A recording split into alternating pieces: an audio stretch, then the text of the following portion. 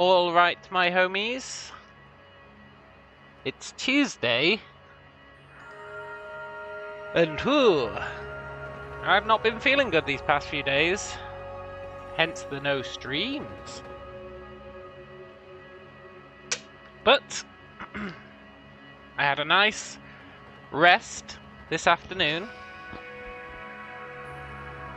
And Rise for the Golden Idol is out. So, I have to play it. Case of the Golden Idol was really good. I never streamed it,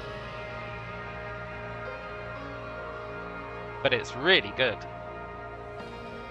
So, I'm hoping that the Rise will be good as well. It's kind of a detective-y game, I guess you'd call it. It's all about like deducing things. Kind of got an Obra Dinn kind of vibe in a way.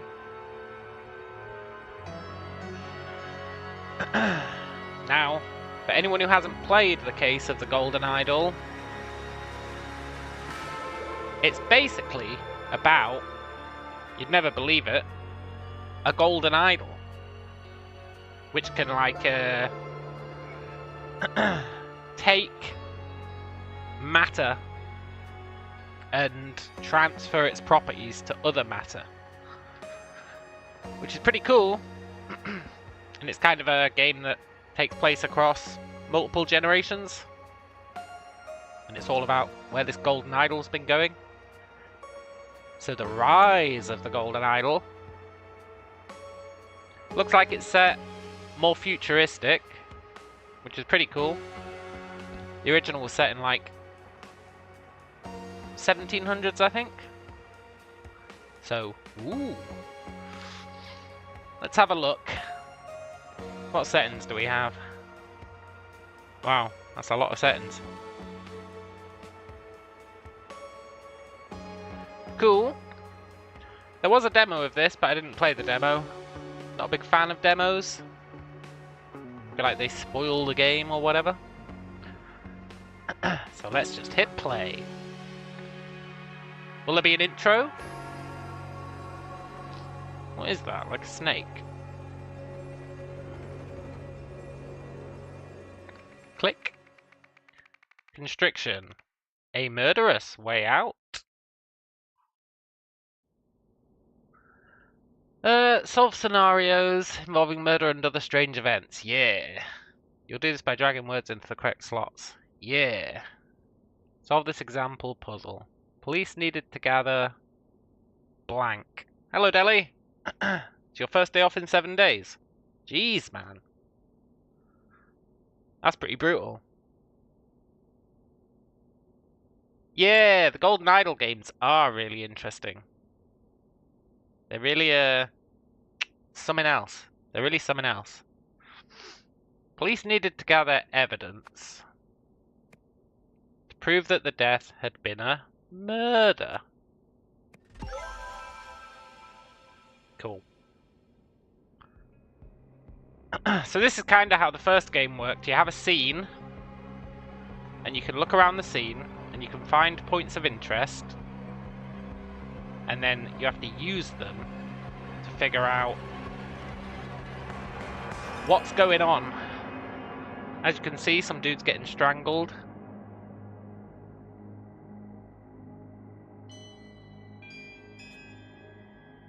A rubber baton. Okay.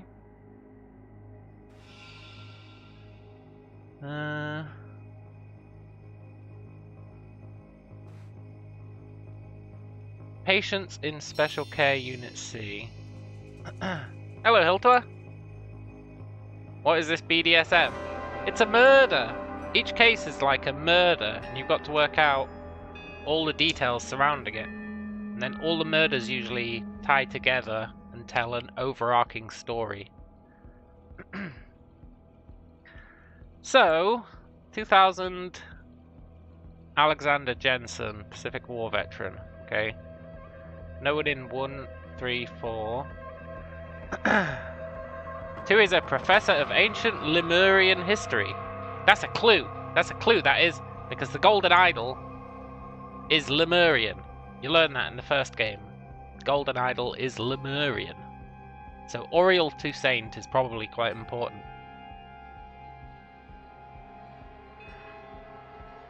Mason Turner, Ivy Hayes. Okay, so we get all those words. Groovy. This is the sequel, yeah. A name tag. Morgue, Braca, Prison, Asylum, Hotel. I mean, it's clearly not a hotel. A pack of Sweet Pines cigarettes, huh? Sweet and Pines. And then some keys.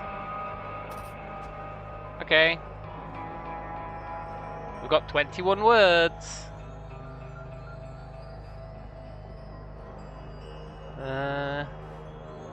Redwood. Straitjacket.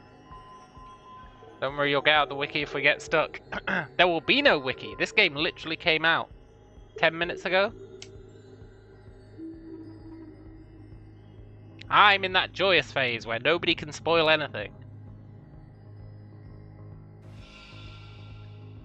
Prom, Nepal. Prom. We'll write the wiki as we go, yeah. Now that I wouldn't mind, because this game can get pretty complicated. A chewed cloth strap. Okay, so this guy's clearly the patient.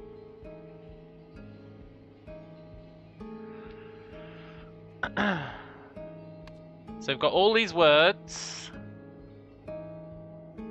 People, things, places, I guess.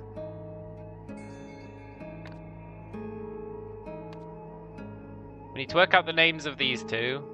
I feel like we know this one already. This one is Morgue Braca. Morgue Braca.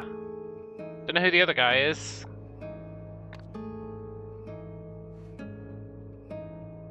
Don't really know who the other guy is.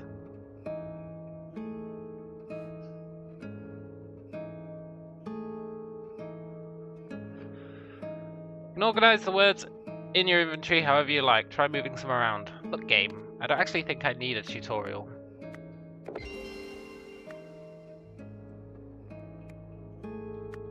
Quickly hide and show all the elements you last had open by pressing space. Oh, okay, that's like super useful. Now you're on your own to solve the mystery at hand. Thank God. So then we have this events, and we need to fill in all this crap, and then we beat the level.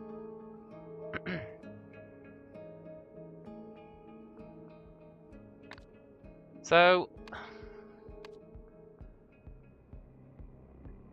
1, 3, 4. So this is 202, right?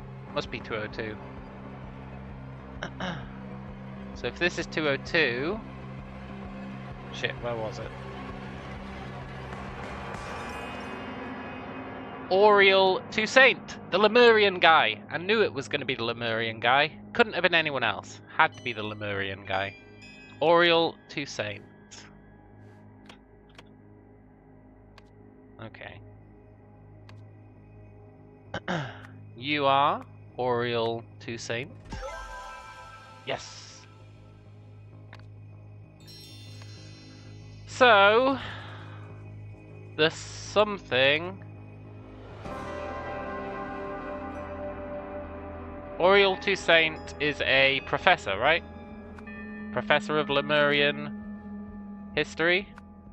The Professor Oriel Toussaint killed Morgue Braca with a strap from a straitjacket in the Sweet Pines Asylum? 2 or fewer incorrect.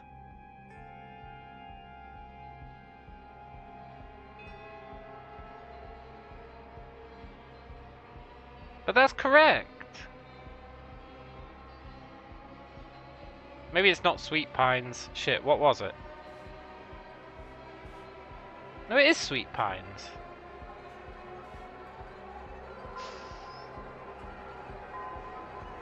I guess, why would the Smokes be named after the asylum?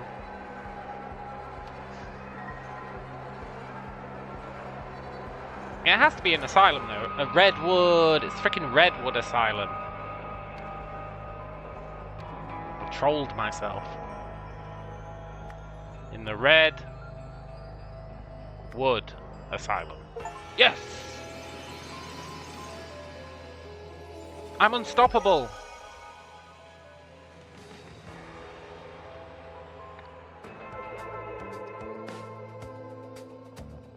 Auriel Toussaint, professor of ancient Lemurian history, chewed through his straitjacket strap and suddenly strangled Nurse Morg Bracker in cell 202.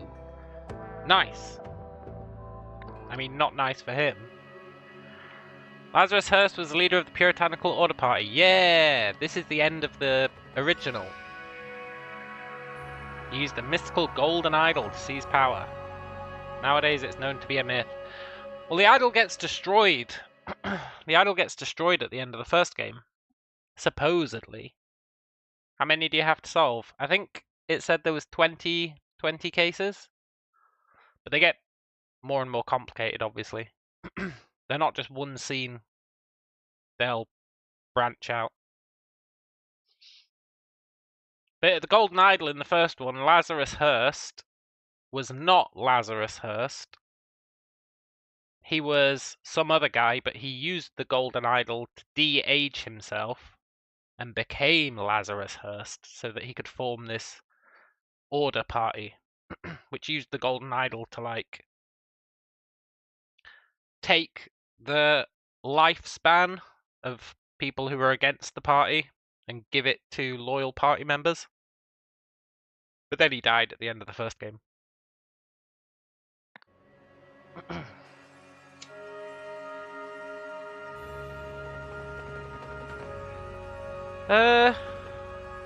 What's this? Oh, that's just a cutscene. Level 2! The Curse. Congratulations on finishing your first case. Welcome to Chapter 1, The Curse, in which a strange threat looms over New Wells. Okay.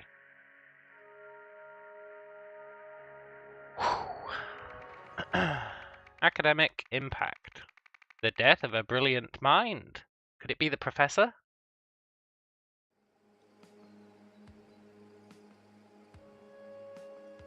Okay.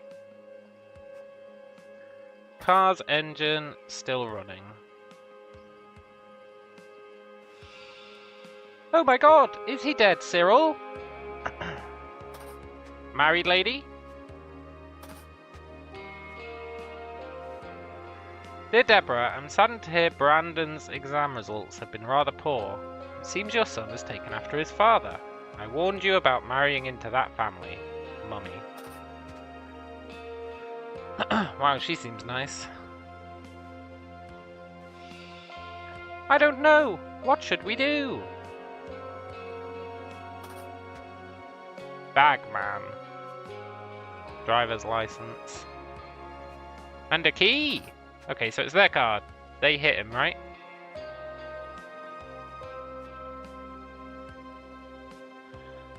That's a reasonable deduction.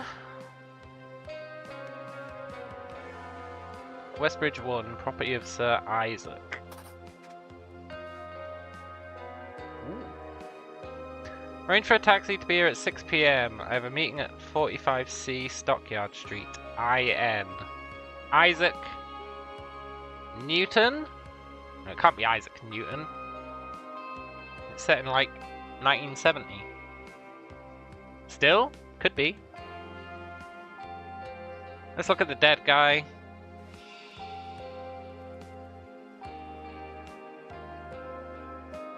A red pen. Why's that got a red tick? I guess we don't get words out of it. The man is not breathing.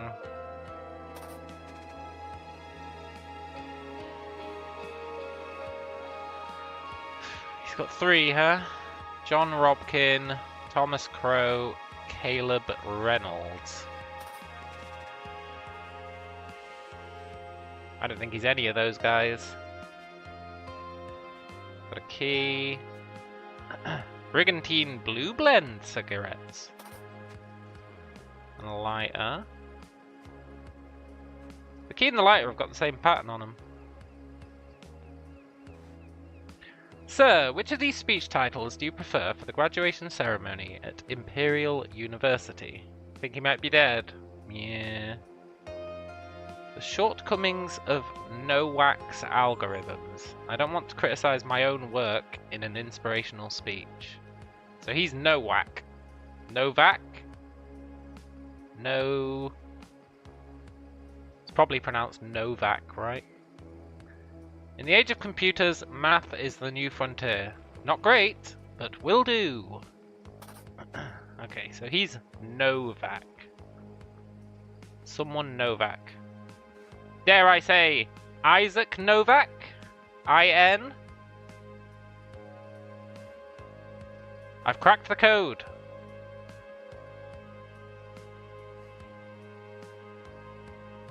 I'm missing a word. And I'm missing a spot. Which spot have I missed? Oh, the stairs. Yeah, maybe he slipped and fell down the stairs. After buying cigarettes. Okay, we got everything. So he is Isaac Novak. She was Deborah something. Deborah Bagman, right? Deborah Bagman. Deborah Bagman. Which means this guy is Cyril Bagman. Oh, I'm too good at this. I know it's pretty easy, but... Yes! Events.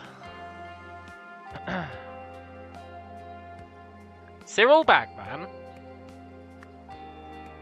and Deborah Bagman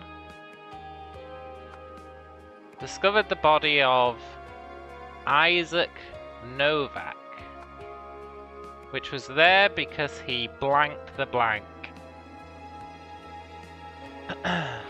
Slipped on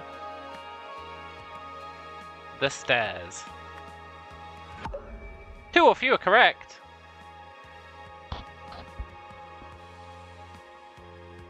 Well, we know the names are right.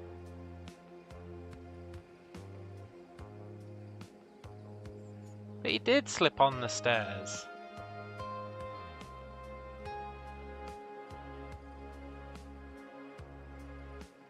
Didn't he?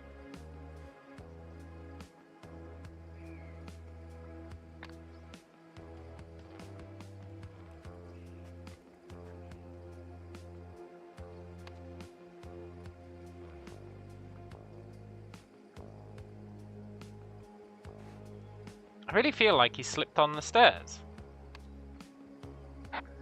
Cyril Bagman and Deborah Bagman discovered the body of Isaac Novak, which was there because he... What's the alternative? Fell from... No, he definitely slipped from the stairs. Oh, or did he? Did he fall off there? There's no snow there, right? And...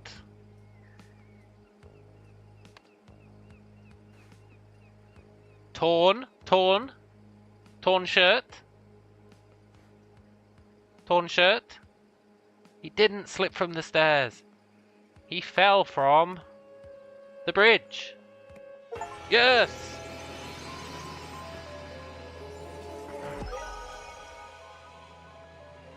It was in front of us the whole time. You've solved the scenario! When driving home, Deborah and Cyril noticed the dead body of Sir Isaac Novak, who'd fallen from the bridge above, tearing his yellow shirt sleeve in the process.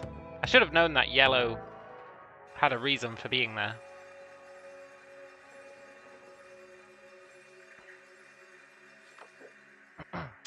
Thank you for your cooperation. We're happy to cover Brandon's tuition fees, provided our arrangement lasts. From your side, we expect complete confidentiality about our motivation for funding Brandon. Any breach of this confidentiality will result in a swift termination of funding. Sincerely, the Rare Talent Fund. Ooh, shit.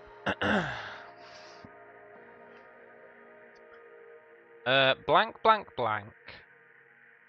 A few months later, the famous scientist, well, we know this one, Isaac Novak, was discovered dead by the Bagman couple.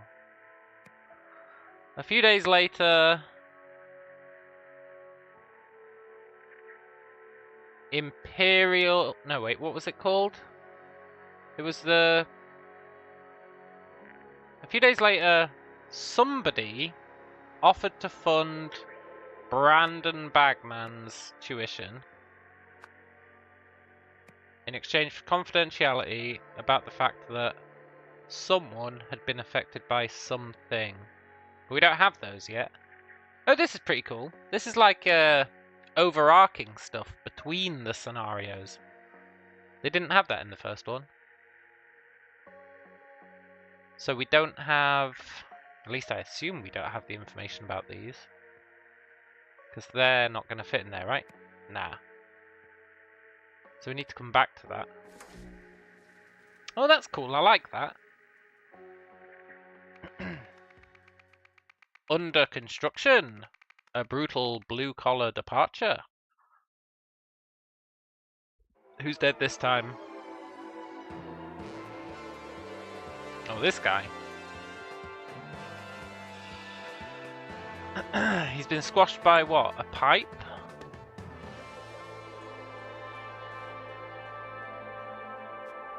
The man is not breathing. No shit. Foreman. Fine, you and the boys can end your shift early today to watch the Peel game. But only if you finish dismantling the old sewage pipes in the construction pit first. These are the tasks for this coming Monday, July 14th. Werther should start digging out the old cables. Totsky must finally demolish the red garage building. Okay. So he's the foreman.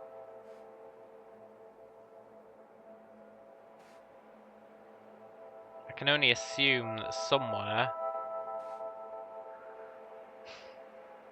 What? Wow, that's really helpful. A man with a fish. I feel like that man with the fish, unless I'm very much mistaken, is this man. They wouldn't have given him such a long nose if it wasn't this guy. Not really sure how that helps us.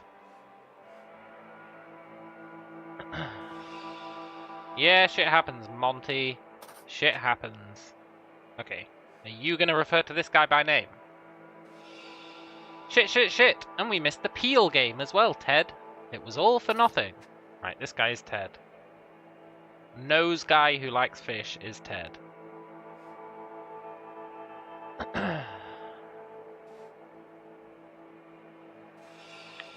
When operating Grade 2 heavy machinery, such as demolisher, excavator, or cutter, check the machine's status lights. Report to the service team if you see any errors. Okay.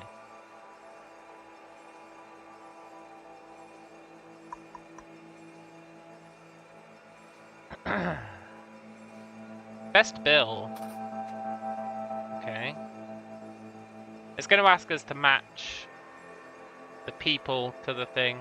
Hey, look, vehicles. That's a new tab. That's obviously the demolisher. That's obviously the excavator. That's obviously the cutter.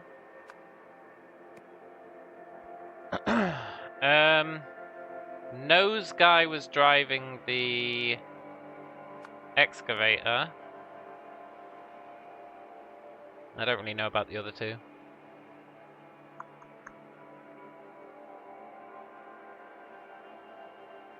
Yeah. That's fine. Still got way more to see. Ooh, is she a part of it? Which has resulted in the death of foreman Joel Gregson. Oh, that was easy. An upsetting accident indeed. This is Miranda Meadows from New Wells Regional TV. Okay. So Joel Gregson. Joel Gregson. What's this guy doing? Oh, there's a body in the pipe as well. Hey! Intrigue!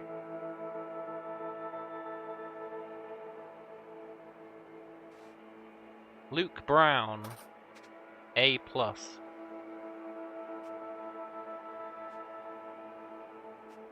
The man is not breathing.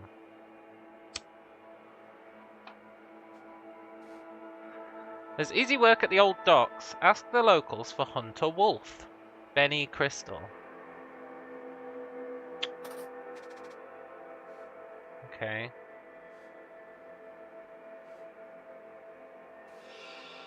Hey Roy, come here quick. We got another corpse. It's fresh, but there's something wrong with it.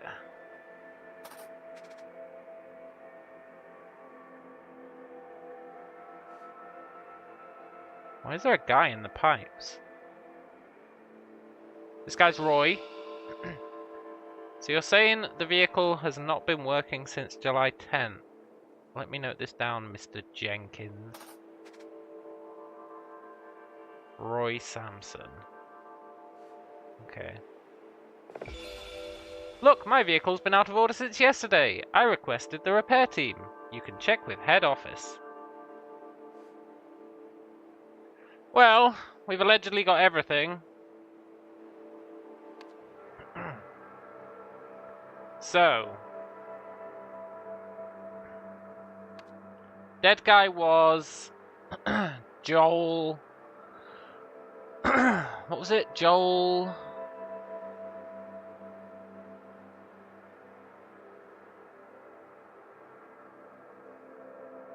Was it Joel? What was it? Joel Gregson.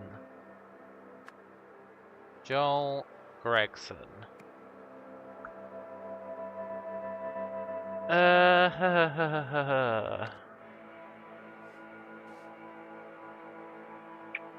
Monty. This guy is Monty.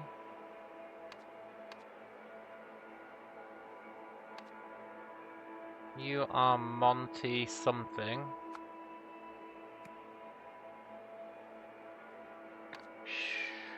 Aren't you Ted? Yeah. Ted is the nose guy. And this guy is Mr. Jenkins. Something Jenkins.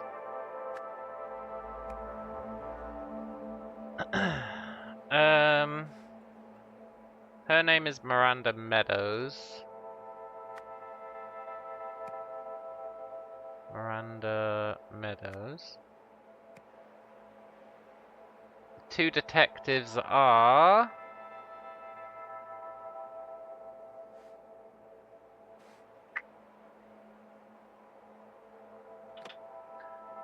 Roy is the hat guy. Roy something. And he is Ian Worth. Ian Worth. Did Hat Guy have an ID? Roy Sampson. Roy Sampson.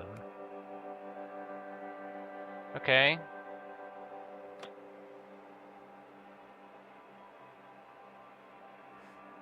Shh. I feel like that note has got to tell us something, right?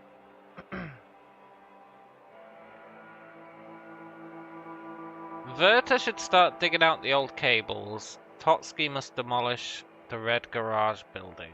So Werther's the digger. Which means Ted is Ted Werther?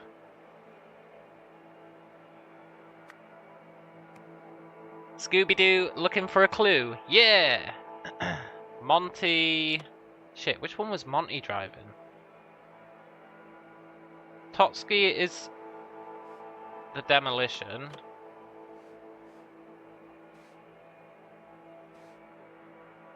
Which was... I'm sure I figured that out, right? No, I didn't. What the hell was he driving?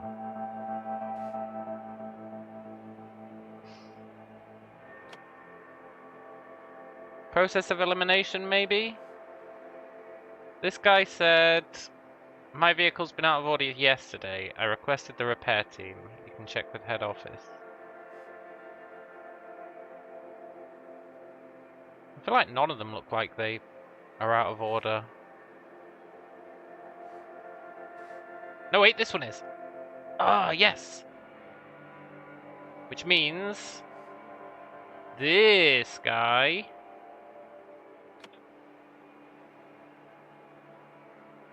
is on the cutter, which makes him on the demolisher. Yes! Which means that we know... Give me that note back. Totsky must demolish the garage. Which means Monty is Monty Totsky. And then we don't really know this guy's first name, do we?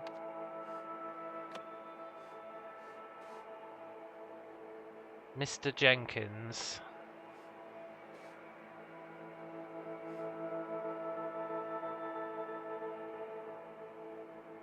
Wait, no, he's on the out of order one. Best Bill. He's Bill Jenkins.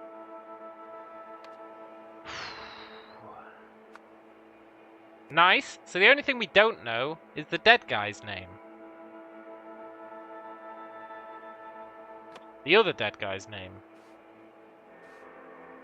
Oh, he's Luke Brown. I forgot he had that dog tag. Luke Brown. Yes! Okay, and then what events do we have to do? Something something used the something on the something something. This resulted in the death of something. Following this, the body of something something was found. Well, following this, the body of Luke Brown was found. Unexpectedly. Something something used the something on the something. Well, it was demolishing the pipes, right? I'm sure it was demolishing the pipes.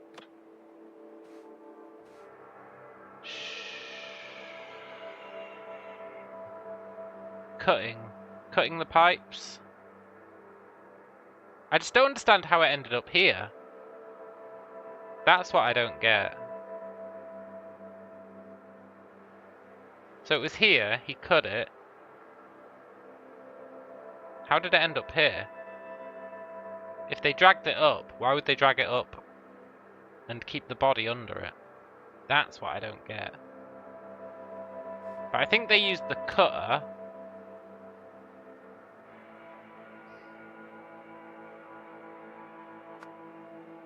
on the sewage pipe. I don't understand how it resulted in the death of, what's his name, though? Joel Gregson. I don't understand how it would have killed him.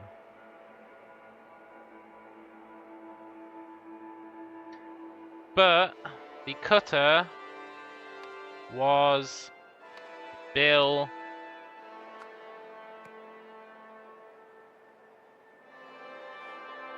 What was his name?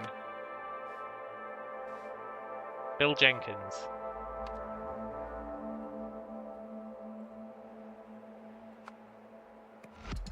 Incorrect? Ugh, it didn't even say like you got one wrong, it just said incorrect.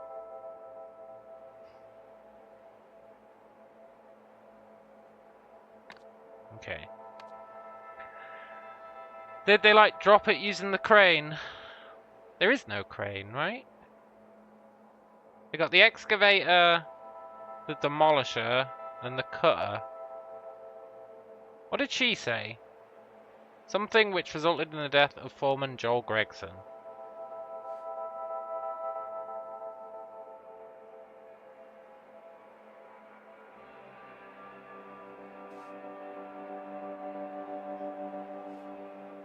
Fresh corpse.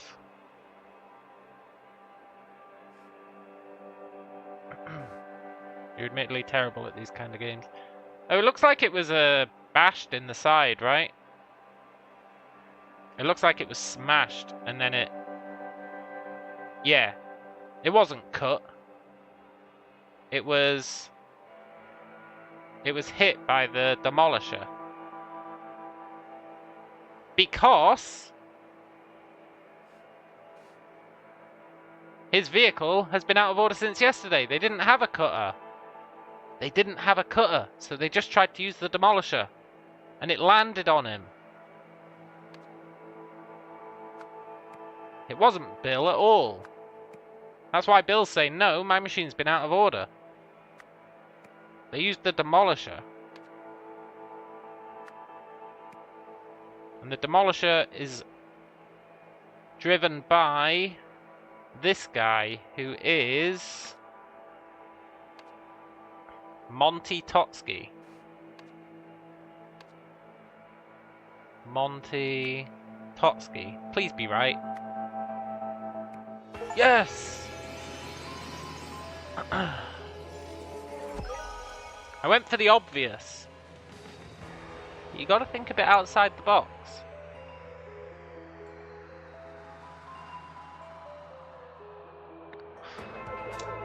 Foreman Joel needed to remove a sewage pipe, but the cutter was out of order. Not wanting to miss a peel game, he asked Monty to use the demolisher instead. This led to Joel being crushed by the pipe. Yes. Ooh, what's this? You've seen his body. It'd be a shame if it got out that the man who was an inspiration to the world was just another junkie, like one of those homeless deadbeats. Don't worry. I won't tell anyone, but there are those who might. I suggest you talk to the commissioner. We don't know who that is. During a construction yard accident, the body of... what's his name was found in a sewage pipe. Dude got crushed because someone wanted to play or watch Peel. Watch Peel? I don't even know what Peel is.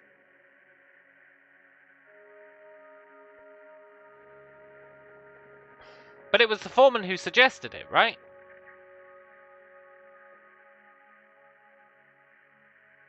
I think it was the foreman who suggested it. That they used the demolisher. The body of... shit, what was his name? What was the name of the guy with the dog tags? It was... I want to say Benny Brown, but I'm pretty sure it's not Benny Brown. Is it any dumber than people dying while trying to take way too risky selfies? No, I guess not. What the hell was that guy's dog tag?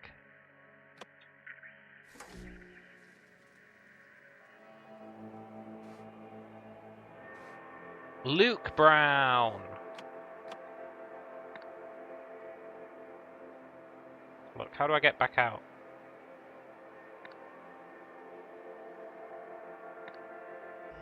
No, that's not what I wanted. Exit scenario.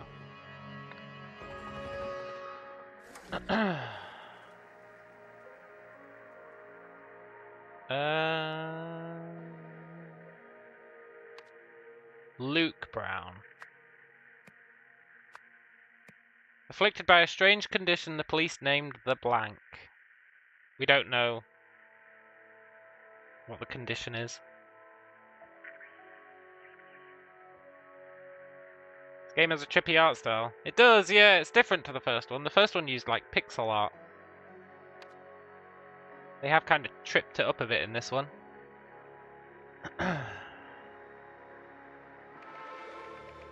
Newsflash! The sudden announcement of a sinister cult. Ooh! We're getting into cults now. Awesome.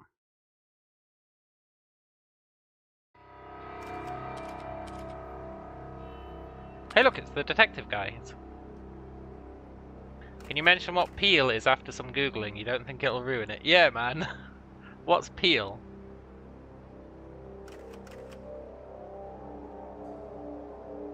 Police?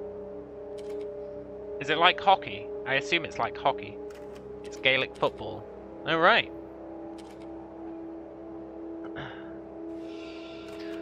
Okay, these are the two topics we want to cover today. I can offer you 5 minutes for a couple of questions now. Press conference at 1 PM on December 7th. They expect updates on a high-profile case, the string of bum deaths. Interesting. I appreciate you joining me, Jack. It's nice to see a familiar face. These vultures are after Father's reputation. I convinced the police to release his body today, so we can start preparing for the funeral. Unfortunately, it will have to be a closed casket ceremony. The fall has disfigured his face. Oh, are they talking about the dead guy? Who didn't get hit by a car and didn't slip down the stairs? To the rest of the executive team, I appreciate the offers to take time off to mourn, but we must prove that the International Knowledge Foundation can function without its creator. Therefore, I will continue leading it. All Foundation projects listed below should proceed uninterrupted. Third World Light. Wisdom Interconnected. Rare Talent Fund. The Rare Talent Fund! CEO EN. Something Novak? The Irish version of rugby. Ah. So these are the Novaks. I know we haven't been close lately, but I had to come and support my cousin. Don't worry about the closed casket thing. Your father was the greatest scientist of the modern age, and I assure you his legacy will live on. Okay. Cousins.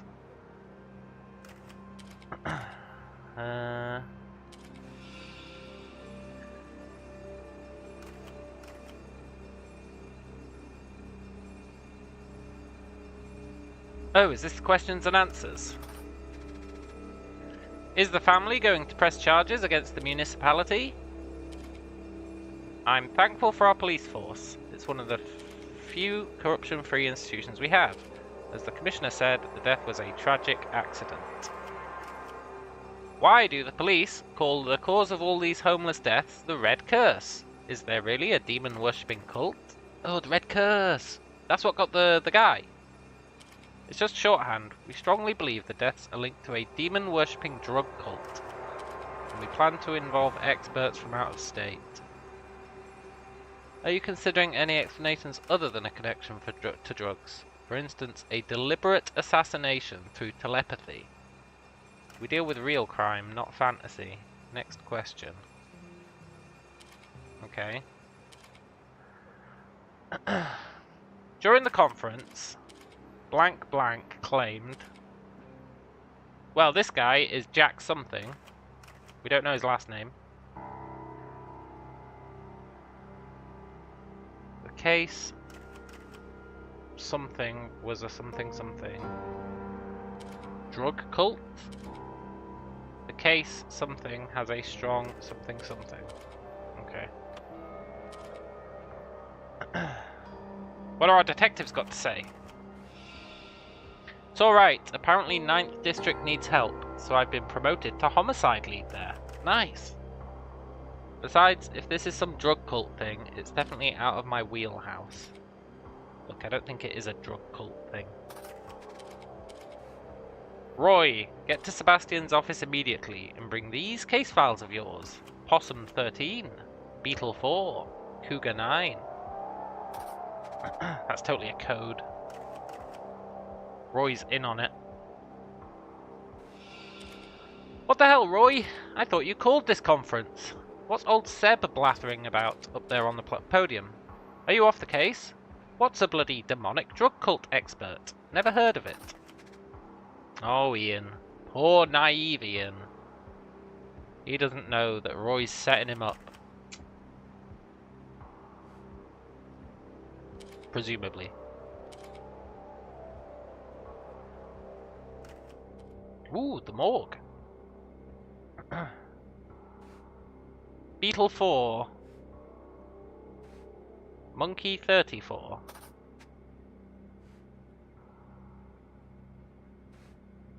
Gecko 71. Tiger 98.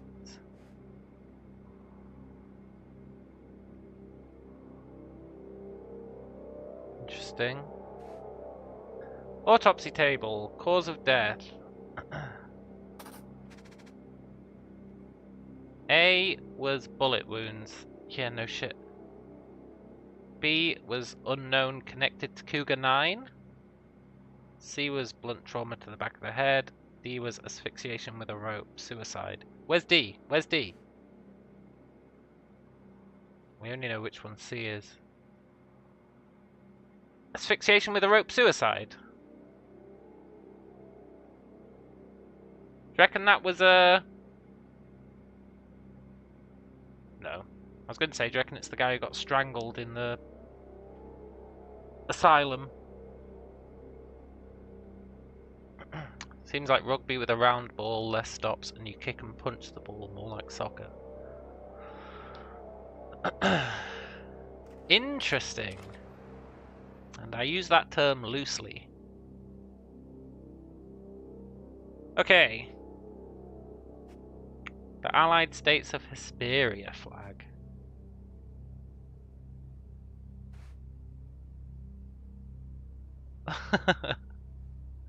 Case name closed.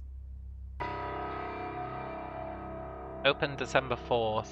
Led by Roy Sampson. Deceased Sir Isaac Novak. It's the guy! It's the stair guy! Living relatives Elizabeth Novak, Adam Novak, Jack Novak. Oh, so the cop isn't Jack.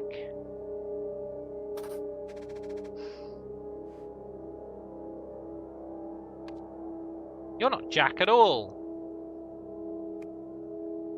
I don't know who you are.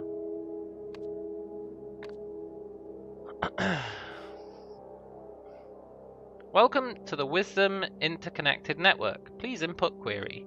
Computer let me in. Command not recognized. Dear Mr. Walsh, congratulations on becoming Wisdom Interconnected's newest board member. Our next board meeting is in June, after which you will receive biannual remuneration. Meanwhile, please accept the latest DAC2 computing machine as a token of our appreciation. Okay. There's a lot of moving parts here. Case name Possum 13, small canal case. Led by Roy Sampson. Deceased homeless individual, alias Dirty William. Found in a container at the old docks. Cause of death unknown, but clearly connected to Cougar 9. I feel like this one's going to be a nightmare to fill in. Also, there's no corpse here. What the hell? Case. Well, I guess there's 4 corpses, right? Case name Cougar 9. Red Curse cases. First victim Luke Brown. Oh, that was the guy. Luke Brown. Potential witnesses / suspects. Benny Crystal. Hunter Wolf. Red Curse.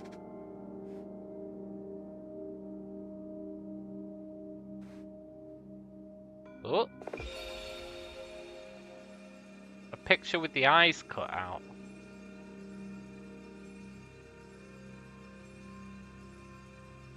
Victim.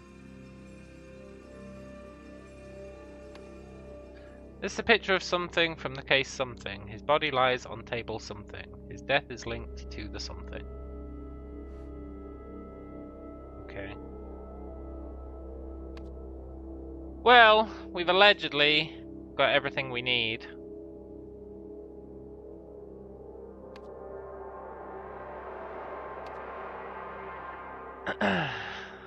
You, man with the hat, you're Roy. Roy... I've forgotten your last name. But lady, you are a Novak, for sure. You were Elizabeth Novak. E.N.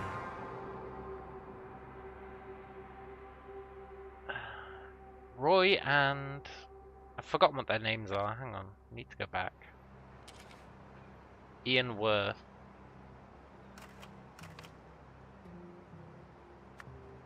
Ian Worth. And Roy... I want to remember what his name was. Is it Roy Sampson? Are you Roy Sampson? Yeah! Good. Roy Sampson, Ian Worth are the detectives. Elizabeth Novak and he's Jack.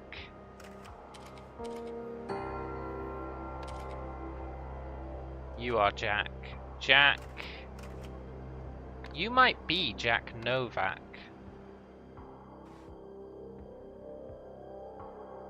Yeah, you are. Jack Novak. I don't know who the cop is.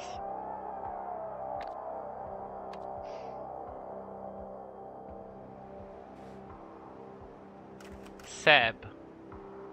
Seb something. Sebastian.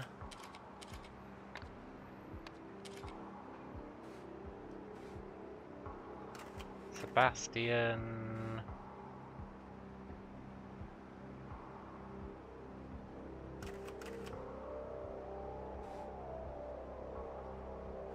Sebastian something.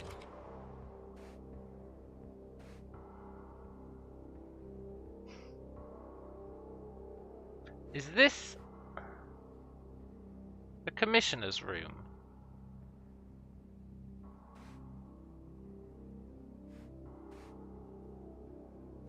I think it must be, right? Which means he's Sebastian Walsh.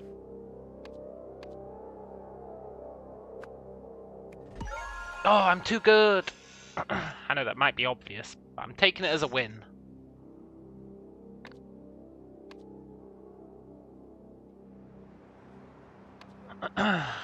During the conference, Sebastian Walsh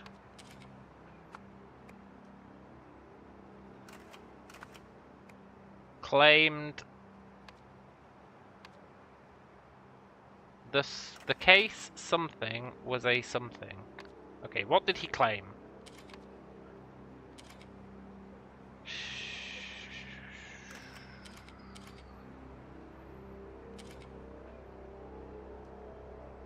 Demon worshipping drug cult.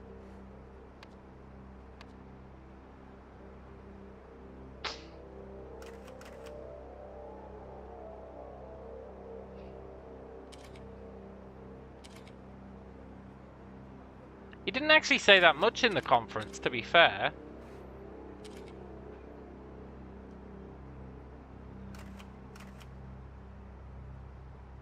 And I don't think he said anything about a specific case, right?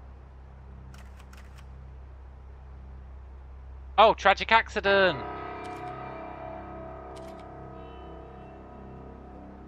Isaac Novak, if that was his name, falling off the bridge was a tragic accident.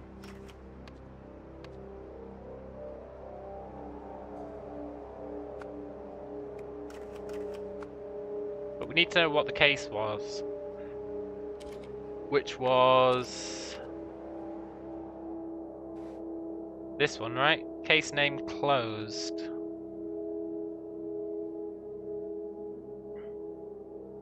Opened December 4th.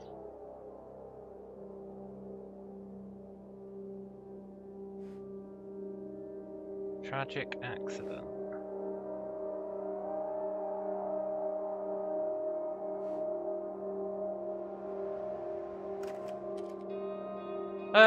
Which one of these is fell off the stairs guy? It's him, right? Because he's got the K.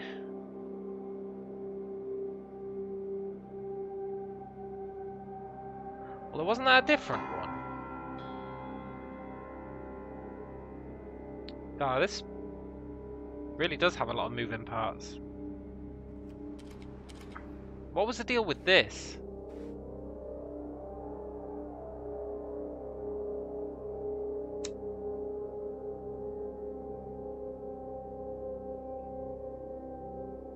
Don't know who this is.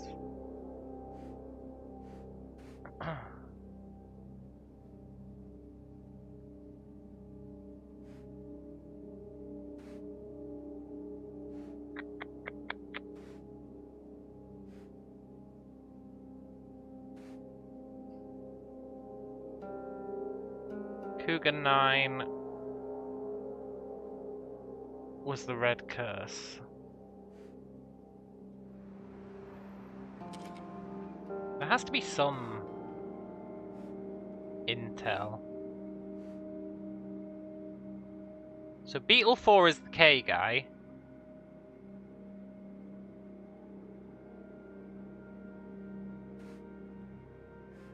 How does that help us?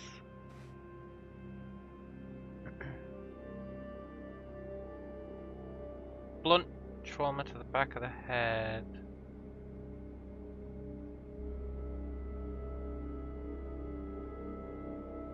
I'm trying to figure out which one of these is the guy falling off the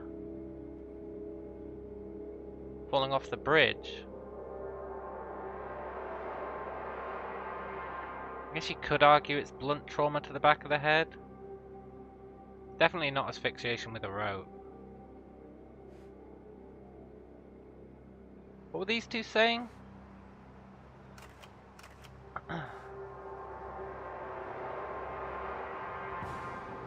Why? Why would Roy have to go to Sebastian's office and bring those 3 case files? Wait, Possum 13, Beetle 4, Cougar 9.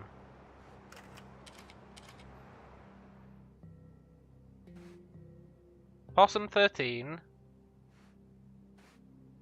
Cougar 9, Beetle 4? Has to be Beetle 4, right? The case Beetle 4 was a tragic accident.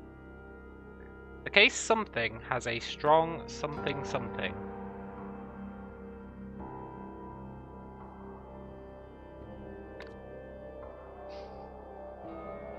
Right, back to the conference.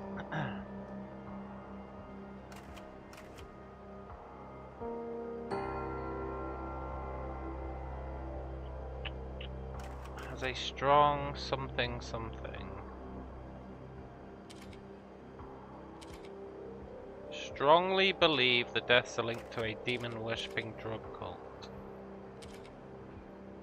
Strong drug connection?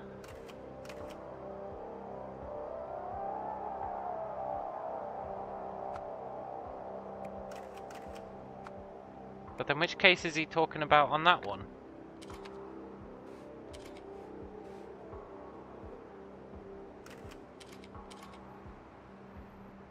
The homeless deaths.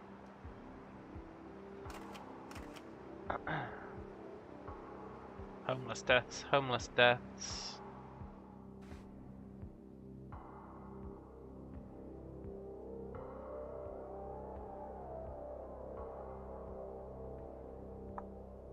Possum 13 is a homeless death. Cougar 9 is a homeless death.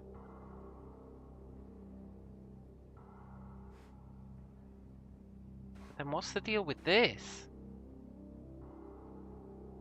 What relevance does this have?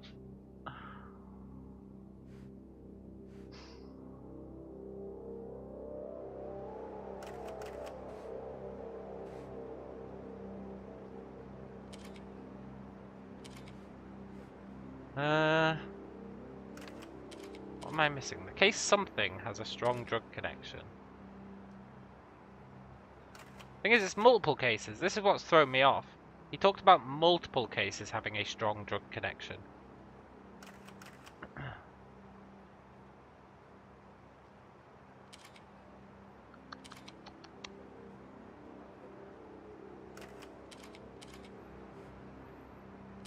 Multiple. This one doesn't mention, like, drug connection at all. This one doesn't mention a drug connection at all.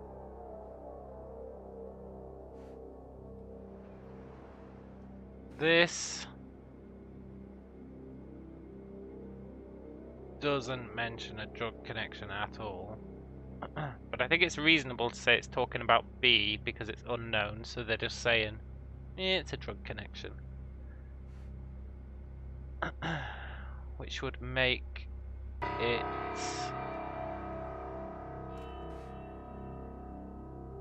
Possum 13. This is a bit of a stretch in logic, but I think he was talking about Possum 13. Yes! I'll take it. I'm not entirely sure how that logic panned out on that one. But I got it first try, which means I figured it out and definitely wasn't guessing.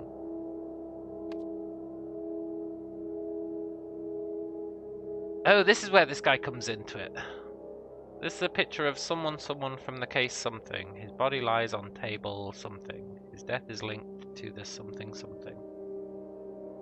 Well, his death is linked to the red curse, right?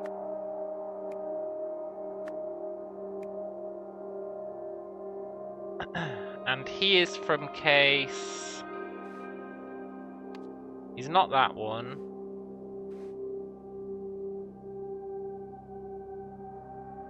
I feel like he's not Possum 13.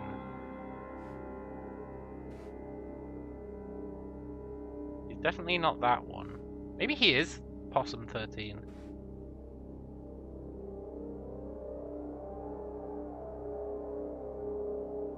Because all the other ones have pictures? Whereas this one looks like it should have had pictures, but the picture's been put in the bin. So I think he's Possum 13.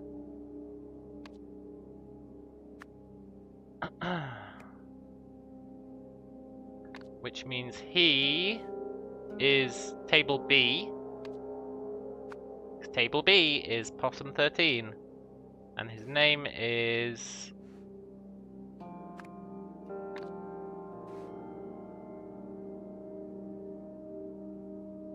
Dirty William. Okay. Dirty William. Please be right. Fuck.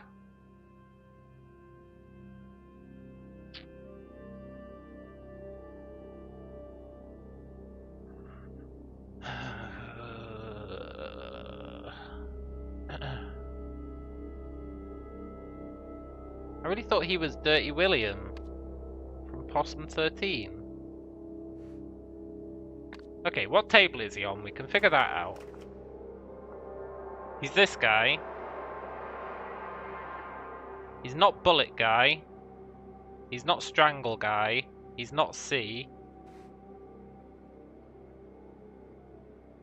He's not Bullet Guy. He's not Strangle Guy. He's not C. So he is B. He's definitely B. Which means he's connected to Cougar 9. Which means he is Possum 13.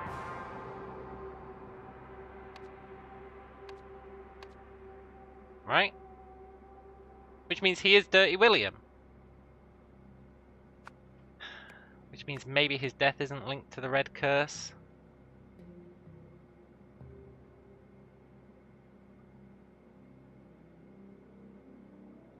We know he's B. That we can say for sure. He is definitely B. 100%. He's definitely Possum 13. Because Possum 13 is unknown connected to Cougar 9. And so is B.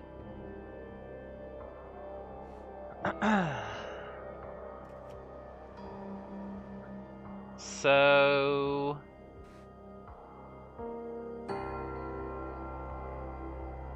he's Dirty William.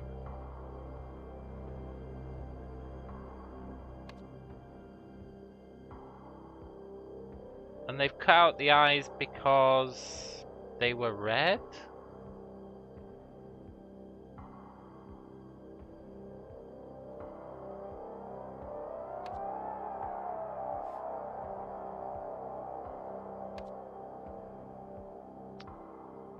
His death is linked to the...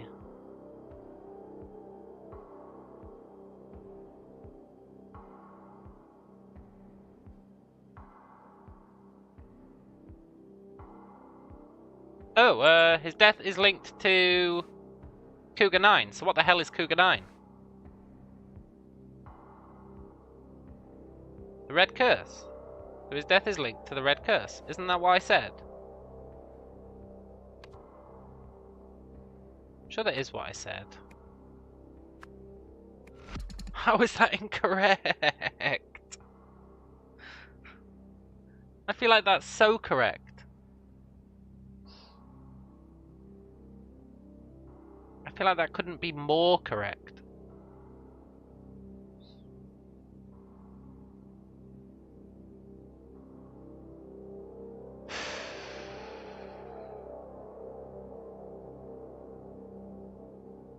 I really feel like that couldn't be more correct.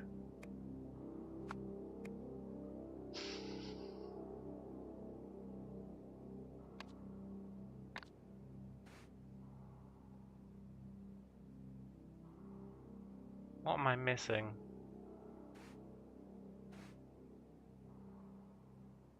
What am I missing?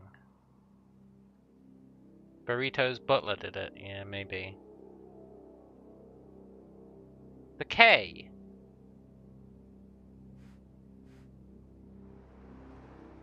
The K. That's definitely him. Beetle 4?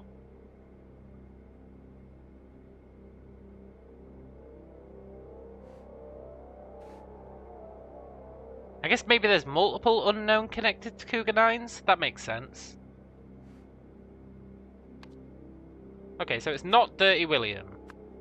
And it's not Possum 13. It's Beetle 4. Which means his death is definitely linked to the red curse. Definitely.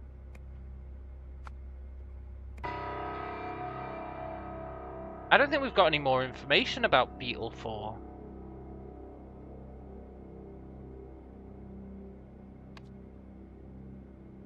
To get a name. Beetle 4.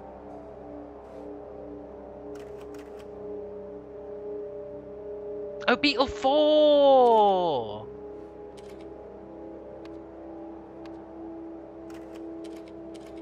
Tragic accident. He's lying. That means that this victim is Isaac Novak. Oh! I was thrown off by the unknown connected to Cougar 9. I didn't take into account there could be multiple unknowns connected to Cougar 9. Okay, events. Newell scheduled a police conference to announce that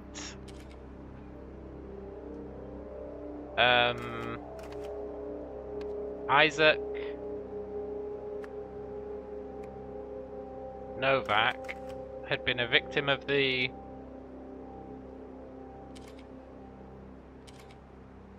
Red Curse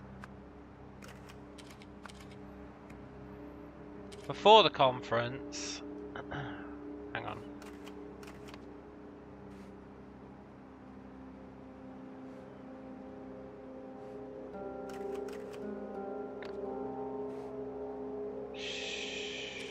I convinced the police to release his body.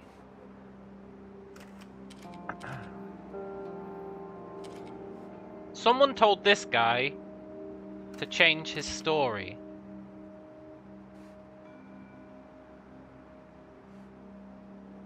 Someone told this guy to change his story.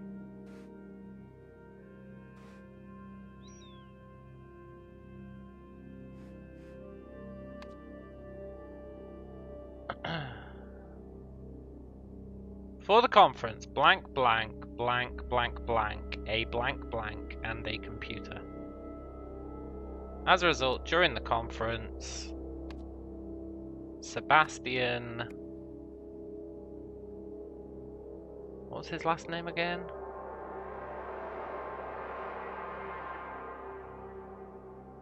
Sebastian something declared that Isaac Novak had been the victim of a tragic accident. What was your name, Sebastian? Sebastian Walsh.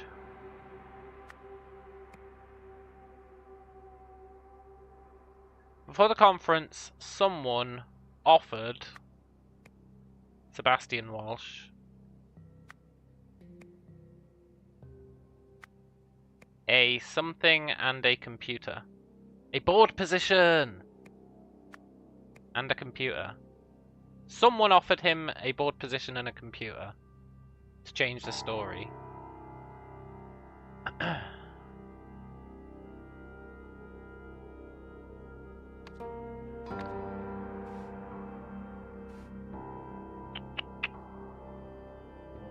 Wisdom Interconnected's newest board member. I think it was the lady, right? It was the daughter.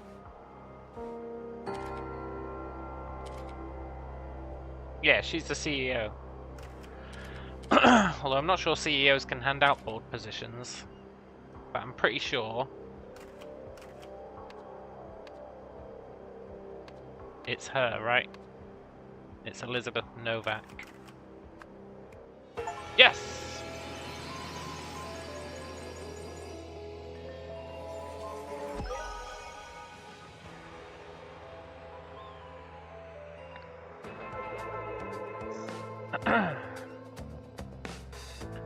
The day the conference was announced, Elizabeth Novak visited Police Commissioner Sebastian Walsh and offered him a lucrative board position with one of the foundations she led. In exchange, she wanted him to hide facts about her father's death. Sebastian accepted the proposal. He promoted Roy Sampson to another position and took over the conference announcements. Nice, and he did have the demon eyes.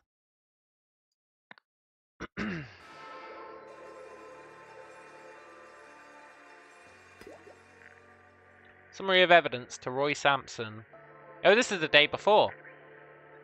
Beetle 4 had the same affliction as Cougar 9, strong.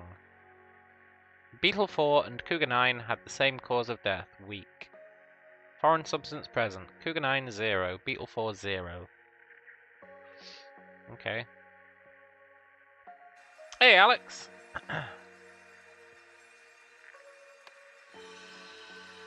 Nice. Right, the police named the strange condition, we know this now. It's the Red Curse. After being contacted by someone, Blank worried that everyone would think Blank had been a blank.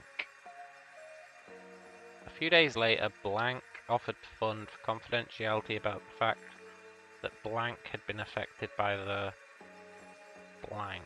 Hours before the conference, Sebastian Walsh was offered a similar deal. Laboratory investigation found... Okay.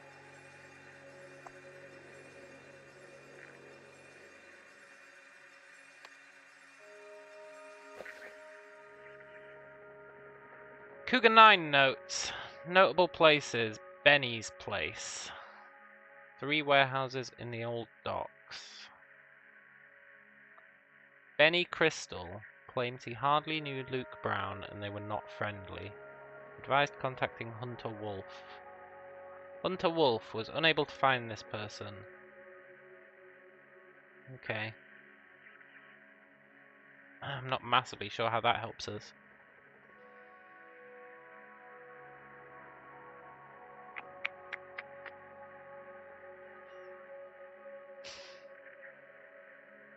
A few days later, someone offered to fund Brandon Bagman's tuition.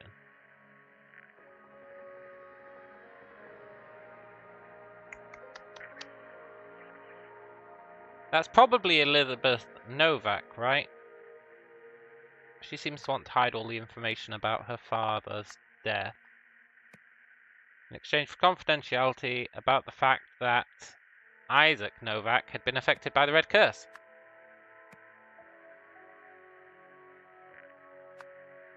Yeah. So she offered... So the Bagmen found him dead. She offered to put their kid through school because they knew he had the Red Curse. I'm not really sure.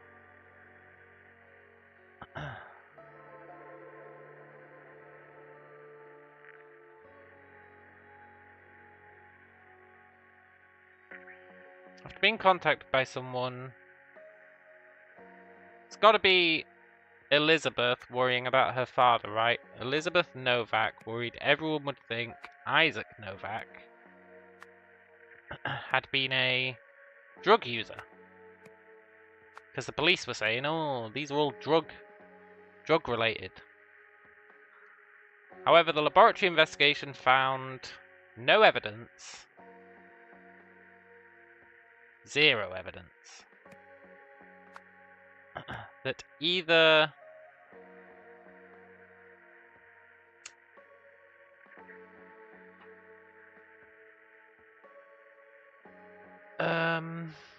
either something victim, Red Curse victim, had been a drug user. Because they found nothing in their system. Yes!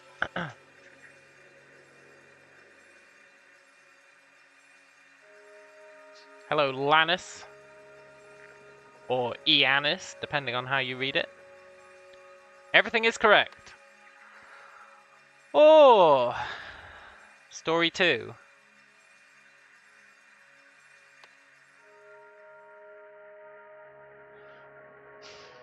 I don't think we know this crap at all. Shortly before his death, Isaac Novak went to meet someone at the Something.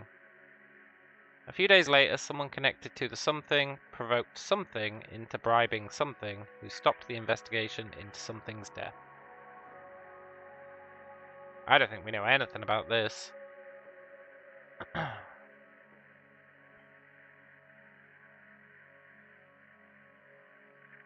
don't think we know anything about where Isaac Novak went.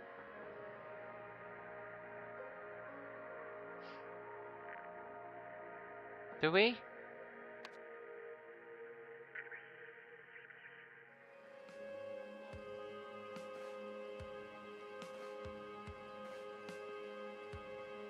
Stockyard Street.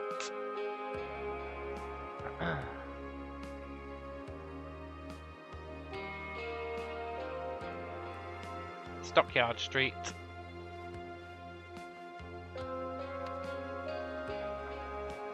Wait, Stockyard Street isn't an option.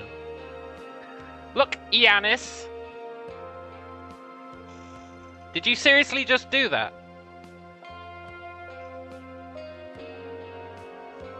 Why would you do that, man?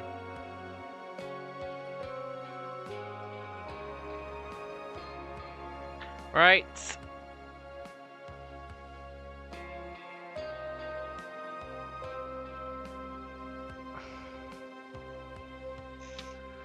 Yanis/Lannis, you try that crap again and you're getting banned.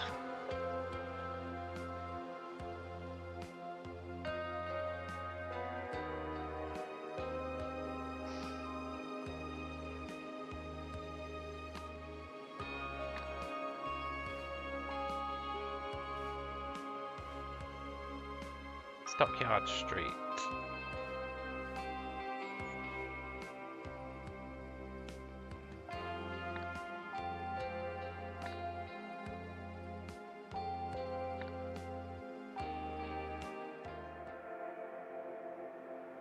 Where the hell is Stockyard Street?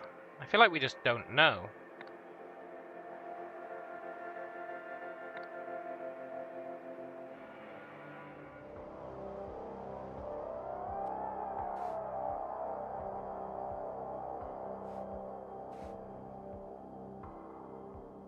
Stockyard Street. The old docks.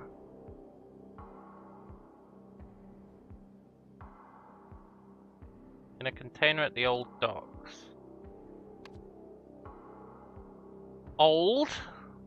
There is no docks.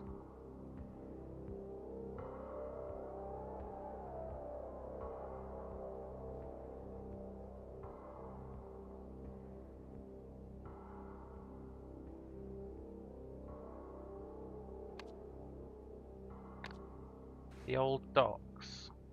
Stockyard Street. He went to Stockyard Street.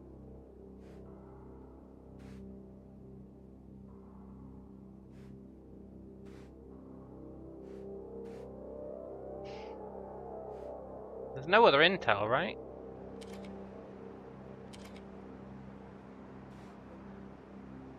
No one else had anything.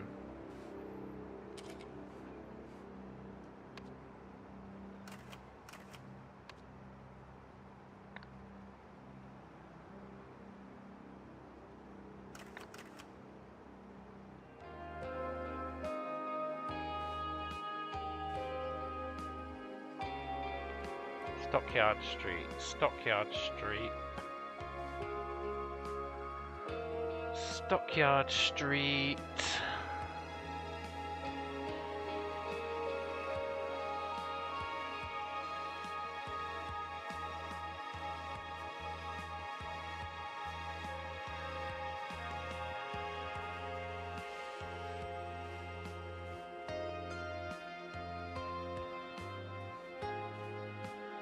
No.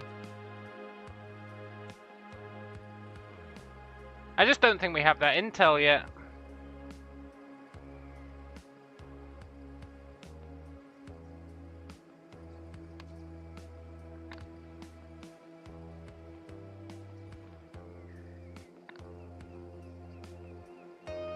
Maybe we have to like...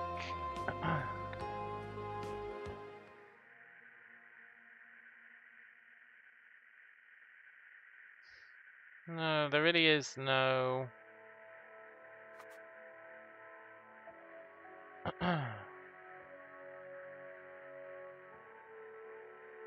Oh, there was the threat. Yeah.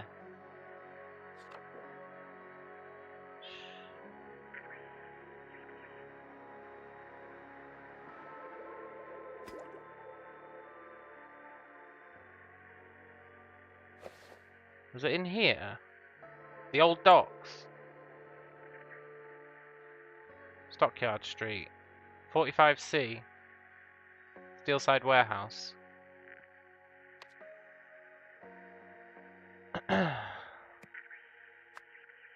few days later, someone connected to the something provoked someone into bribing someone who stopped the investigation into... That's got to be Isaac Novak's death. Bribing Sebastian Walsh. He got given the board position and the computer. And they provoked Elizabeth into doing it. And it was someone connected to the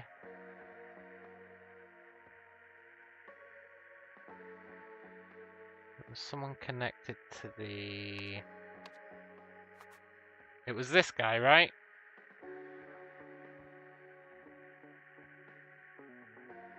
What's that symbol?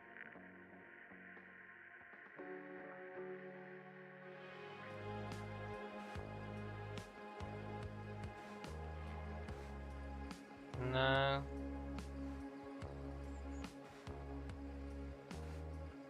Someone connected to... I feel like it has to be the university. But I don't really see how...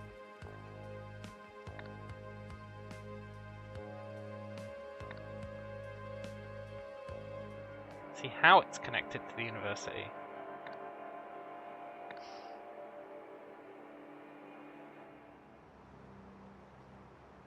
Unless there's something else in one of these.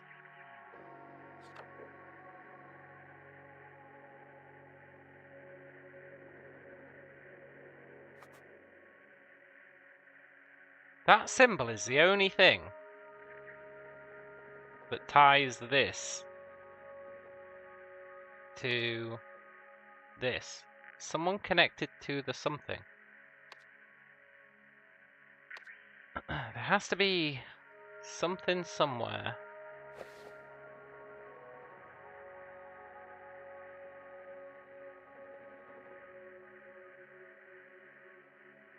That shows us what that symbol is related to.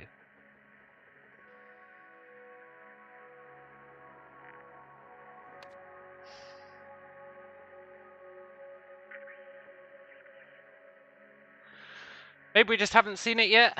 Maybe this is one of those where you have to come back. I'd like to think it was self-contained, though. Did these two have anything on them? No, wait, that's the wrong one.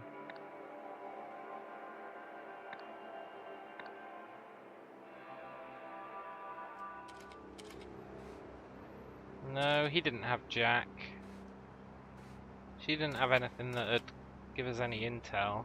I don't think the cops had anything. No.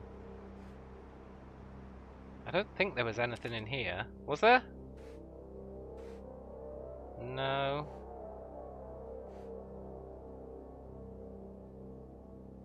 The bird with a dagger and a pen. There's nothing that shows us what that symbol is.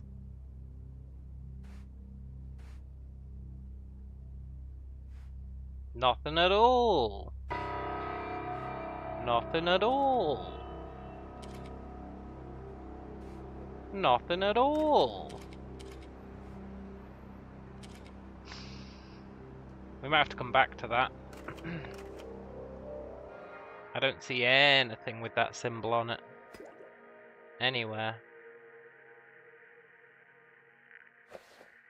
That's not. And that is the only related thing.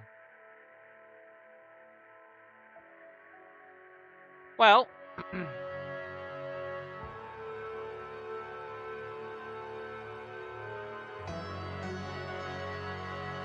wait, was it?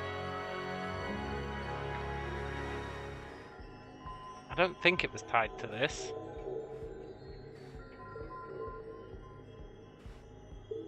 No. Thought maybe it was the asylum.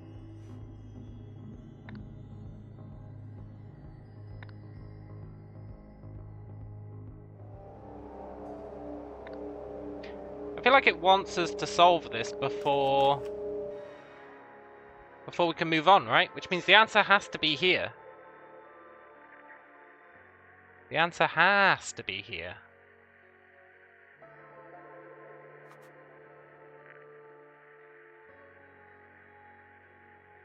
Shame figure out that.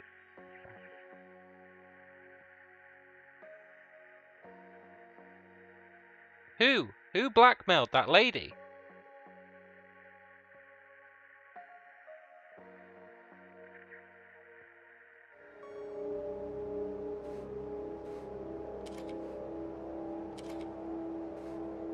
Who blackmailed you, lady? These vultures are after father's reputation. Which vultures, though?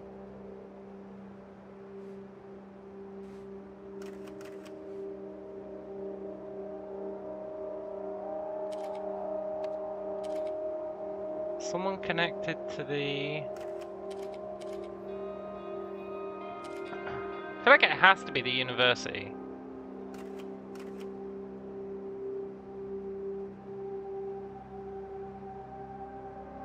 But I don't know why.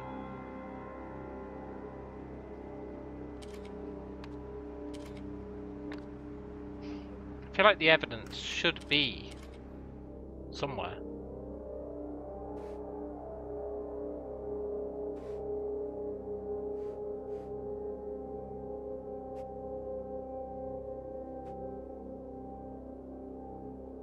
I just don't see it.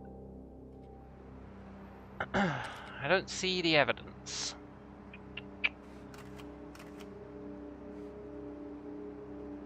I think it's back on the first one. I really think it's here somewhere. A bow and arrow.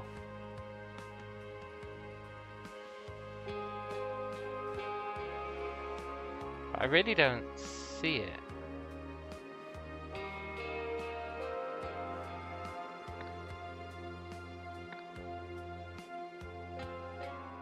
There wasn't anyone here, right?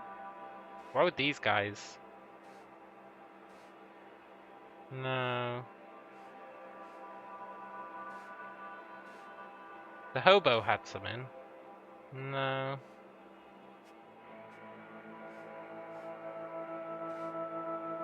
It's not the news lady. Well, it could be the news lady.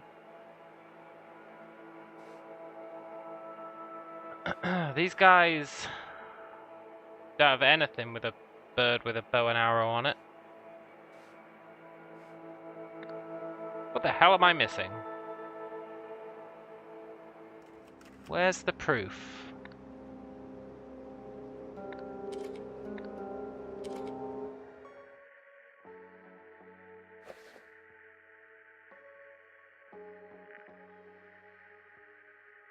Where would the proof be?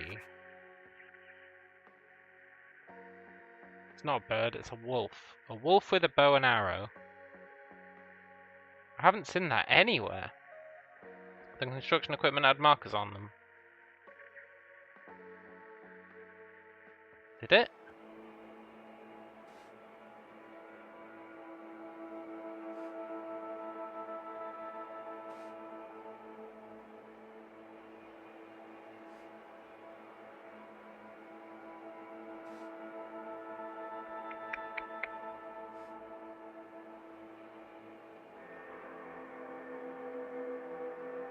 I don't see any markers.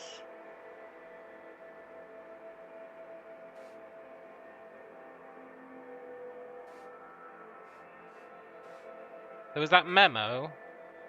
No. I feel like a bear with a bow and arrow should be really easy to spot.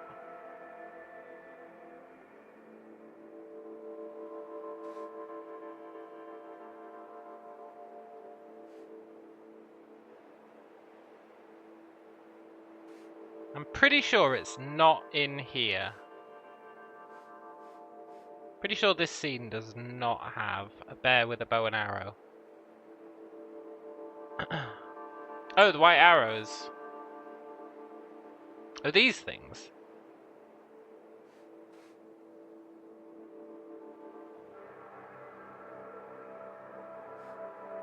They're, you utilize those to figure out which one's broken so that you can figure out that this machine is this guy's.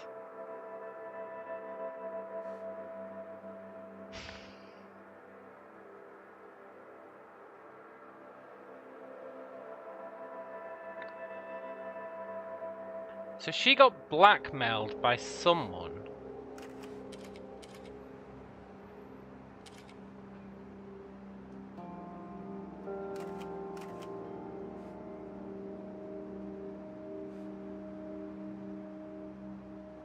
Like, the only thing we know, if we look at the greys, right?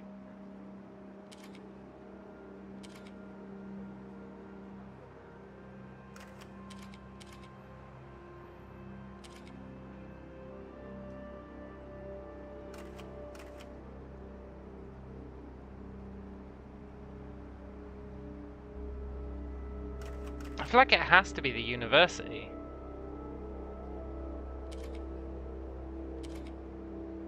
But I would like something more concrete than I think.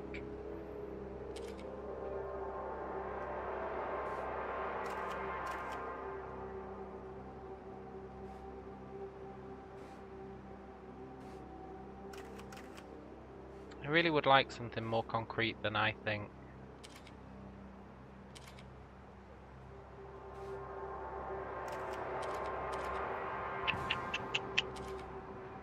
These vultures are after father's reputation. Implies that it's the news who are after his reputation, right?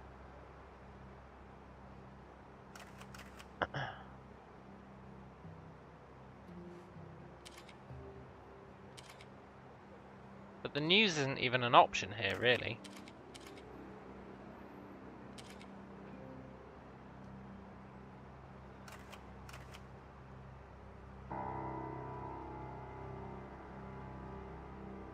I think it must be the university, but I've got no justification for it.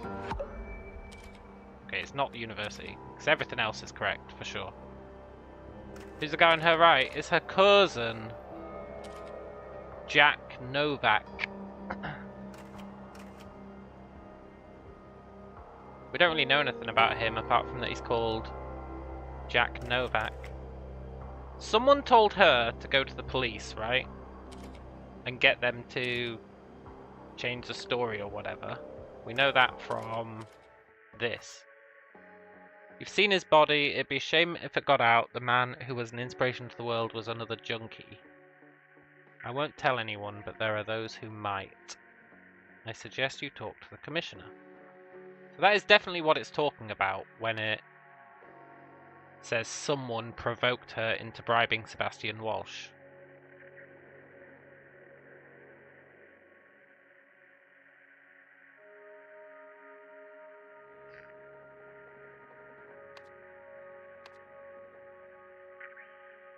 But we've got no frickin' clue as to what this is.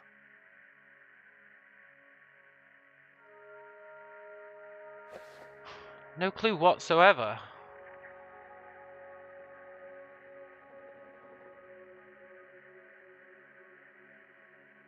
Except Hunter Wolf.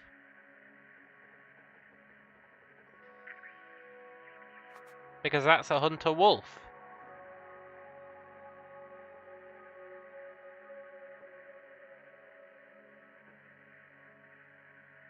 That's a Hunter Wolf, correct? That is a Hunter Wolf.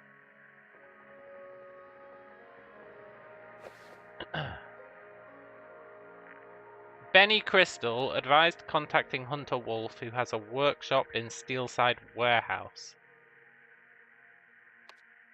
Someone connected to the Steelside Warehouse?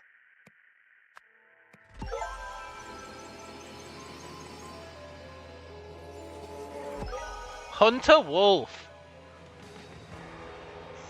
Oh! Whew! That was a hell of a trip.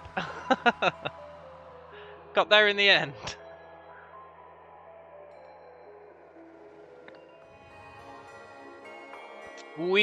I can take this gilded brass trinket for scrap metal. You can have 3 sui for it and call yourself lucky. It's the golden idol!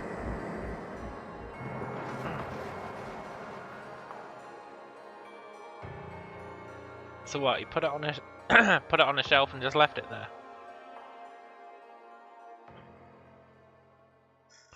It's the golden idol! Oh, I'm so glad I finally figured out Hunter fricking Wolf.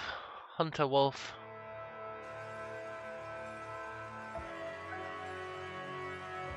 Chapter 2, The Pursuit. Several years earlier. Oh, nice. I love it when stuff goes back in time. The pursuit in which a lost power is sought.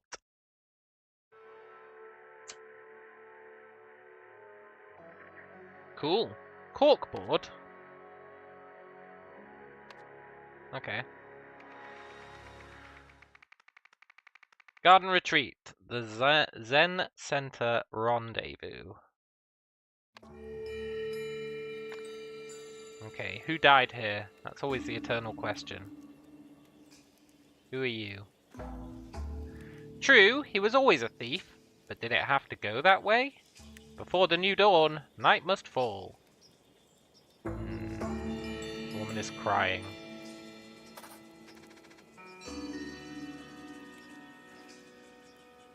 Opig.ink.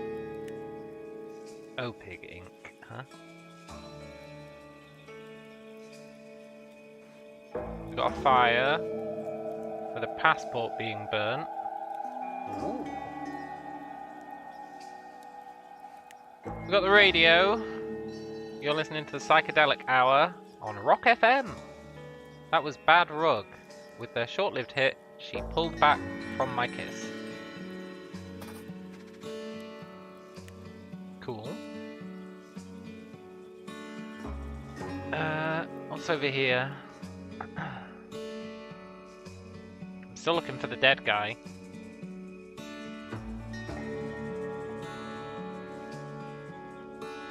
Delay the other two till September. Hi, it's your favourite ex-husband. You'll be pleased to hear I'm finally getting sober. As part of the process, I'd like to make amends with you. For starters, I've decided to return that Lankan artifact I took in the divorce, the Golden Idol. All I ask in exchange is your forgiveness. If you're free on Friday, I could bring it then. Let me know.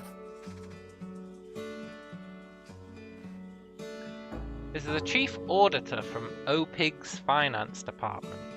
I've been going through your foundation's payment history, and you seem to be robbing us blind. Until you can explain yourself, you can expect a visit from me on Friday, when I'll have to confiscate your credit card and any assets you bought with it. Did OPIG take the idol?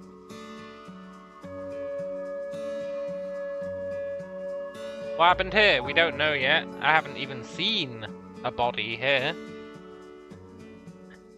Hey, it's me, your trusty colleague. Sorry I've been off radar. I've been keeping my head down at the Dragonfly Inn. I'll swing by on Friday with our new pointy-eared friend.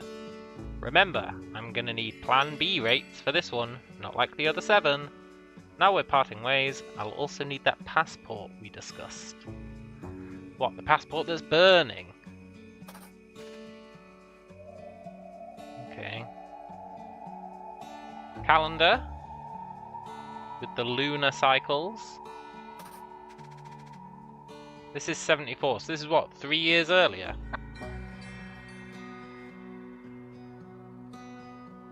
Cool. Good times at the Dragonfly Inn. Yeah! I bet we'll get to go there, and I bet there'll be someone dead there. A spray can. Okay. Strange artifacts. A towel. 10,000 cash.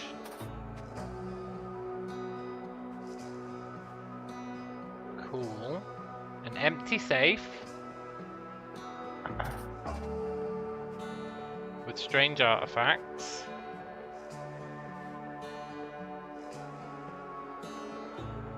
Is that supposed to be the Golden Idol?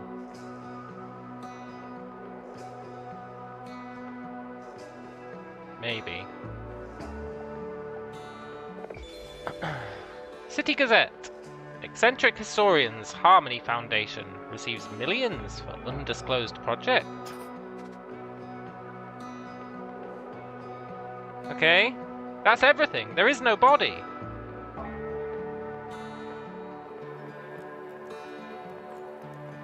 Unless I'm missing it.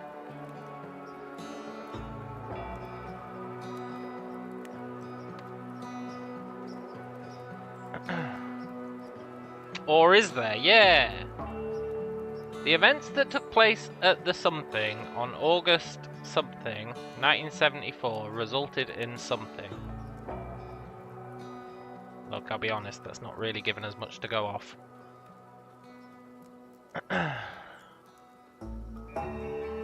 The events that took place at the Dragonfly Inn resulted in... I'm assuming they resulted in someone's death. But let's try and be a bit more methodical about that.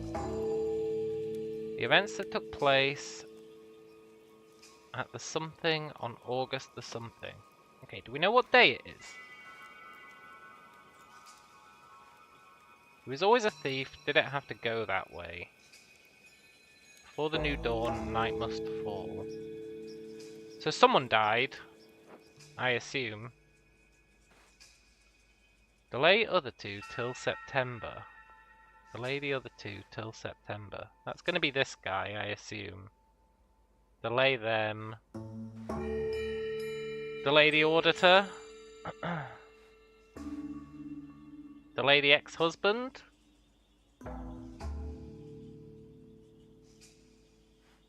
How do we know what day it is? We need to know what day it is, right? The moon! Maybe the moon can tell us. The moon! Hang on.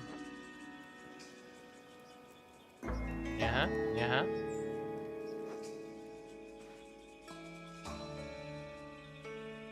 The 13th. So it's sometime before the 13th. We know that much.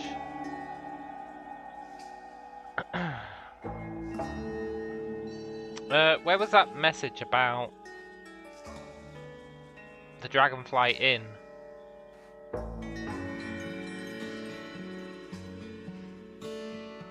I'll swing by on Friday with our new pointy-eared friend.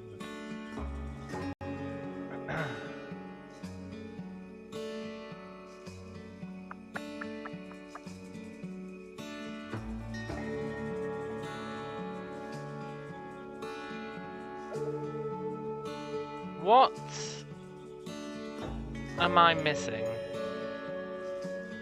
Pointy-eared friend is this guy, right? The golden idol?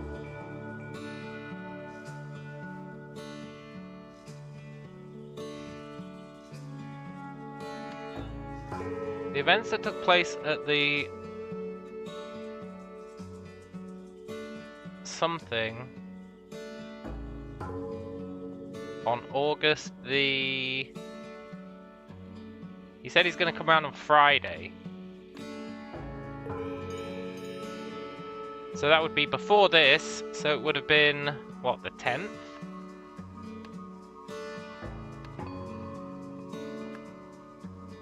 August 10th? What the hell is this place? Is this the Harmony Foundation? Yeah. The events that took place at the Harmony Foundation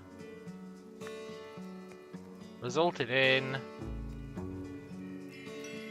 the 7 artifacts with checks on them, so they met for that deal. Yeah, you're right, there are!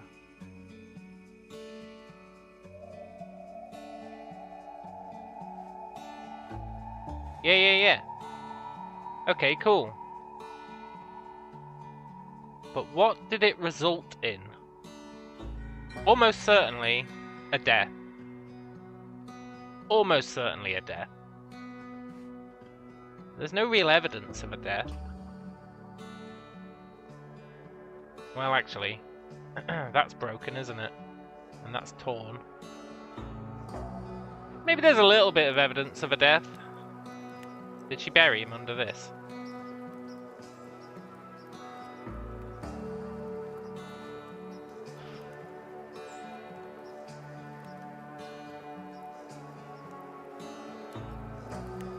See, I would just put in resulted in a death, but I'd like evidence. Sweet, sweet evidence.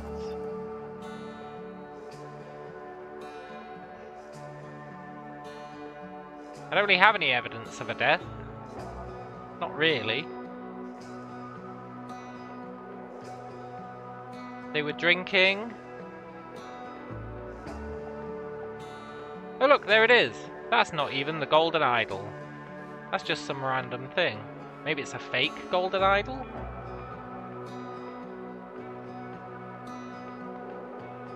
Maybe it's a different golden idol. Maybe there's two of them. Okay, look, let's just go with a death. I don't know what else it could have resulted in.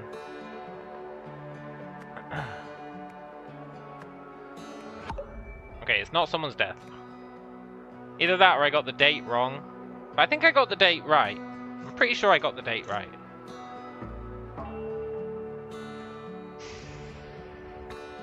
Am I pretty sure I got the date right? Yeah.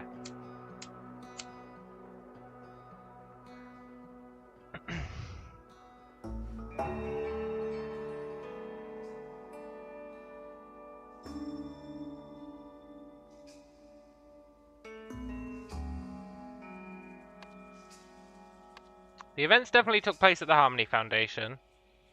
It was almost certainly on August the 10th. And it resulted in...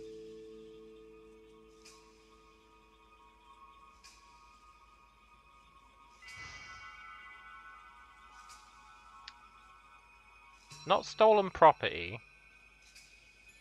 Woman outside kinda looks like the historian in the paper. Yeah, right? That is her, for sure, because that's the Harmony Foundation, which is this place. That is her. I'm not really sure what that tells us.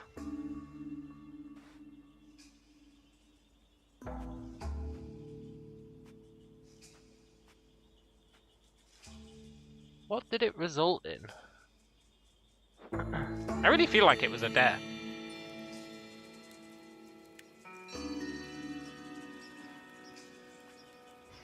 Why is the passport being burnt?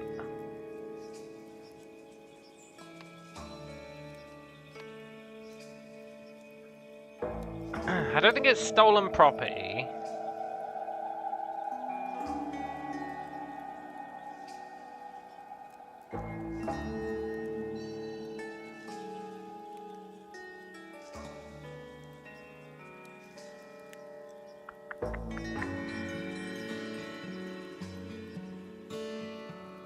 I don't think it's nervous breakdown. What was she saying again? He always was a thief, but did it have to go that way? Before the new dawn, night must fall. Maybe it is stolen property.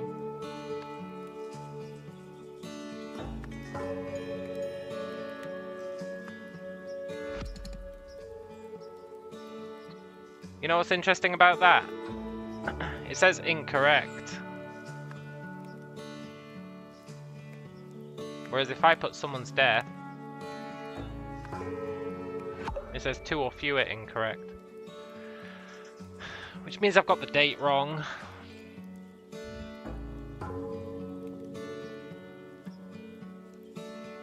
Means I've got the date wrong.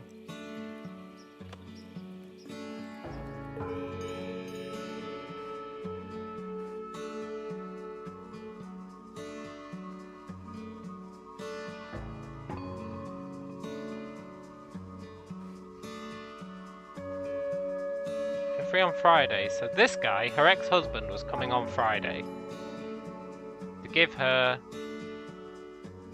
the Lankan artifact. The finance department are coming on Friday to take all her assets.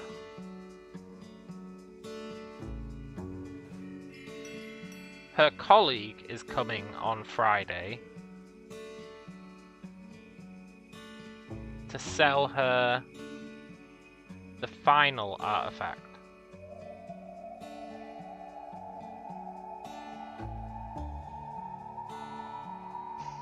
So it was really all going down on Friday. 3 people were showing up on Friday. And that's why she said delay the other 2 till September.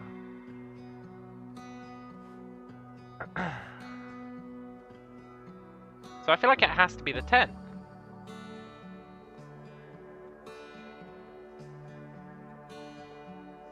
I'm not reading the moon wrong. That would leave Saturday or Sunday if he dropped off the statue on Friday. Yeah, I guess so.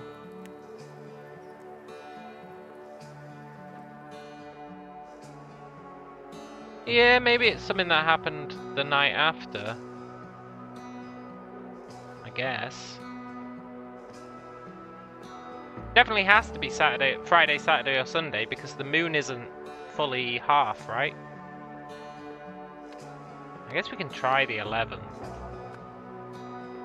Day after? 2 days after?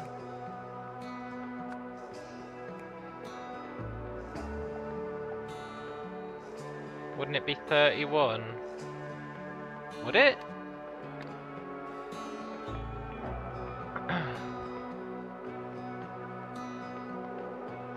You read it as an empty moon. But it's like the left half is half lit.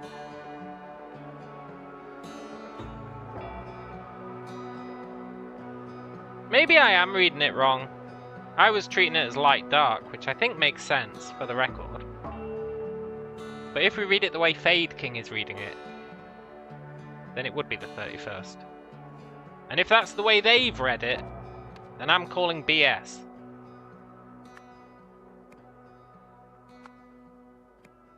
Oh, thank God.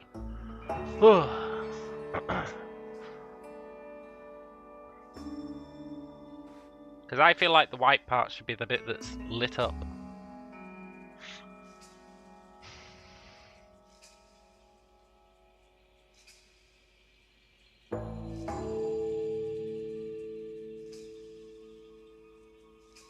I'm dumb. I'm dumb. It'd be the 17th. It'd be the 17th. It's midway between these two, right?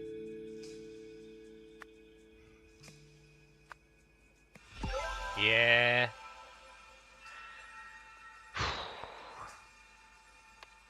That felt like a lot more work than it should have been. Okay. Someone... Oh, do we even have any names?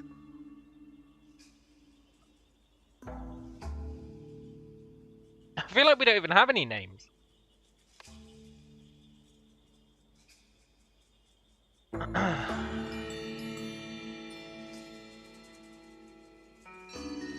Okay, ex-husband visited historian to return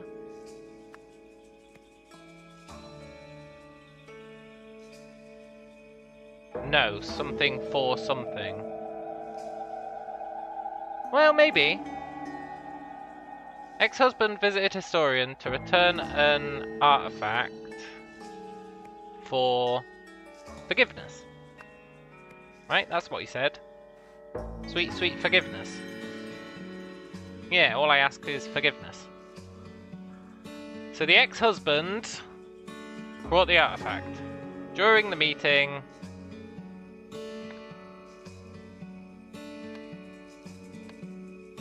ex-husband suddenly tried to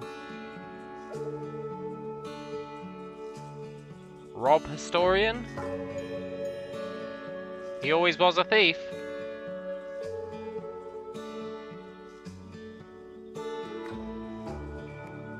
In response, historian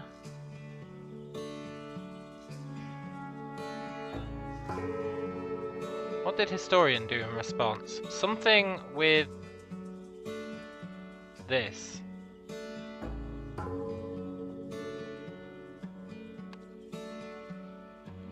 She did something to him. She sprayed him with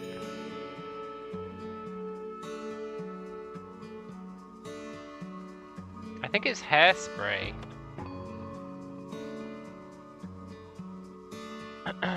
She sprayed him with hairspray.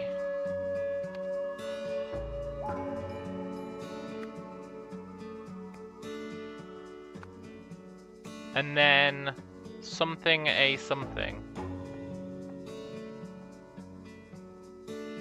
And then pulled a rug. Kind of a weird thing to do, but I think that is what happened.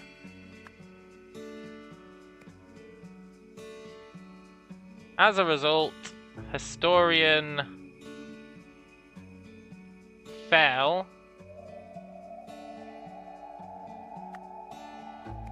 and hit a rock. There's blood on the rock. Oh, I didn't even notice the blood on the rock. He fell and hit a rock.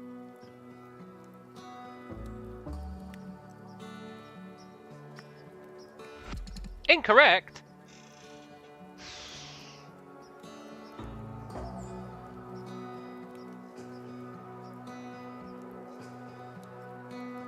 I mean, I'll be honest, the whole pulled a rug thing is a bit sketchy.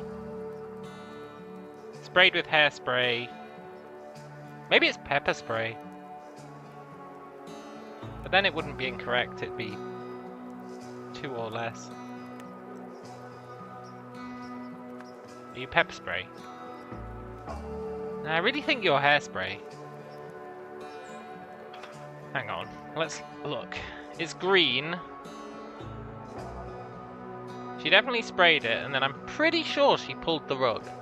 Pretty damn sure she pulled the rug.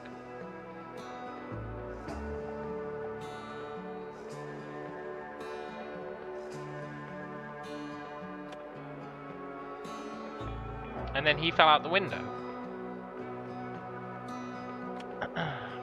As a result... Oh, you're right. It's ex-husband. Yeah.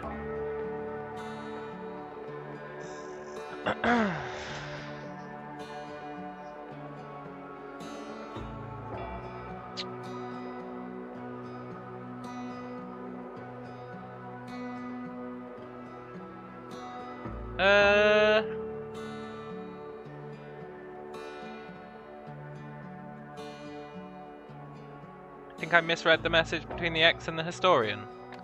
Hang on, let's read it again. Hi, it's your favourite ex-husband. You'll be pleased to hear I'm finally getting sober. As part of the process, I'd like to make amends with you.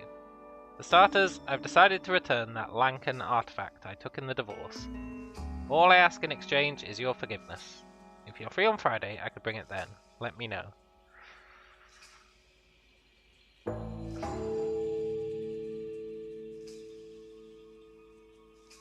I don't know, I feel like I read it right.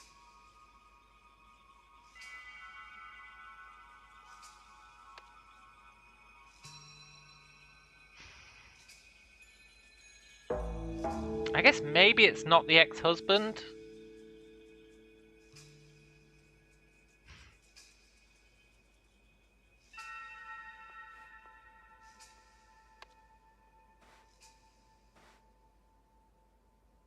He definitely showed up, right? He definitely showed up.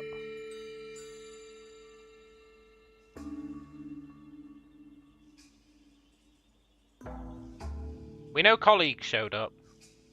Do we know that ex-husband showed up?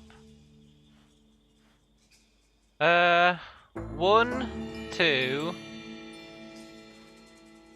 3, 4, 5.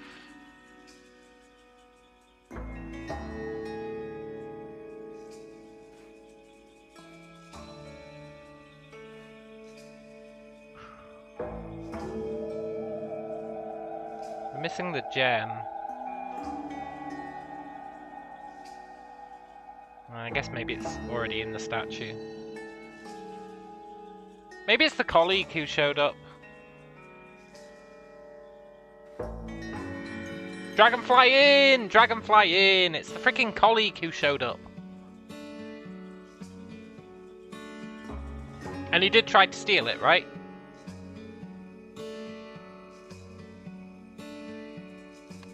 It's not the ex-husband at all. She delayed the ex-husband. It's the colleague. And he was exchanging the artifact for money. Colleague.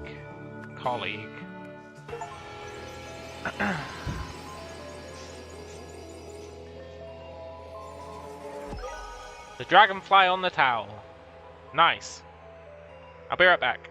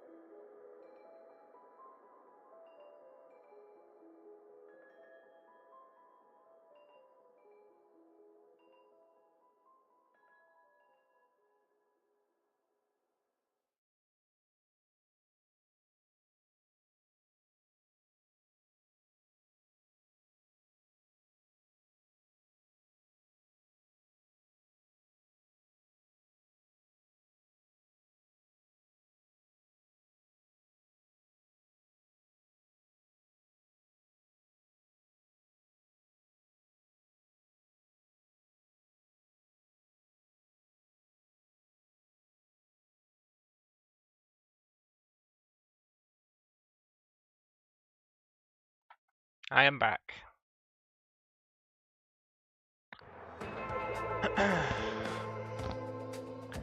The historian's colleague brought her a strange statue, but then began transferring other artifacts from her safe into his suitcase.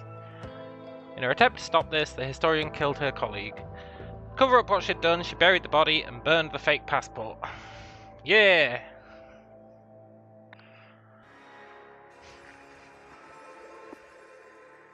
Lazarus Hearst. Lazarus Hearst, what a bastard. Lazarus Hearst was the leader of the Puritanical Order Party, which governed Albion from 1792 to 1795. Yeah. Lazarus Hearst is kind of the protagonist of the first game.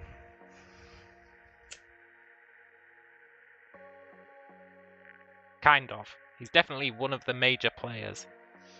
Some claim he used a mystical artifact, see Golden Idol, to seize power. Nowadays it's known to be a myth. No, he definitely did do it. He definitely did do it.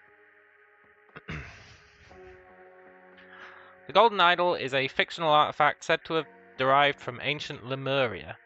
Believers make contradictory claims about the idol's supposed function. One popular theory is it grants eternal life. However, modern historians agree the idol never existed, and scientists have shown such functionality is impossible. No! It couldn't grant eternal life, but you could transfer life from one individual to another. So it could theoretically grant eternal life, but that wasn't really its purpose.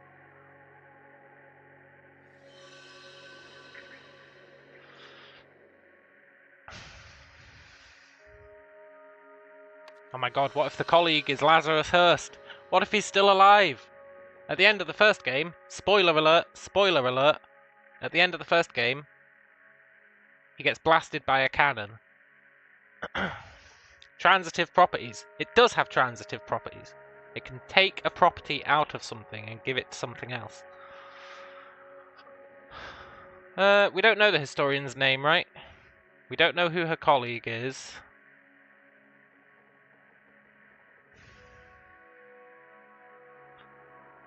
Someone wanted to something, the mystical something of something from its something. In the end, something tried to something, the something from something, which resulted in something's death. Well, we know it's steel.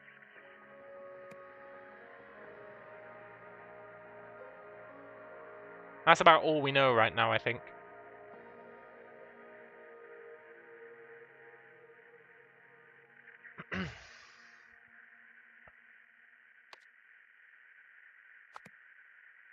Ah, good old Lazarus Hearst. What a guy.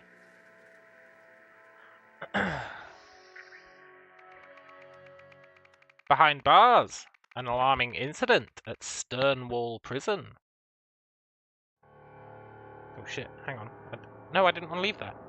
Was that here? Yeah. Okay, who are these two goons? Not that one, you muppet! Start at the end of the hall. I want all these cells turned over. Methodically. A pin badge. What's that? Museum. Peel Club! Why is Peel getting referenced again? And a gun. The Museum Peel Club. I thought we were done with Peel. Maybe Peel is going to be like the central thing of this game. Yes, sir, Mr. Kendall. Sorry. Mr. Smith told me to begin with number 28, but you're the boss.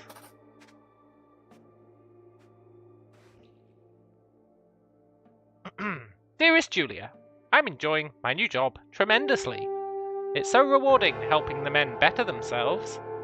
In particular, I've been helping one inmate nurture his talent for abstract art. One of his early sculptures explored the very fabric of the universe, using nothing but paper. Quite the virtuoso, eh? I like to think I played my part, as I was able to find everything he needed at my local craft shop. More recently, the same inmate explained to me he needed to precisely prune one of his sculptures to capture the fragility of the human spirit. What a visionary! Once again, I managed to find just the tool he needed, this time in the prison's storage room. What year is it? This is 1974, I think? The first chapter was 1977.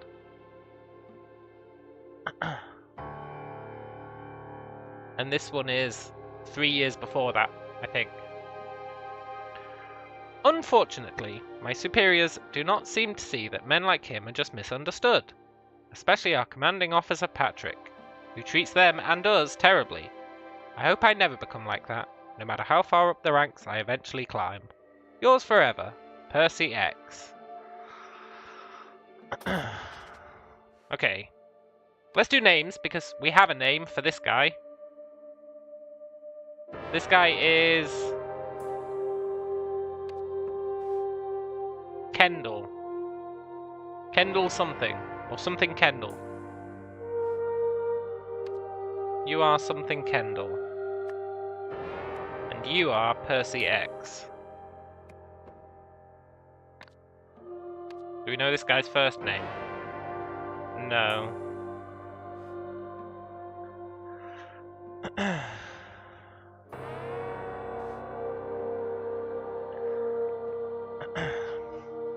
Okay. 26 was Pakenham. 27 was Utley. 28? Who knows? 29 was Beswick. 30 was Blythe. No gambling, no tobacco, no cell decorations without permission. Henry, it's absurd that the cell numbers run from left to right in some hallways and right to left in others. When you install the new signs above the doors, please pick a direction and stick to it. Does that imply he's Henry? I don't think it does.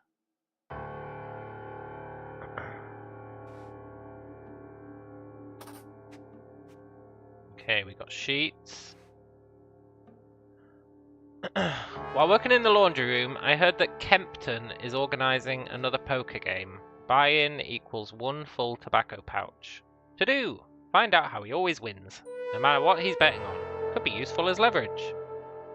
Overheard Sainsbury delivering something next door. Can he be bought too? Update. Surely it wasn't a hacksaw, was it? It sure sounded like it the past few nights, from what I've been able to hear over that blasted soap opera. Sainsbury! Are you Peter Sainsbury? Percy Sainsbury. I think you are.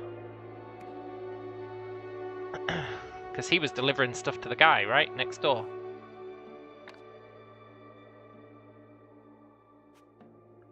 Barred window. He was there for 6 somethings. A pouch of tobacco.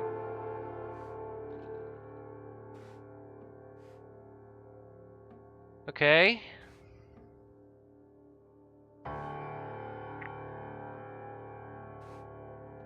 Start at the end of the hall. I want all those cells turned over. He's pointing this way. Mr. Smith told me to begin with number 28, but you're the boss. So I assume that's 28. 9 p.m. Love, lust, and a laundromat. 8 p.m. Cooking with Doris. Cool. What did this guy have? Pack of marked playing cards. I guess that's how he always won.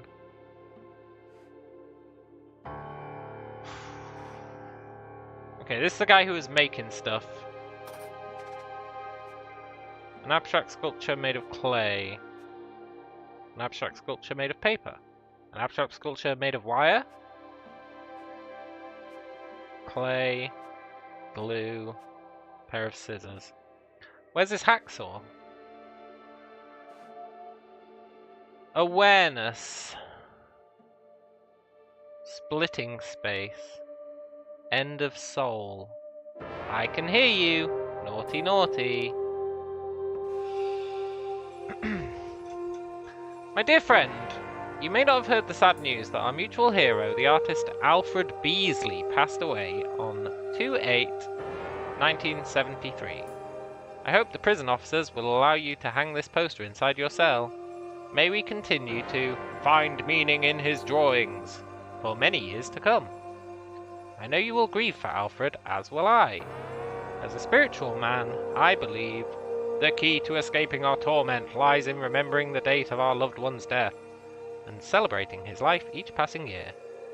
Whatever comes from this, we must voice aloud our deepest feelings without fear or shame. Your friend, Stephen Aria. Okay. The secret message was encoded with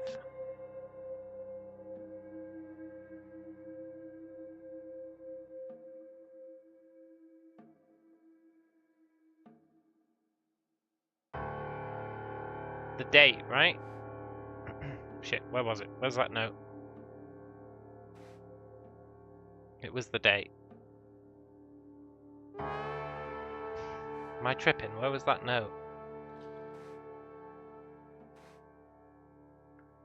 2/8/1973.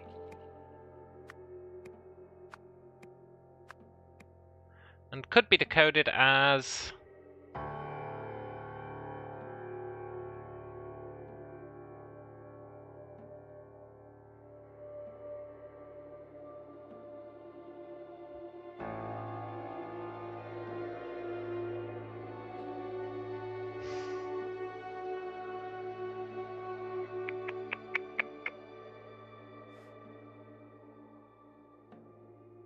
two 973. No, wait, 1973. 2/8/1973.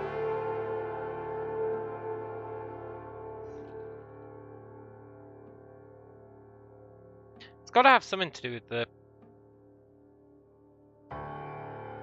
Well, does it? We'll come back to that. Ah, cartoon fun with Alfred Beasley. Okay, what does this tell us?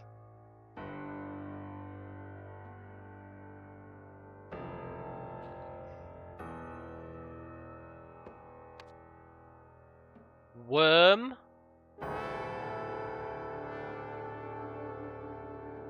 Man.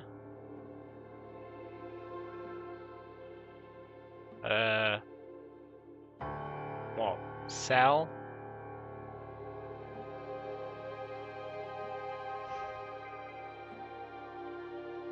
(973) TV Club Fish.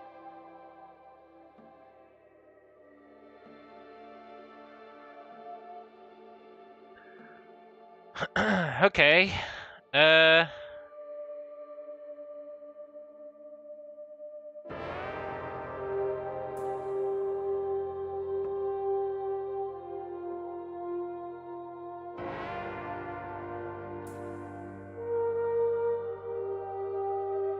fish. Which one of these could be related to a fish?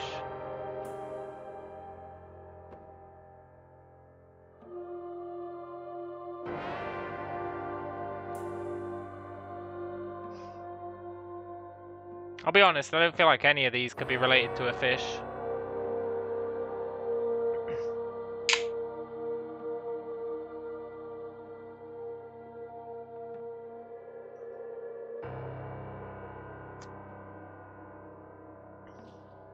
Worm. Worm, worm, worm. Where's that note? Find meaning in his drawings.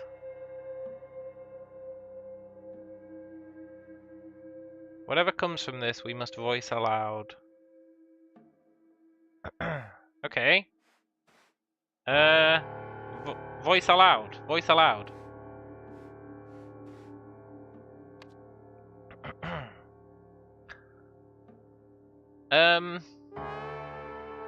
Worman.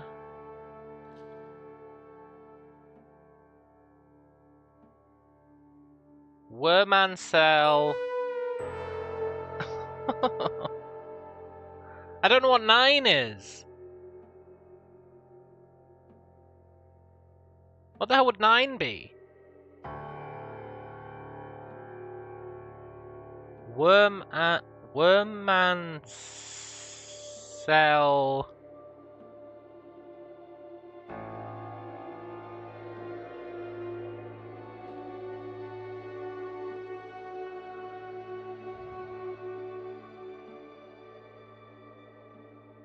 Thing is, even if it was Wormman cell, firstly, Wormman cell doesn't mean anything. Secondly, none of these can be like Wormman cell, right? It said voice aloud.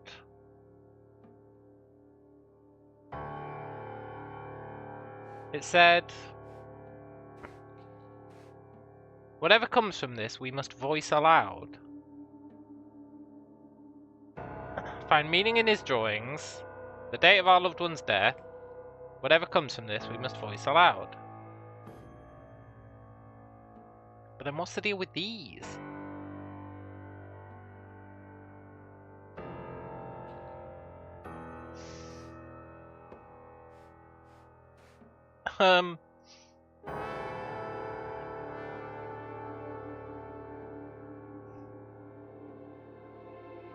Maybe it's not. No, it is a worm. It has to be a worm. Maybe it's just the first letter.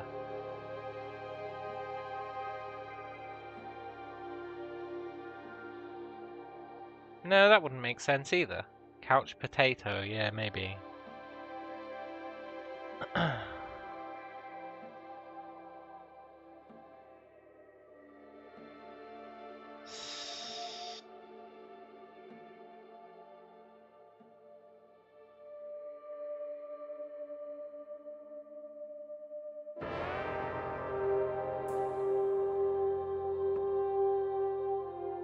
Process of elimination. Why would worm be bone? It wouldn't be. Why would it be book? Bookworm. Why would it be cake? Cakeworm.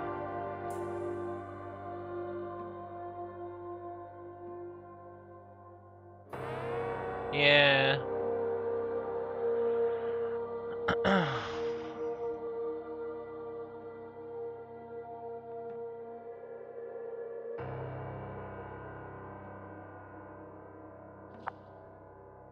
Fishbone. Yeah. Cell.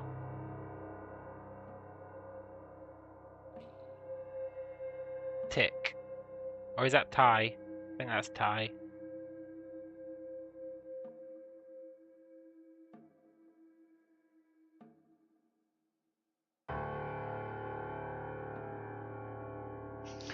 Oh, I'm out of my element with this one.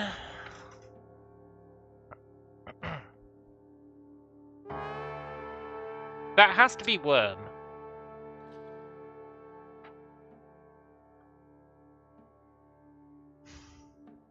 That almost certainly has to be man. Thing is... Hang on. Let's look around. Flowers for inner growth, donated by the Harmony Foundation. The Harmony Foundation! This guy was a Harmony Foundation dude. I feel like these have to have something to do with it, right? I guess maybe they don't. Maybe they were the elaborate ruse.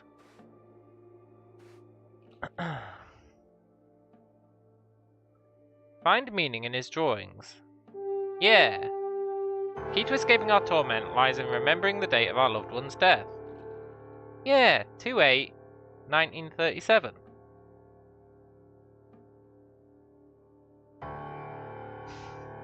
We must voice aloud. Whatever comes from this, we must voice aloud.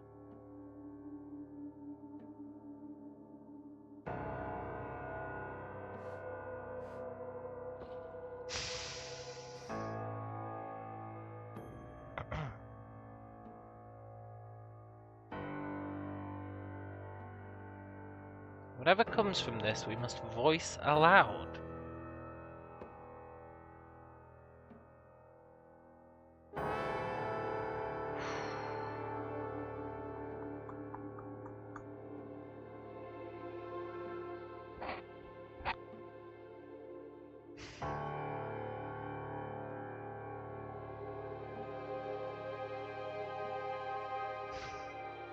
Thing is, how do you even make a sane sentence out of these words?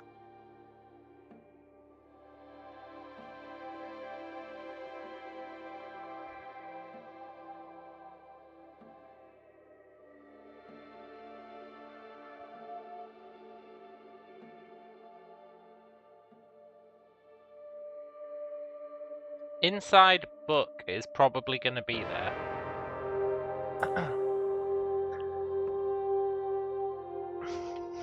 Inside book or inside spine? Inside book spine? Something inside book spine? Because the book A, the spine looks like it's been damaged. B, it was donated by the Harmony Foundation, so it's a bit sus already.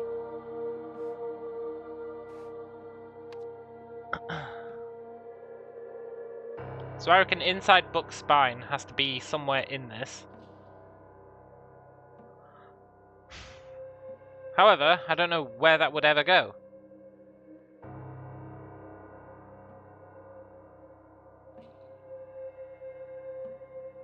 A fish has a spine. A worm doesn't.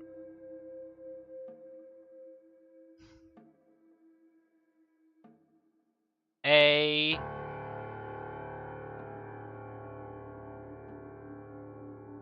worm has... No, I'm lost.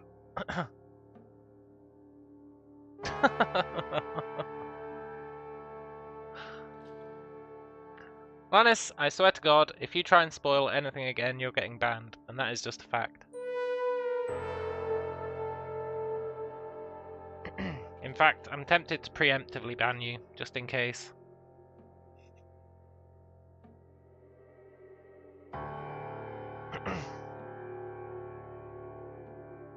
You promise you won't do it again? Yeah, but to be fair, you already did it. But I'll give you the benefit of the doubt, because I'm just that kind of guy.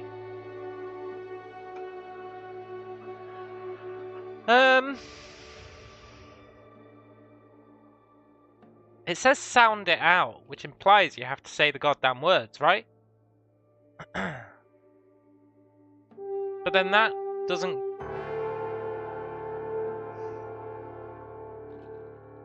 Nothing in here is worm related.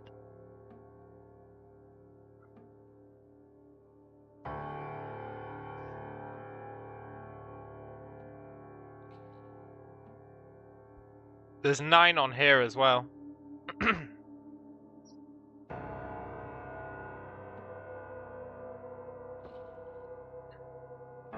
flower. Wait, 2. 2 would be inside. Inside, I think that's misdirection. Inside. Snake?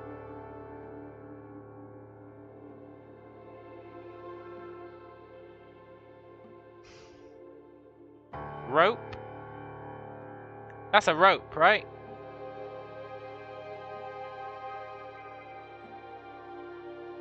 Inside rope? That doesn't make any sense.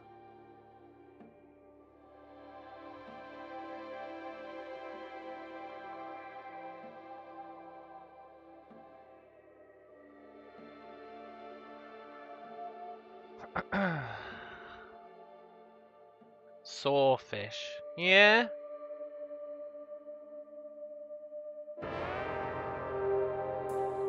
Inside... Hang on, let's try and work out the others, and then we can try and figure out 8. 1 is flower. 9 is ladder. 7 is... equals. No, saw.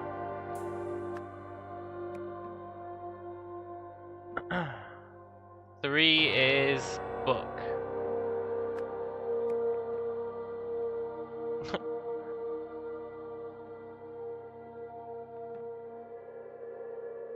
This legitimately doesn't make any sense.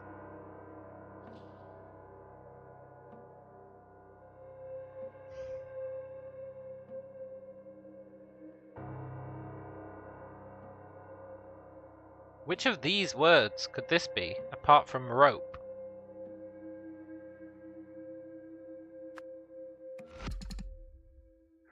Well, that's clearly not it.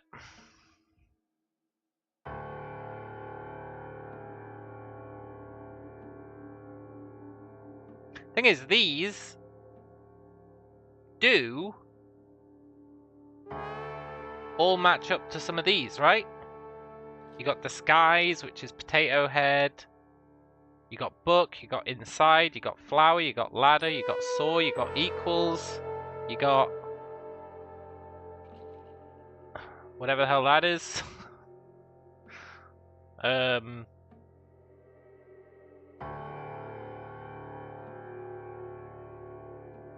I don't really know what that one would be.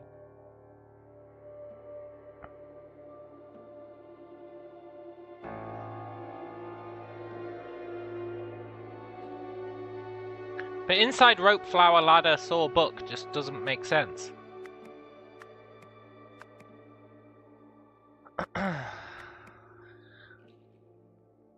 Unless the secret message wasn't encoded with 281973.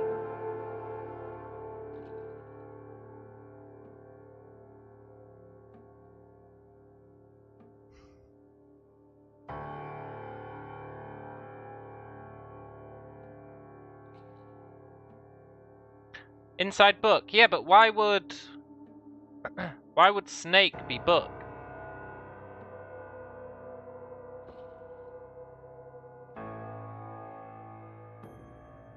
You know?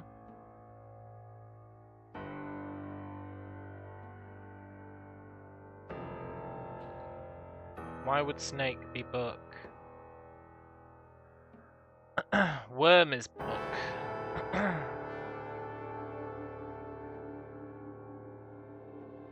But if worm was book,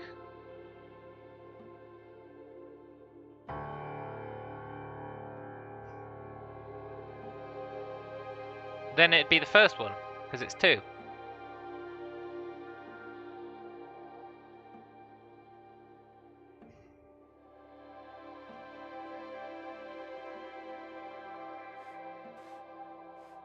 Let me see that guy's note again.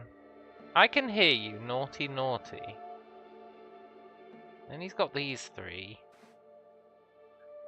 Our mutual hero, the artist Alfred Beasley, passed away on 2/8/1973. Key to escaping our torment lies in remembering the date of our loved one's death.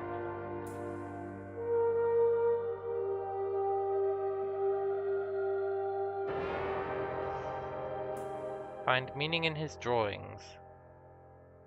Whatever comes from this, we must voice aloud. Whatever comes from this, we must voice aloud. Which implies...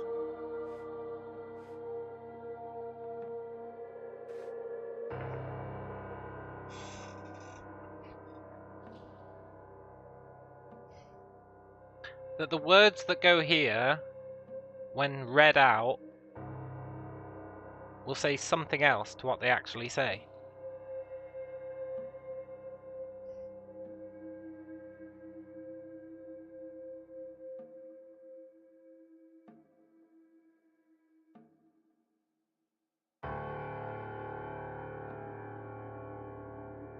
Wow, they really stepped up the difficulty, eh?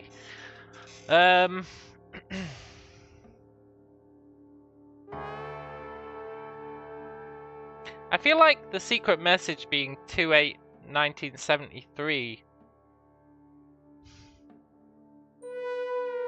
might not be right.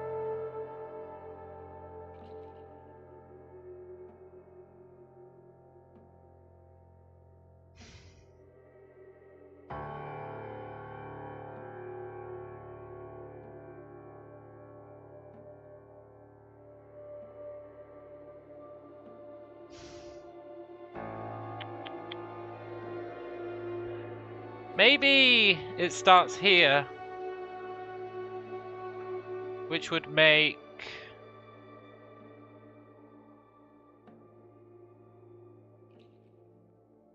No, that wouldn't make sense either. That'd be like book, ladder.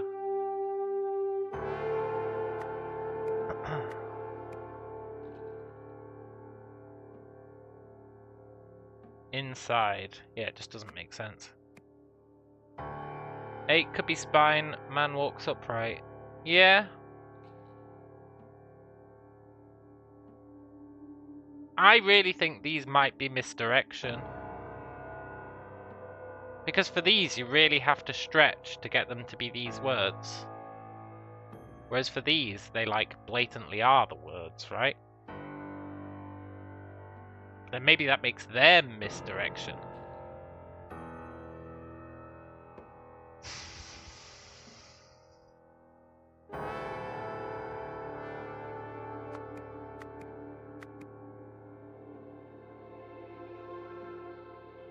Maybe...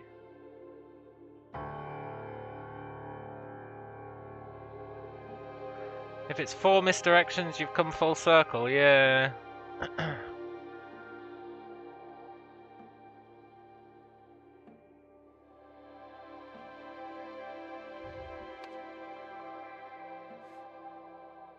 you go and match on colour, they don't make sense. So I didn't even think of colour. Oh, colour!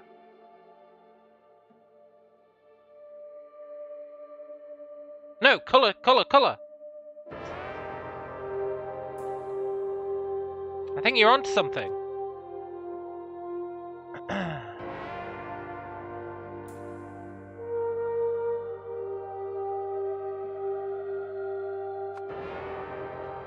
Colour or colour? It's got a U. Inside... flower... book...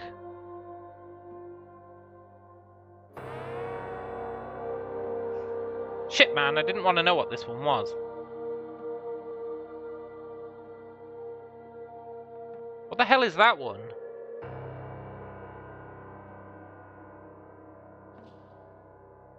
Inside flower, something.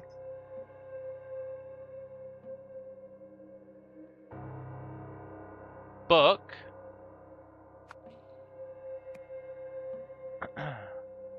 Equals. Saw.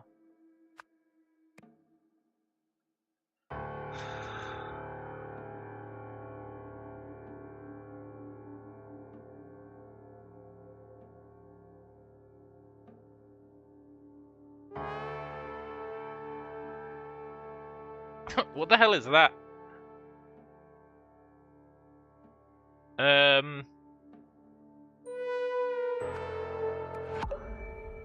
Okay, that's the one we've got wrong. What the hell is that? It's not bone.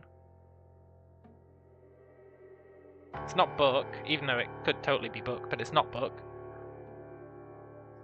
It's not cake. It's not climb. It's not cut. It's not disguise. It's not flower. It's not equals. It's not ladder. It's not nose. It's not rope. It's not run. It's not saw.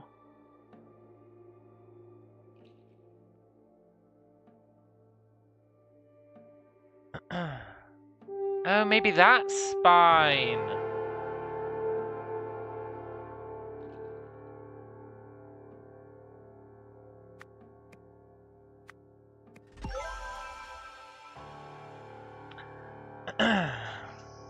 Lannis?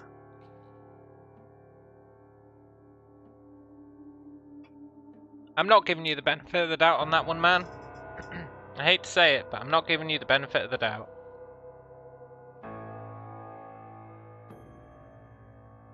You can try again in 30 minutes.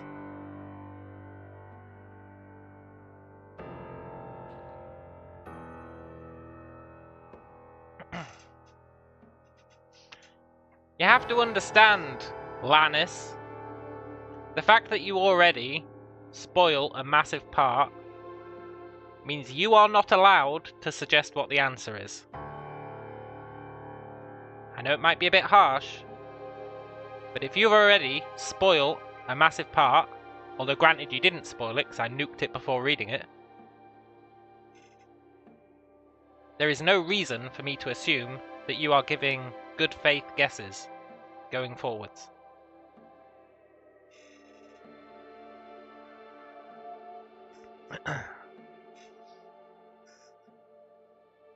However, thank God. Oh. So it was the colour of these matched with these.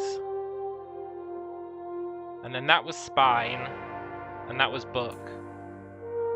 I feel like that one being book is a bit weird, but I'll allow it. Oh, thank God that one's done. Whew, that was a freaking nightmare.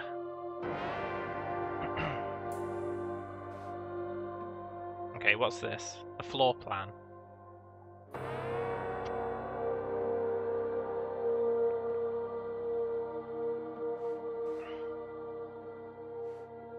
Okay, we found everything in here. What's interesting is that this guy in his cell, look, he's got that, and the guard has that as well.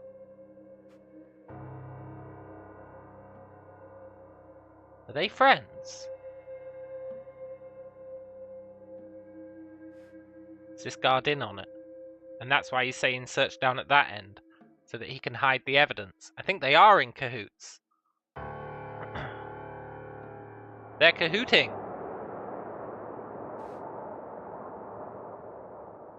He escaped.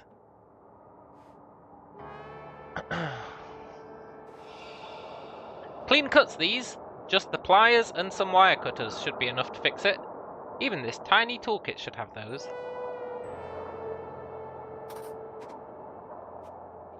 Man is holding a pair of pliers. He's missing some tools, right? Guard playing favourites when you pointed out the pin and I saw the flag. Yeah.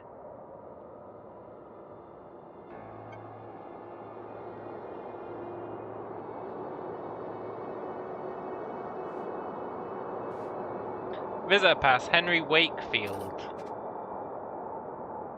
Maintenance contract work.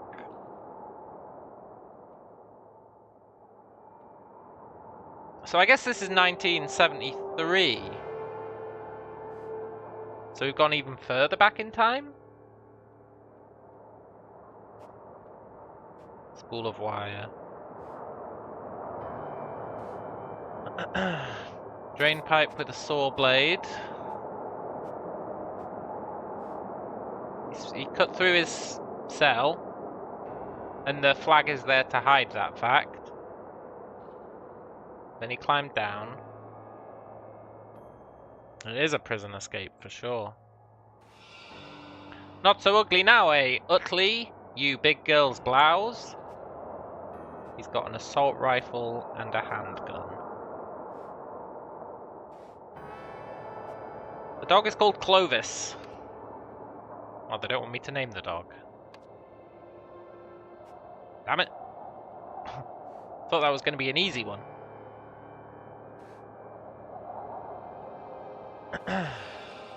Okay, we've got a lot going on here. Mamukium Peel Club. Tear off a raffle number for a chance to win tickets. Peel.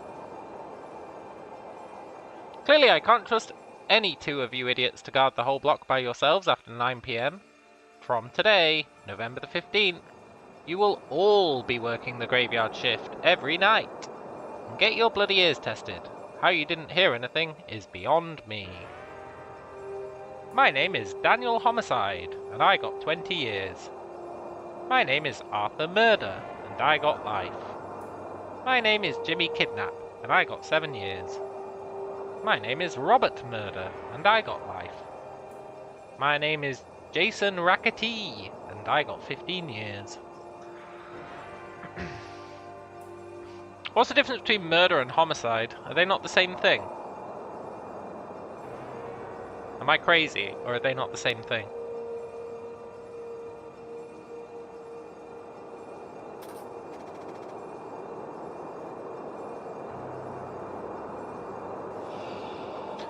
Try calling me that without a gun in your hand, screw. See what happens. Okay, so we know that this guy is Utley. But is Utley his first name or last name? Probably his last name.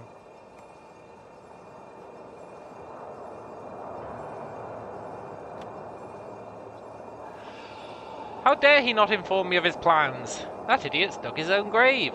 When I get out, I'll put him 6 feet under. Murder is a type of homicide. Ah. A double-headed coin. Okay. Heh, big girl's blouse. Looks like you've got a new nickname, eh, neighbor? Just 1 more year and that'll be me, free as a bird. The torment is nearly over. Like running someone over is a homicide, but it might not be murder. Oh! Maybe murder's like... Oh, I don't know. I trust this will help you to forget whatever you think you heard. As extra insurance, I have a small request. I need you to get me something from your work. We can discuss it during the next exercise hour. Jeremy's got a honker. Okay, whoever's got the biggest nose and wears glasses is Jeremy. You're Jeremy.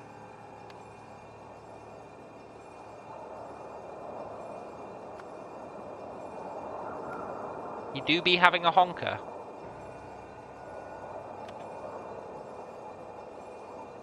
Okay, we've looked at everything. I really feel like we just don't have enough information.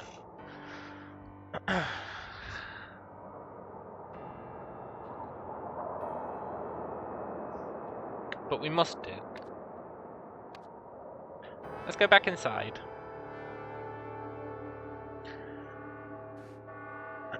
What was this guy's deal?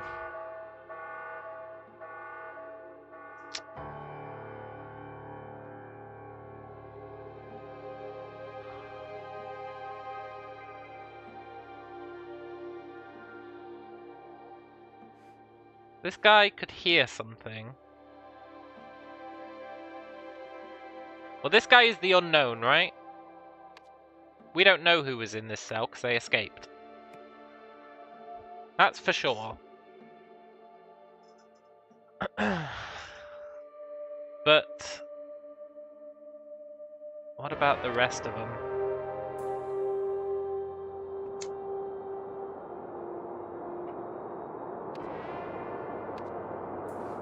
We know this guy's name. He's Henry Wakefield.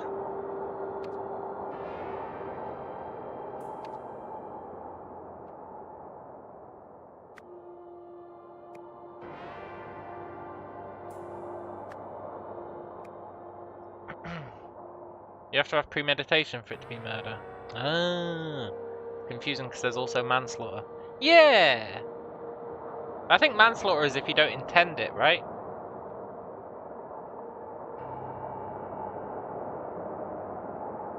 So I guess homicide is you intended to kill them but you didn't premeditate it.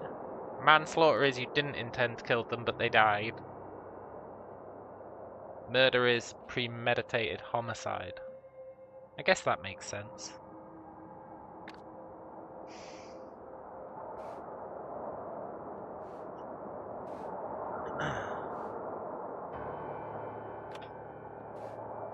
This guy, right? I trust this will help you to forget whatever you think you heard. I think this guy must be in the cell next to him.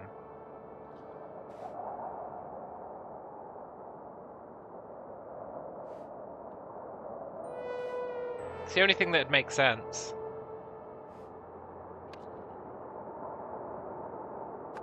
You're in the cell next to him.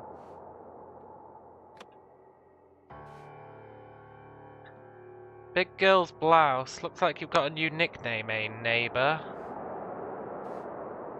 Big girl's blouse. Okay, so this guy is next to this guy.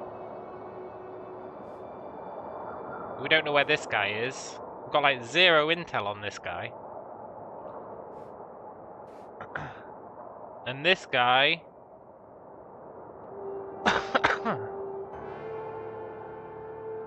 what, has a spinning coin?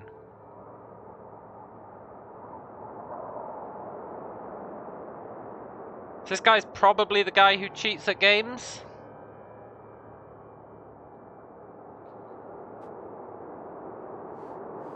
Which means that his cell is... this one, because it's got the marked cards.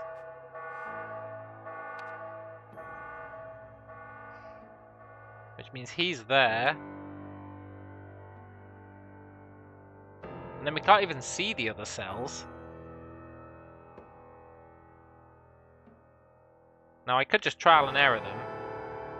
We know these two are next to each other. That's like the only information we have about them, I think.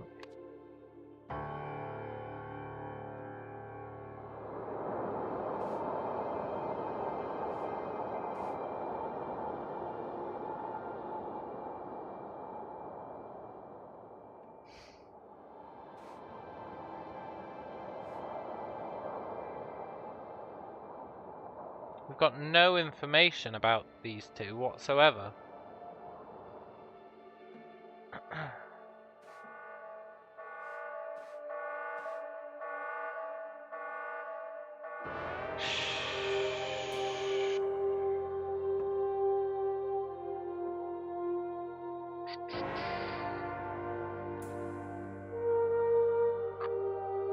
Commanding officer is Patrick.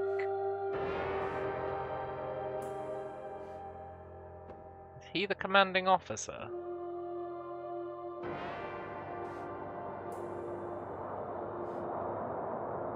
Probably.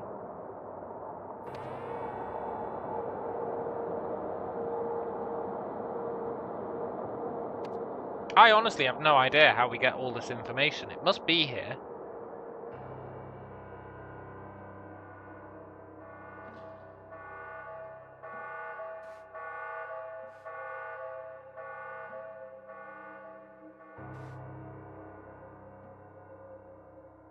$29 is Bethwick. 30 is Blythe.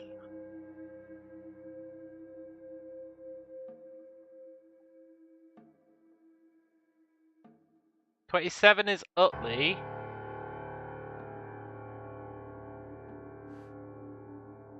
Utley is this guy. Which means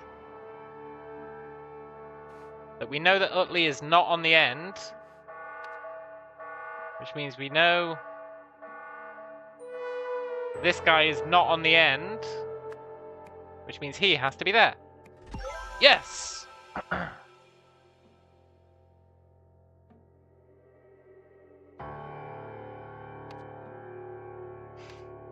got no idea how we get these guys' fucking full names. What the hell?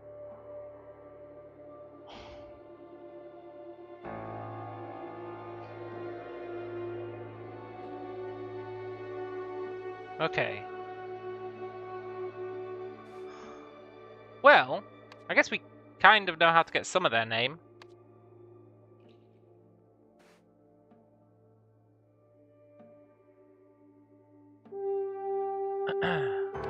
We know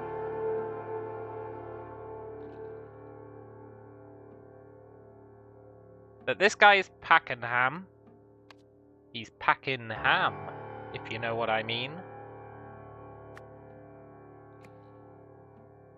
Guy next to him is Utley. Guy next to him, we don't know. His name's been scrubbed out for some reason. Guy next to him is Beswick. So that's, what, this guy?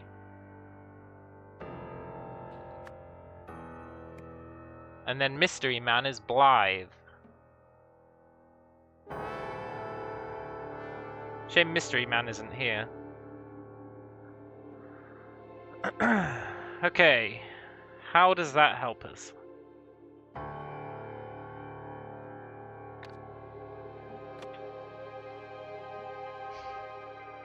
Henry. He's the only one whose first name we don't know. Therefore, he must be Henry, because we know all the other guards' names.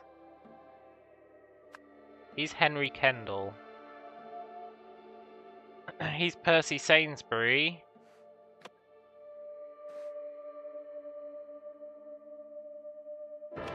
Which means he's Jeremy Smith.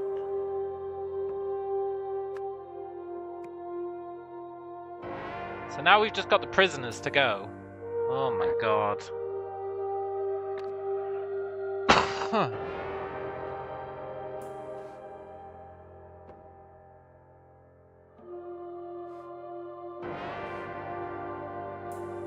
Patrick treats them and does terribly. Is he really Patrick? Yeah, called him a muppet. How the hell are we gonna name these guys?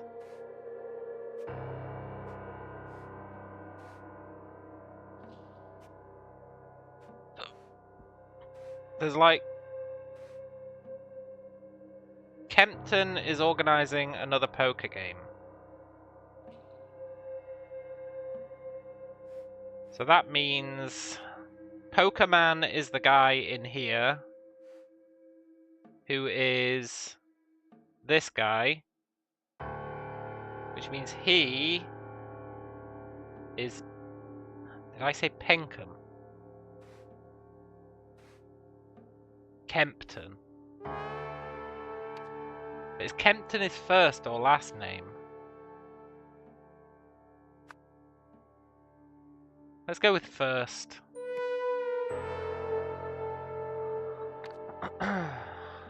I legitimately have no idea how we get these guys' other names.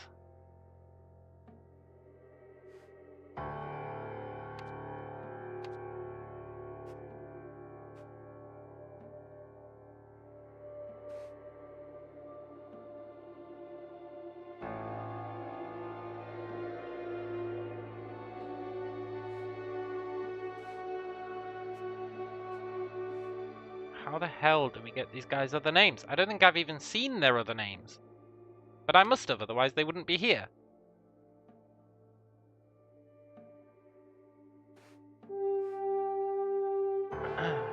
Where the hell did I see their names?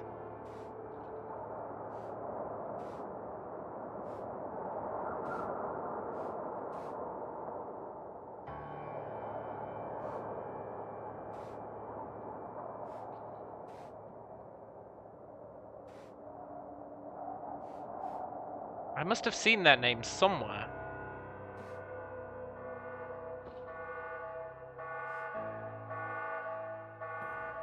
But where?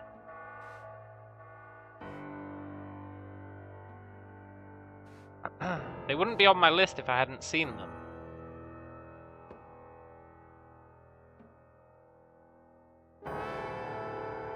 Is it on the other chalkboard? No, the other chalkboard's just the room's layout.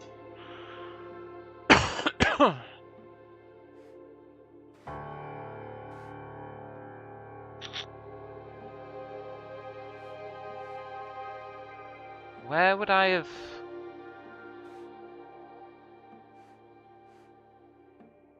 seen their names?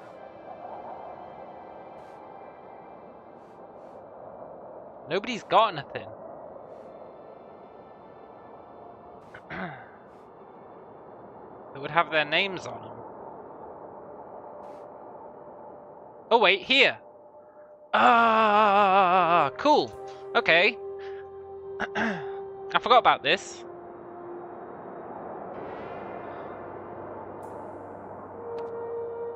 Okay.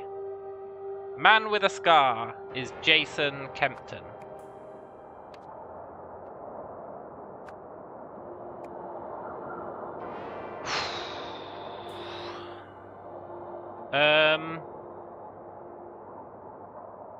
Man with a handlebar is Daniel Utley.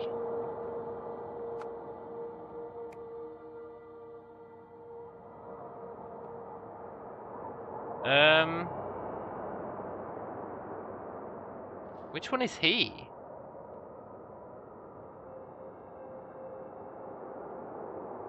He's not him, right?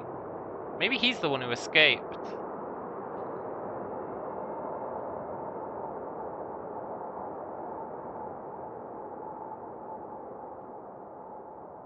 Maybe he's the one who escaped?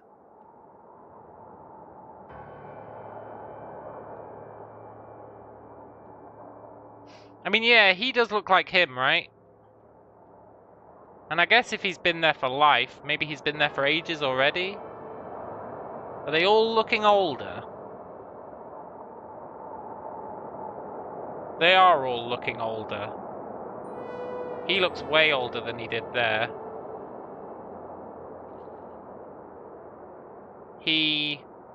Well, it's hard to say if he looks older, but I think we can assume he is. Which means he is Robert Packenham, because he's packing ham. Which means we've got Jimmy and Arthur.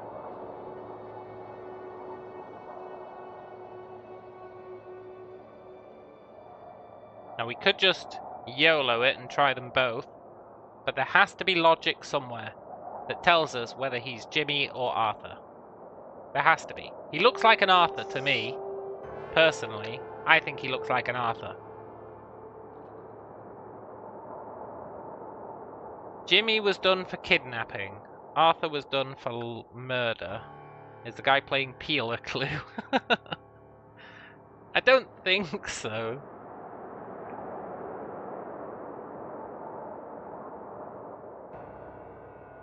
He looks like an Arthur to me, but I would like more evidence of that. Or evidence that the other guy is called Jimmy.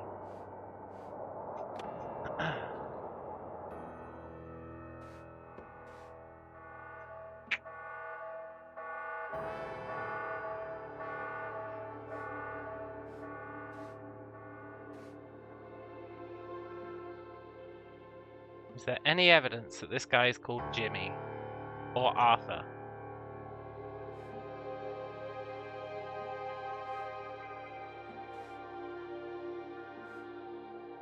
I don't think there is.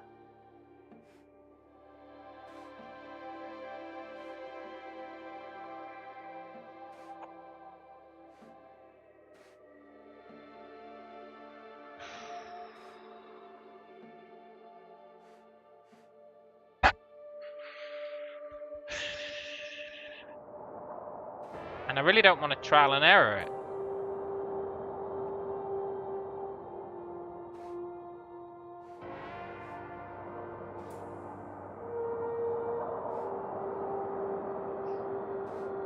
But I don't think there is any evidence that goes either way.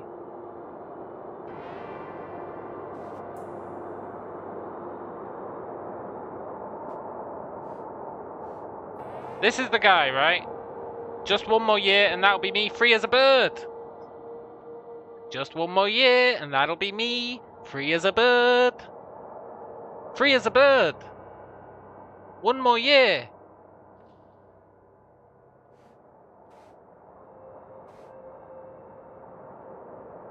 Arthur got life. Jimmy only got 7 years. This guy is Jimmy.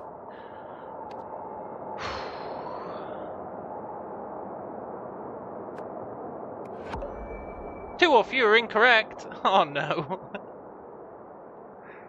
Who have I got wrong? I think it's the police I've got wrong.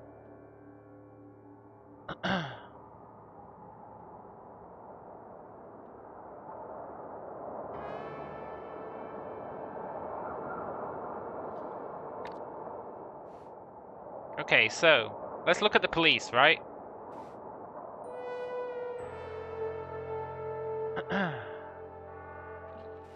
You. I'm calling you Henry Kendall. And I'm calling you that because this guy called you Mr. Kendall.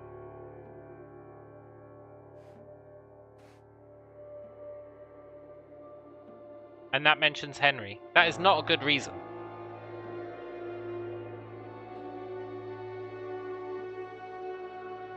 And then I'm calling you Jeremy because the other guy does mention Mr. Smith, right? Mr. Smith told me to begin with number 28, which is why I called the guy outside Mr. Smith. But I called him Jeremy, and he is Jeremy for sure, because Jeremy's got a honker. So this guy is definitely Jeremy. It's Jeremy Smith. This guy is definitely Percy Sainsbury. Which means this guy has to be Henry Kendall.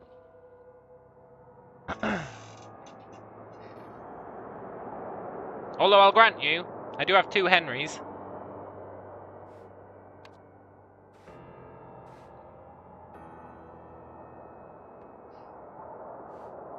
So it's highly possible this guy was talking to the maintenance guy. So, in hindsight, this guy's probably not called Henry. Therefore, what the hell is this guy's first name? I think we get it from in here.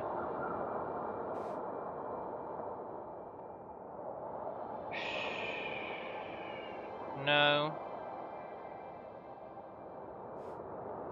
Where would we get intel on that guy's name?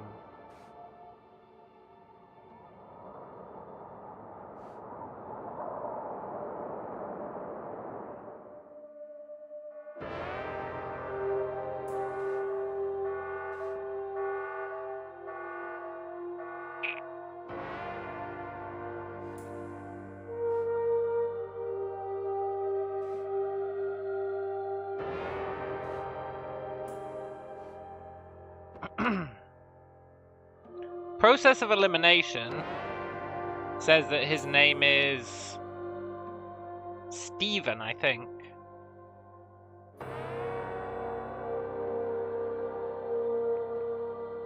Which means I've seen the name Stephen somewhere.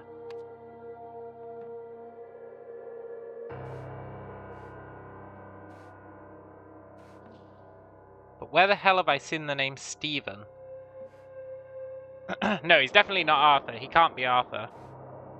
Arthur's the guy who's got murder for life, right? Or life for murder. Where the hell did I see Stephen?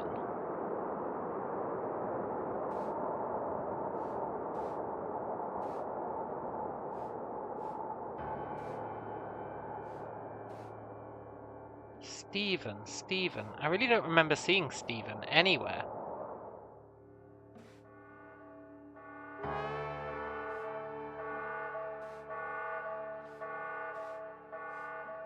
I don't think this guy had anything to do with...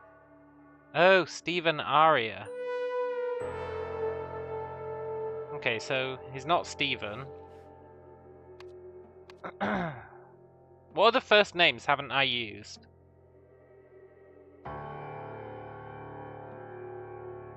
Jason? No, I've used Jason. I've used Robert. I've used Jimmy. Do you reckon the guy who escaped is called Blythe Beasley? I bet he is.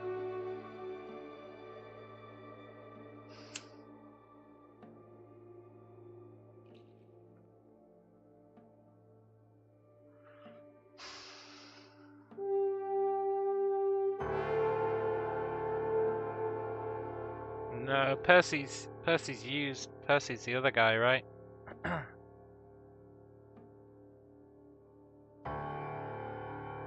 Patrick. I haven't used Patrick.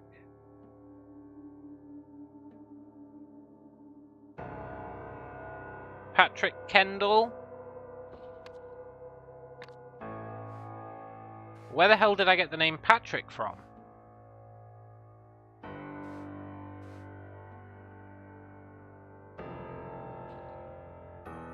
Our commanding officer Patrick, who treats us terribly. How did I not... I'm sure I even commented on the fact. Treats him terribly. He called him a muppet. He must be Patrick. So how did it end up being Henry?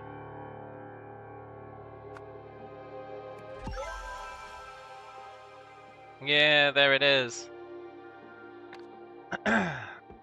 Okay. Events. Blythe Beasley.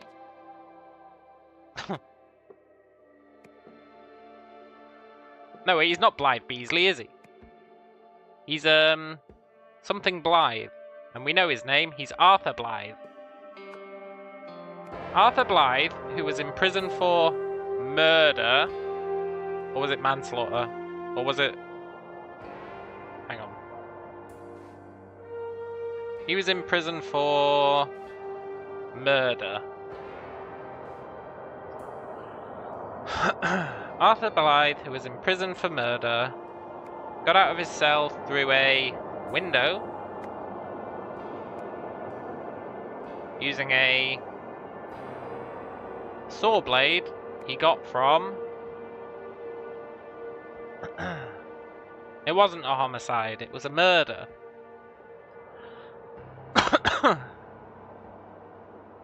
Using a saw blade, I guess if it's a murder it was a homicide, right? Using a saw blade he got from the guy who wrote the letter. Yeah, murder is a homicide. I wonder if it'd let you have either of them. What was the guy's name? Stephen Aria. Stephen Aria. He entered the yard via a drain pipe and breached the fence using wire cutters that he didn't get from Stephen Aria. He got them from Percy Sainsbury. Because Percy Sainsbury thought, oh, he's just doing art projects. Finally, he climbed the wall. He climbed over the wall by attaching sheets, which he got from someone, to the something from his something. Percy Jackson. And the lightning thief. Who the hell did he get sheets from? And where did he attach the sheets?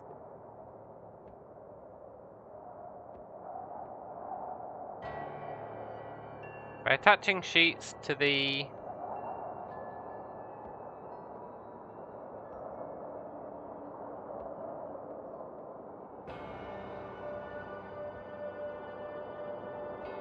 I feel like none of these make sense. He attached them to the spike, right? He attached them to... Oh, he attached them to the grates from his window. The bars from his window. Yeah, yeah, yeah. And he got the sheets from...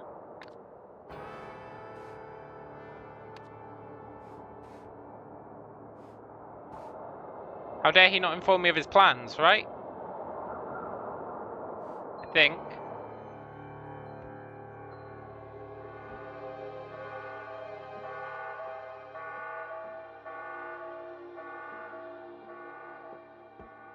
I feel like they've all got sheets.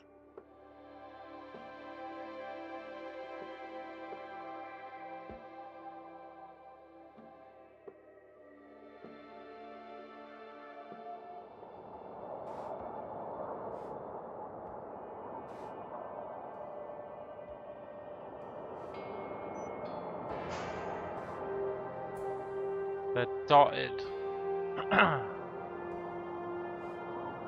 Maybe it's not sheets. No, it has to be sheets. What else would it be? But who did he get them from? Did Percy say he gave him sheets?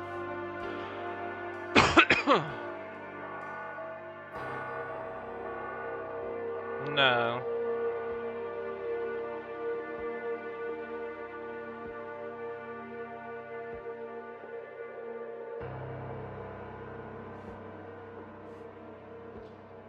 Who the hell gave him sheets?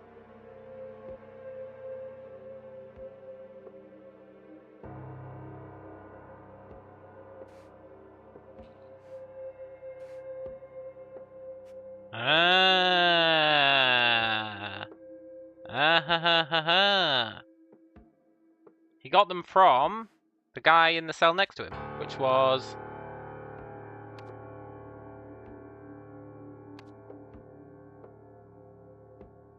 Jimmy Beswick. Yes!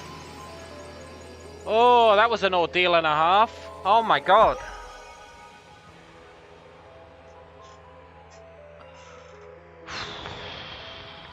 Remember back when we were stuck trying to figure out that freaking code? This map took ages. You knew it. Yeah, man. Wait, what was the summary? Arthur Blythe received a hacksaw blade from someone outside the prison named Stephen Aria. He used the noise from a fellow inmate's TV to cover the sound of him sawing through his window bars at night when the guards were understaffed. Yeah. Mamusium, top league again. Mamusium won the Albion Peel Championship yesterday, beating Victrix in a thrilling 1-0 final. Full story inside. Killer on the loose. Police are hunting a murderer who escaped Sternwall prison yesterday. Arthur Blythe, who formerly worked at the Museum of Lemurian History, was serving a life sentence for fatally stabbing a colleague who had caught him stealing artifacts, which he later sold at various locations. It's all vaguely coming together. Mr. Toole says, I wonder how you come up with puzzles like this. Yeah, it's a good question, right? I've always wondered that. I'd love to make a puzzle game. Oh, I'd love to make a puzzle game. Maybe you just write it like a book and then convert it into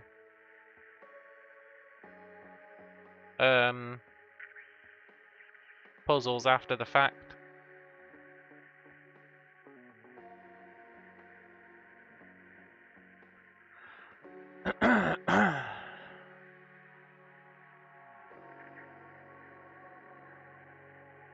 Oh, do you reckon Arthur Blythe is Lazarus Hearst?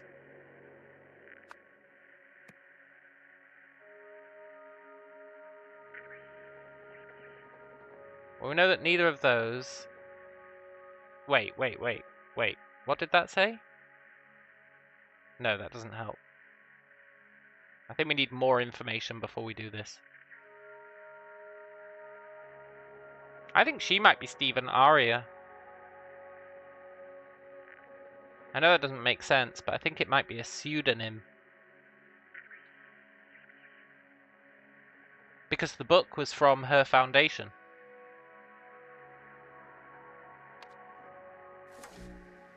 Yeah, I played the Oberdin, man. I streamed it in like one long sitting. I loved Oberdin, man. Oh, I loved it so much.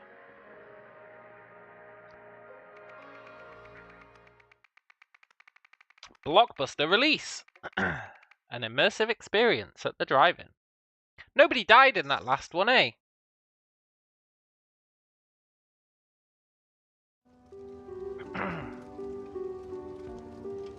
Okay. We got spacemen.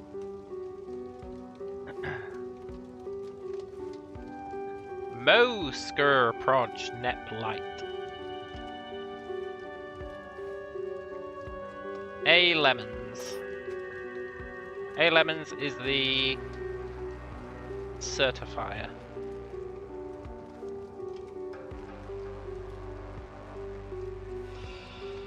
What the hell? It was just a dumb bet. You didn't have to go that far.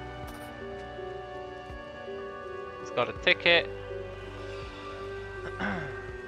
The blank between Mike and Jenny. Tonight we will see blank blank his blank. Winner, Jenny. That doesn't count, you still lose. Okay. I didn't know that would happen. Who the hell wears something that dangerous? Besides, you said we wouldn't see it, but now we have. I win.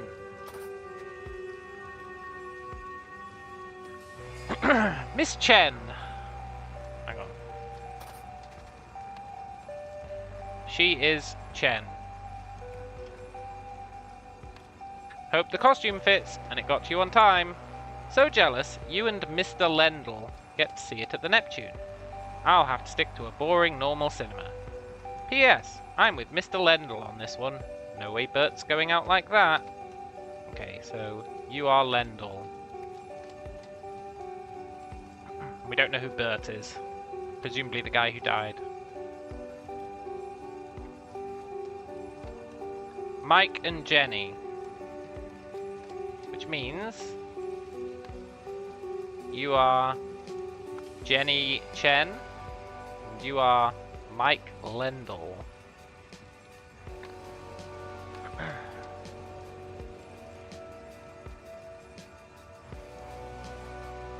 We got a pirate.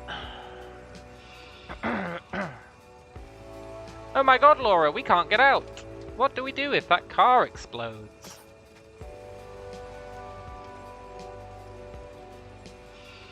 I hope we survive for an actual screening. I heard a transom and a Marini arguing over what would happen to Bertrand in this one. And now I really want to see it. No, were they Transom and Marini? Well, anyway, we know that she is Laura.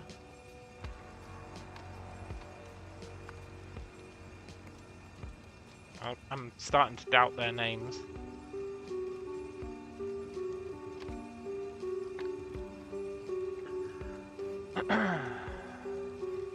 Also, why do they need so much popcorn? That is excessive.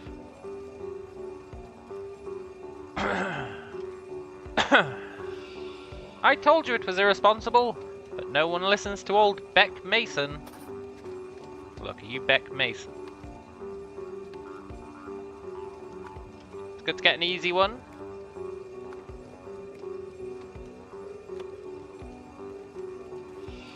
It wasn't my fault. Someone pulled it off me from behind while I was trying to figure out what had been thrown in my back seat.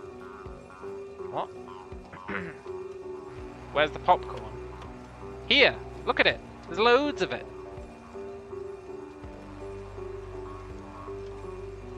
And I'm not massively sure how it gets there.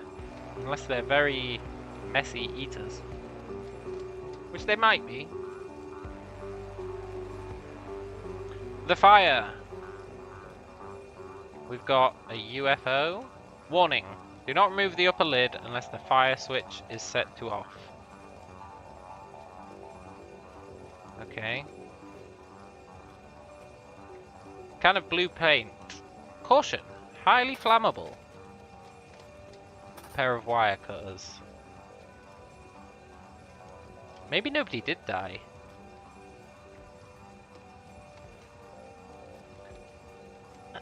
The Neptune difference. We give our guests an escape from their mundane lives with our unique True 3D technology.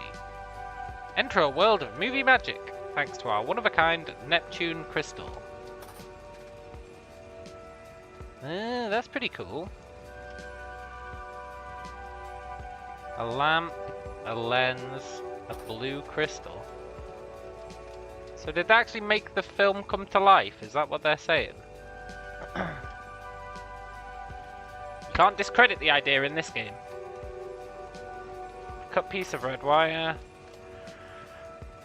Screwdriver, hammer, wire cutters, and green wire. New projector troubleshooting guidelines. Check projector power supply. Confirm all internal parts are correctly mounted. If image too small, check lens. If image not showing, check light. If image distorted, check crystal. Pro Screen recommends against stopping projector once film has started. Okay. Miss Cunningham's gonna fire me if I can't get this fixed. Yeah. Mr. Vincent.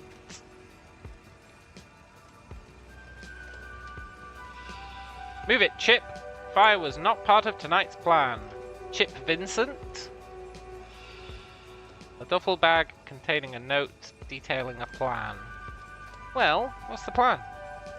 Damn it.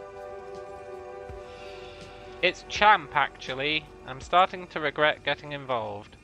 You barely even covered the cost of my transom costume.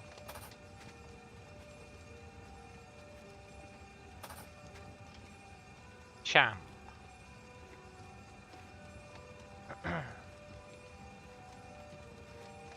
so he's Mr. Vincent.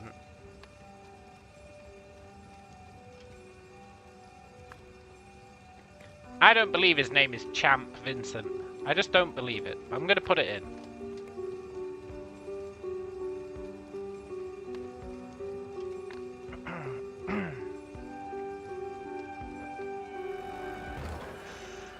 Ooh.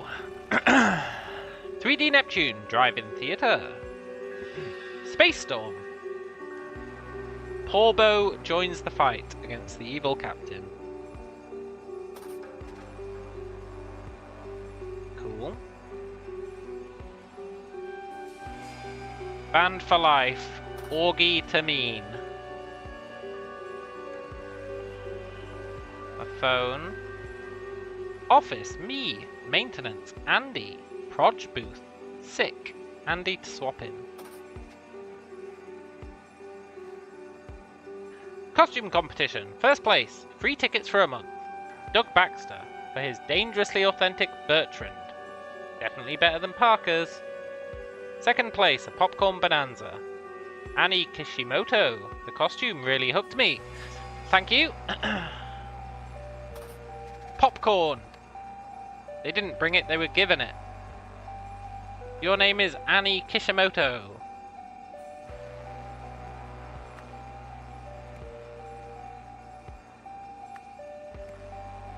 And you won... No, you got second place in the costume competition.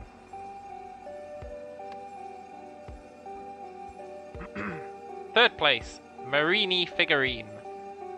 Tom Powers, super scary, sharp teeth. Sharp teeth? Oh, I think that's the guy in this car.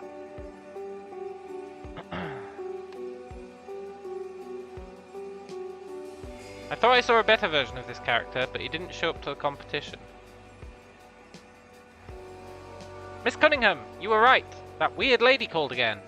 She can't seem to get it through her head that she can't just buy anything she wants. She sent her goon to make an offer in person, but I saw him to the exit, just like you said. I told him never to come back, and that no amount of money could buy what makes this place so special, but he didn't seem to listen. Weird lady is gonna be, the historian. She's after the crystal.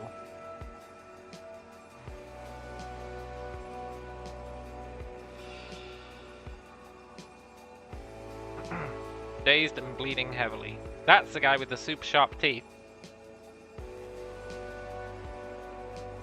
The Pop-O-Matic, yeah, maybe. Okay, so that's the guy with the super sharp teeth. Which means he is Tom Powers.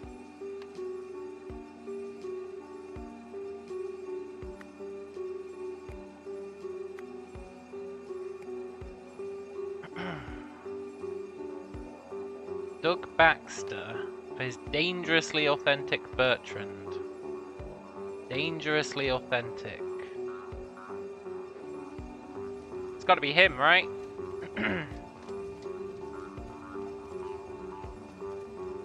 Because it's dangerously authentic. And he got injured.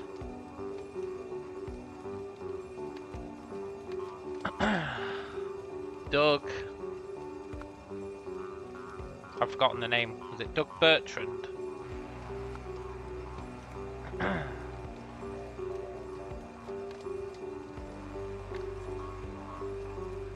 Okay.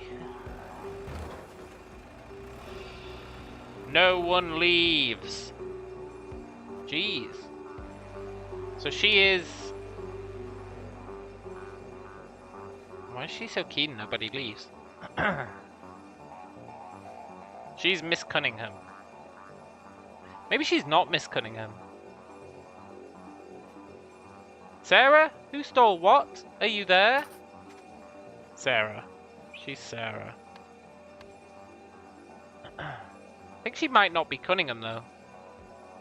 She is in rough shape. I don't think she's Miss Cunningham.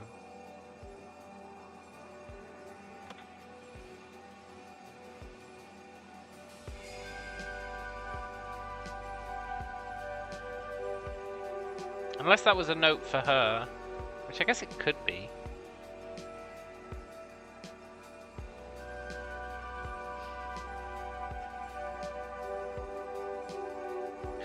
How have I missed 3 spots? I really thought I'd seen them all. Car crash. How have I missed 2 spots? Alright.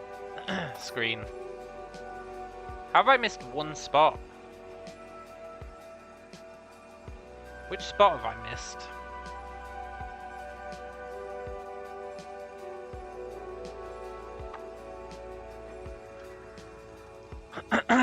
If I was a spot I'd missed, where would I be?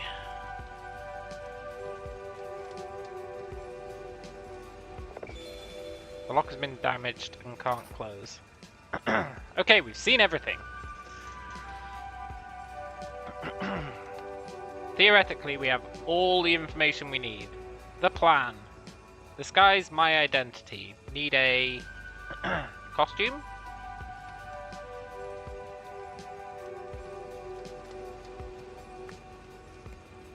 Get in and out of the drive-in. Bring enough.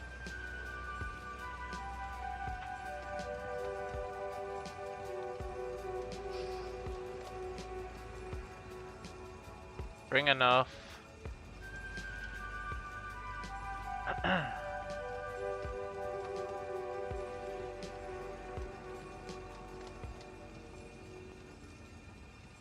In the office there's a hand in the background above the phone that has a mark. Is that clickable? Yeah, it is.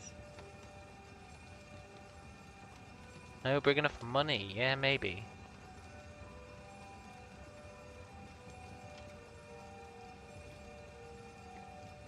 Money might be for the last one though. They may search people's bags, so I'll hide my spoils in plain sight. Bring money.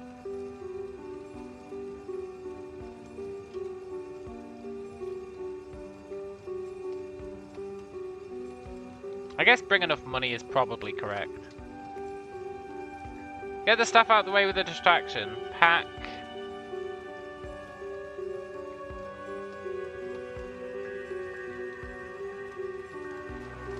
Paint.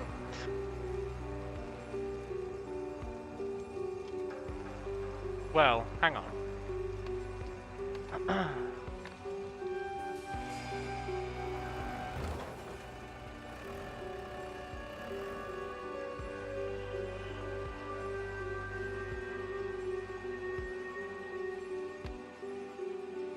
Get the stuff out of the way with a distraction. So it's this guy, right? I assume this guy's the guy who...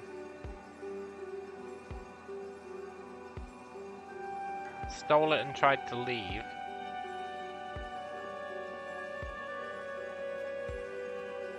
Pack wire cutters. As a distraction. Oh, of course, because he cut the wires. Well, he didn't necessarily cut them, but he certainly could have done. He definitely destroyed the lock.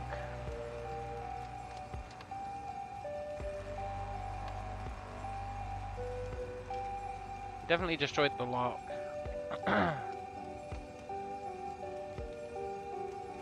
Which I guess maybe he used wire cutters for. Let me search people's bags so I'll have my spoils in plain sight. Bring...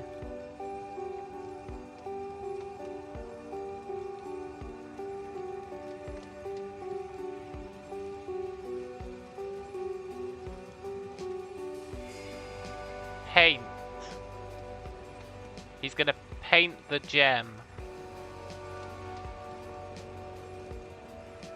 I feel like I need to know who this is. It must be someone who's here, right? Someone pulled it off me from behind while I was trying to figure out what had been thrown in my back seat. What had been thrown in his back seat was the wire cutters and the paint. Flammable paint. I don't really know what the deal with this is.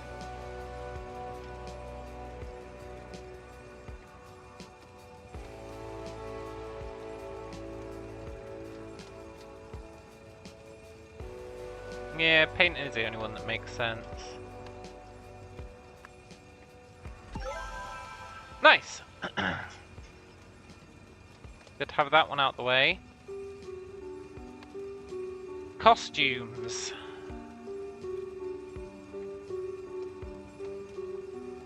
Okay, well we know this little guy is called Transom.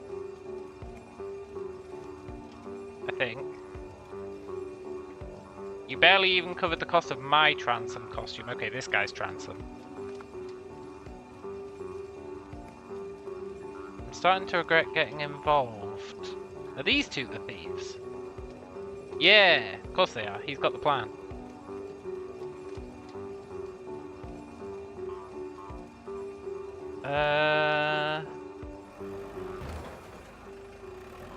Where is it? Bertrand. This guy's Bertrand. Shh.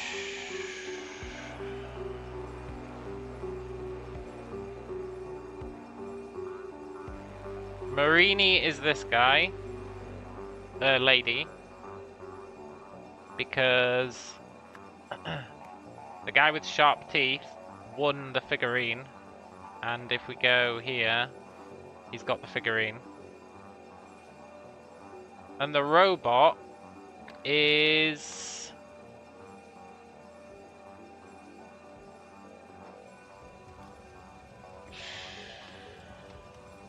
this guy was dressed as the robot.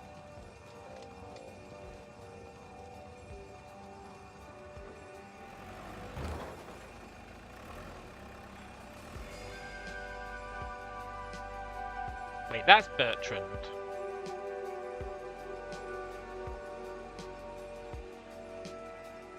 The robot is Bertrand. Look. I'm gonna get who this freaking little alien guy is eventually.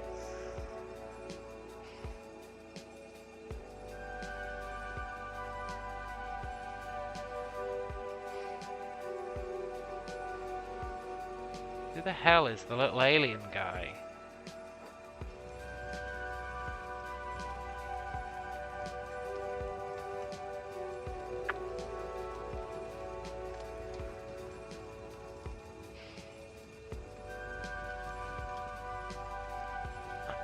So I guess they failed to steal the crystal because it's right here.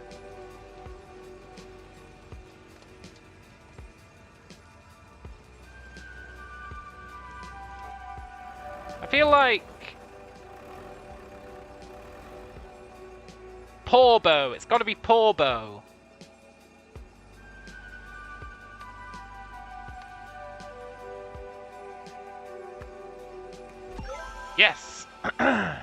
2 down.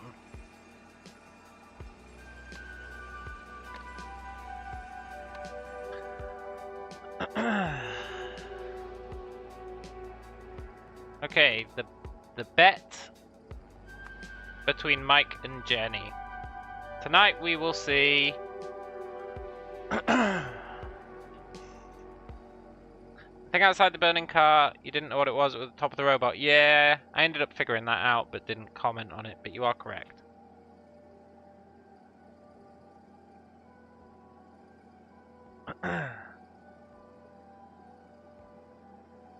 Tonight we will see the robot lose his head. It's all starting to make sense.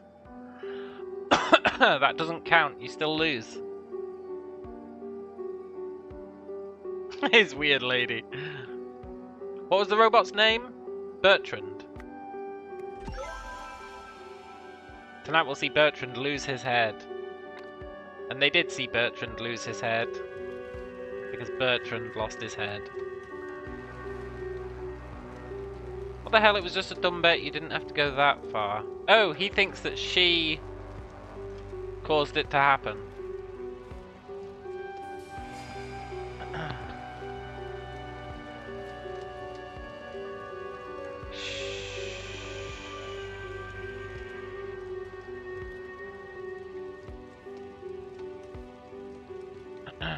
Names.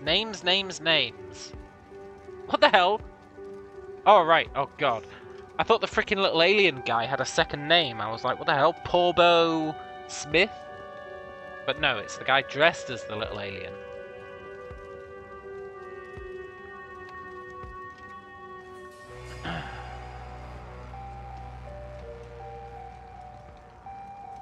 His name.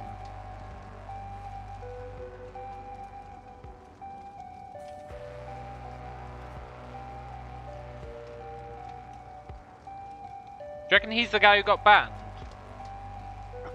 It's the same car, right?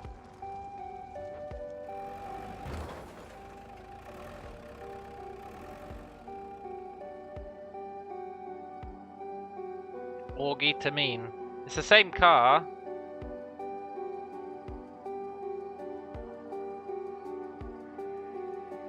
But he's in a... well, maybe it's the same car. I guess it could not be. But who the hell else could this be?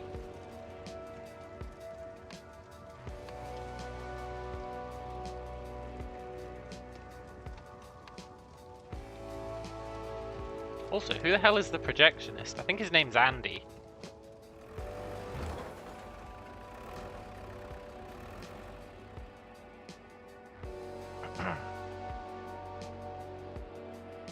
Yeah, Andy's working the projection booth.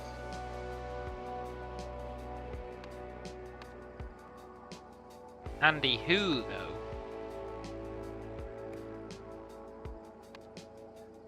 Oh, I know who Andy is. Andy's maintenance. So... he's Andy Lemons.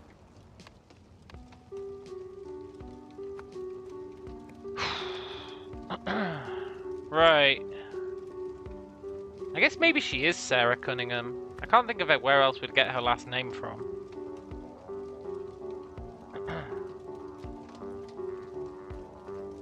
So we've got, what is her first name? What is her first name?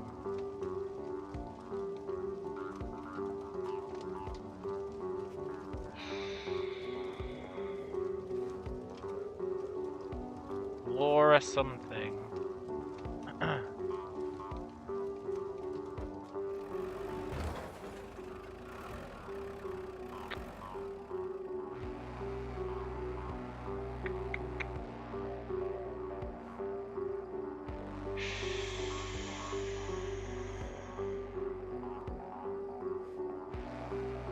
Where the hell would we get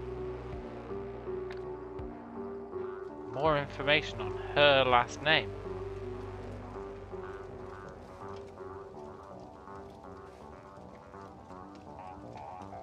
Ticket 25, but I don't think that helps us.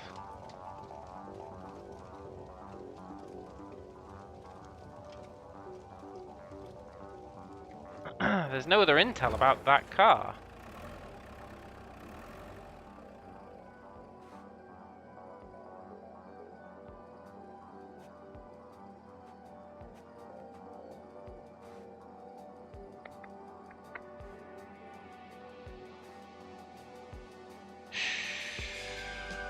There's no other intel.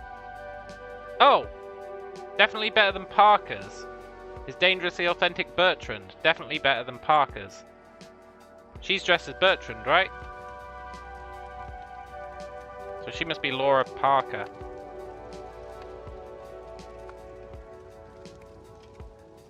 Which just leaves us with... who the hell is this guy? And I think he has to be the guy who's banned.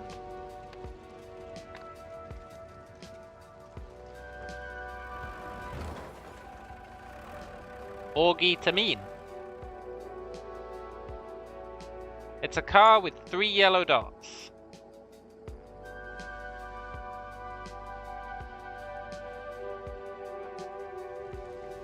Well, fuck.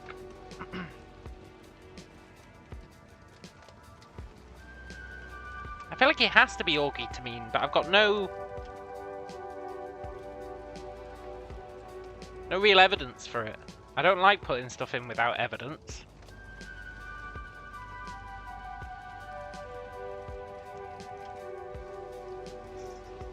I guess he's trying to rob the place. It makes sense he's been banned. But that's more conjecture than evidence. True, it could be the other guy's car.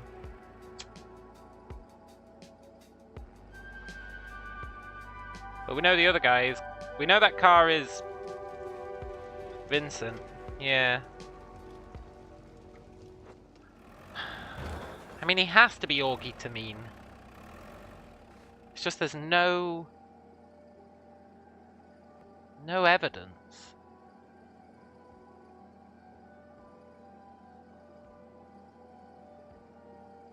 No evidence he is Augie Tameen.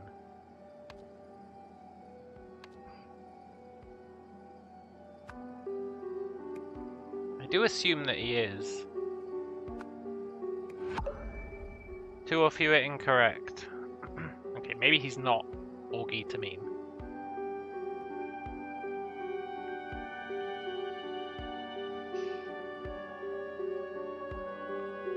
Alternatively, maybe she's not Sarah Cunningham.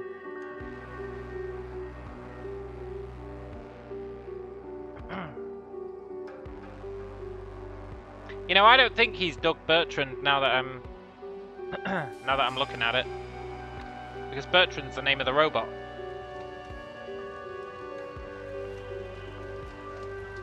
Do you reckon they're married? Do you reckon he's Doug Mason?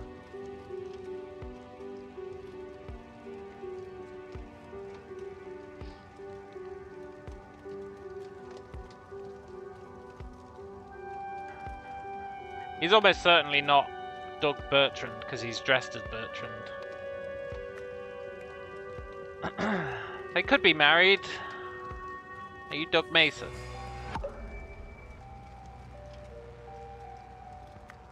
Hang on, I know your last name.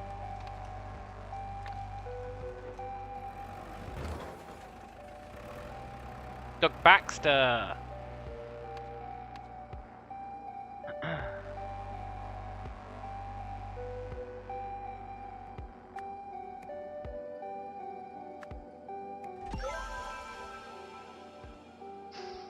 So he was Augie Tameen. I really have no evidence for that, though.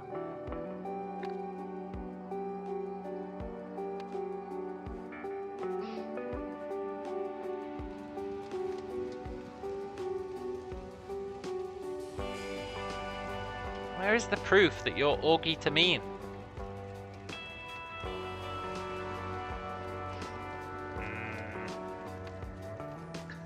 Okay. Let's do names. Well, he is someone with a motive, that's for sure. Sarah Cunningham, owner of the Neptune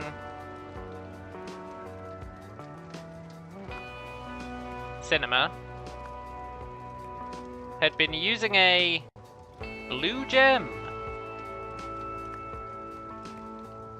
Blue crystal. Blue crystal? Walter White? To enhance the projector. A weird lady sent Augie to mean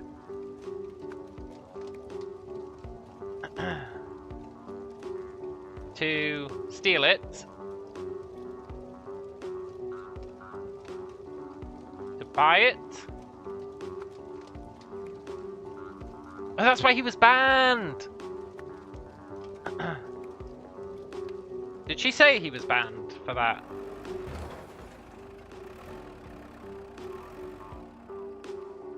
I told him never to come back.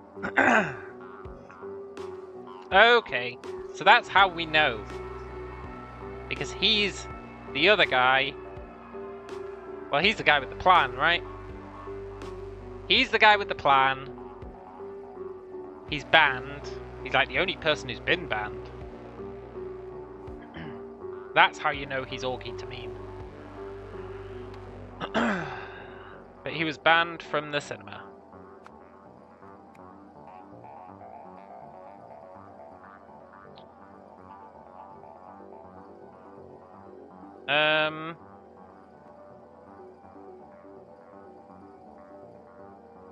Augie to mean arrived in costume and stole the crystal, disguising it as a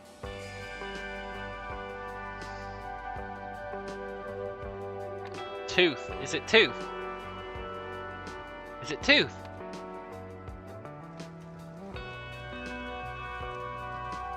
It is!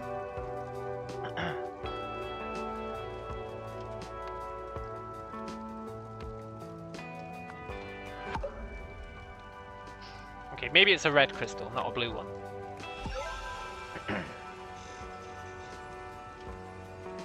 He stole the crystal, disguising it as a tooth, and it was such a good disguise that I didn't figure it out until I saw disguising it as it and saw tooth was an option.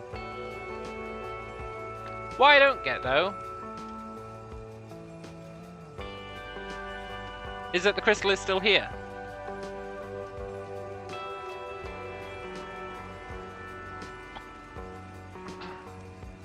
I guess maybe they had two crystals?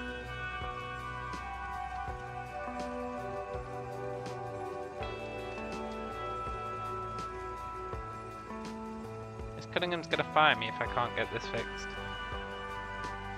Surely the crystal should be missing, right? I'll be right back, but surely the crystal should be missing.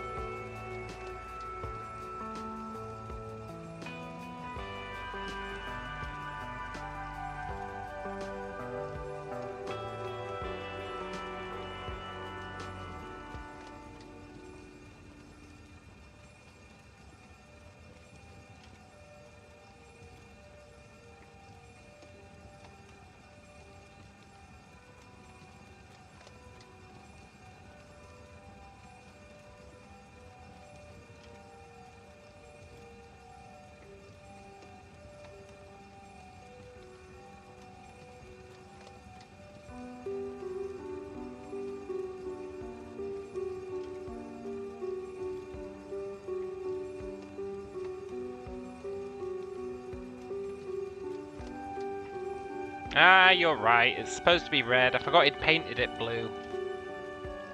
So what, he replaced it with a blue crystal?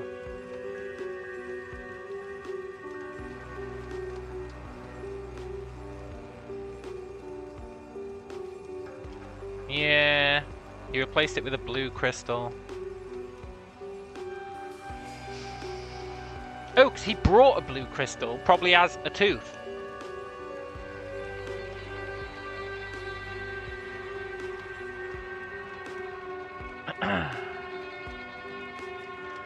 Okay, in order to blank a blank, someone pulled the something off something's something.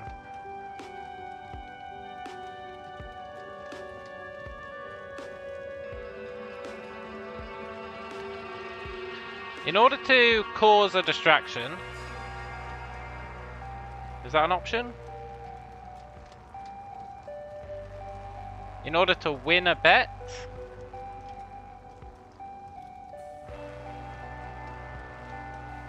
Did she say? Yeah, she did it. She actually did rip the guy's head off. In order to win a bet.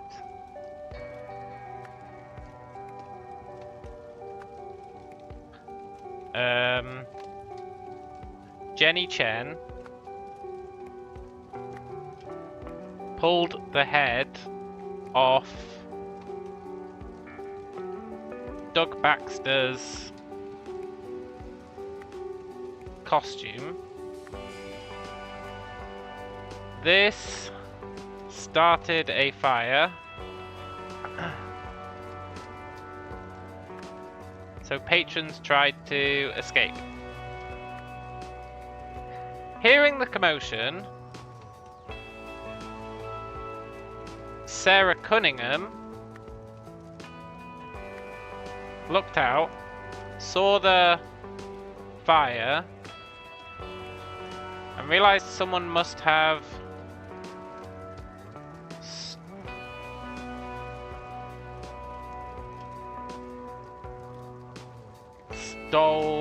taken the crystal. Doesn't strictly make sense. I don't know why a fire would make her realize someone had taken the crystal.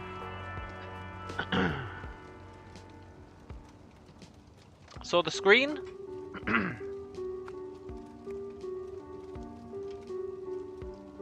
Then she'd know someone took the crystal.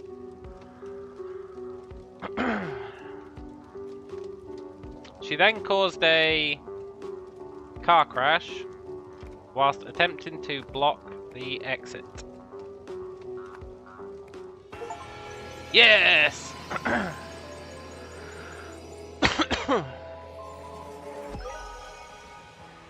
I am inevitable. After being banned from the Neptune cinema, Augie Tamine needed a way to steal the crystal his employer wanted. Disguised in a costume, he paid a local to drive him in. Augie cut the power to the projection booth as a distraction and swapped the crystal for one of the teeth from his costume to conceal it in case he was searched. However, an unexpected fire caused chaos, disrupting his easy escape. Do you reckon Augie Tamine is... Yeah, first try. That swapping out fire for screen was inspired. Do you reckon Augie Tamine is the guy who died in the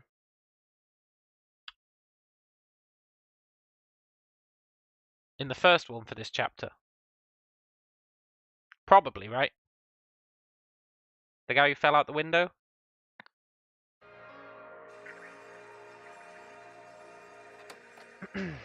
Host, what makes you think you'll succeed when no one else has? Interviewee, unlike those who've tried before, I understand that the idol is more than the sum of its parts. To reassemble it successfully, one first needs a deep understanding of the universe. I mean the missing guy. No, before that. Before that there was another scene in this chapter where a guy tried to steal all the artifact parts from the weird lady. So I think it was Augie Tamine. Because he seemed to be going chronologically backwards, I think.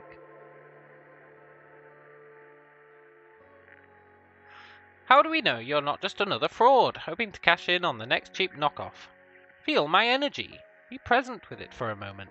And I invite everyone at home to do likewise. You see? Now you know. Okay. I suppose listeners can make of that what they will. Radio interview number 3.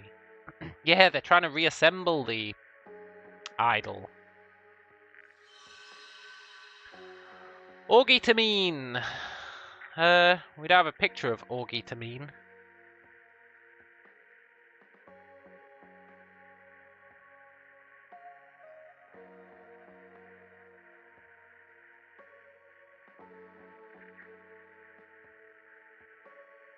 Weird lady.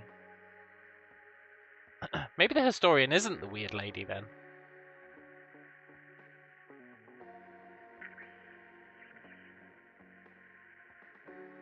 Yeah, we don't know who any of these guys are in here.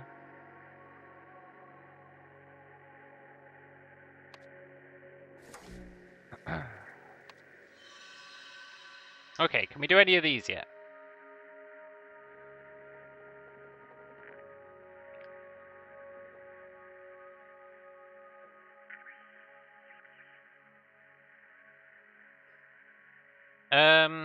Yes. But we don't seem to have access to the names, unless we get them from the corkboard. You were thinking of the missing guy in the second part. Oh, the guy who escaped. He was in there for murder. I don't think Orgitamine has murdered anyone. Maybe he has.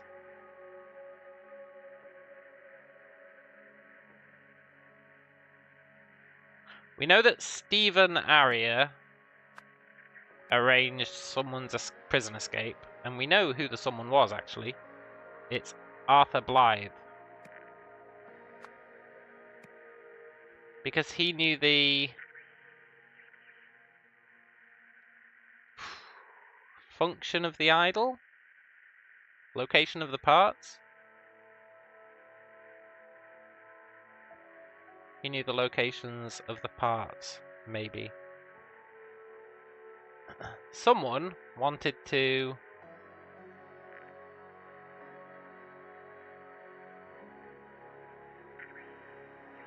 buy the mythical golden idol of something from its owner.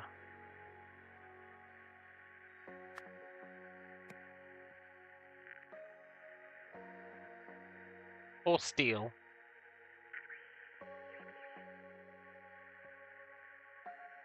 Or, no, reassemble. Oh, no. They wanted to reassemble the mythical golden idol of Lazarus Hearst from its parts. I'm not sure who wanted to do it yet. It was in the section with the university and the CEO woman. There was a missing guy there.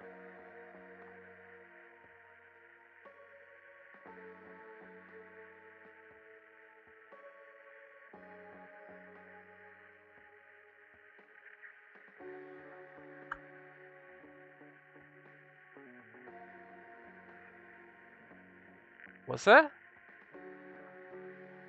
The CEO woman was the interview, right? There was the interview. There was...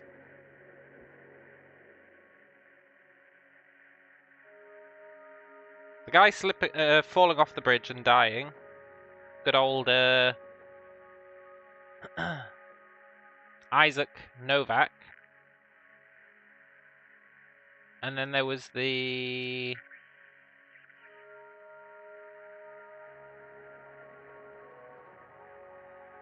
oh, Hunter Wolf.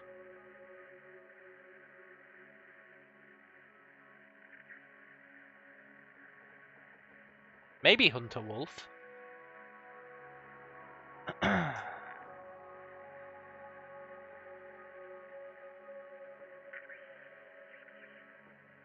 Because he knew the locations of the parts.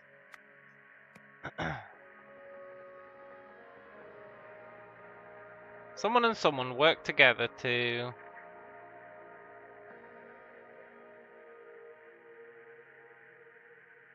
I Okay, I don't think we have enough information for this.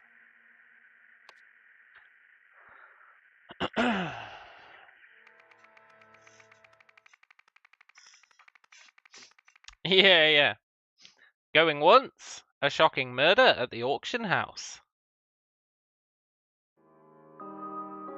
Hey look, it's Weird Lady. I mean, historian.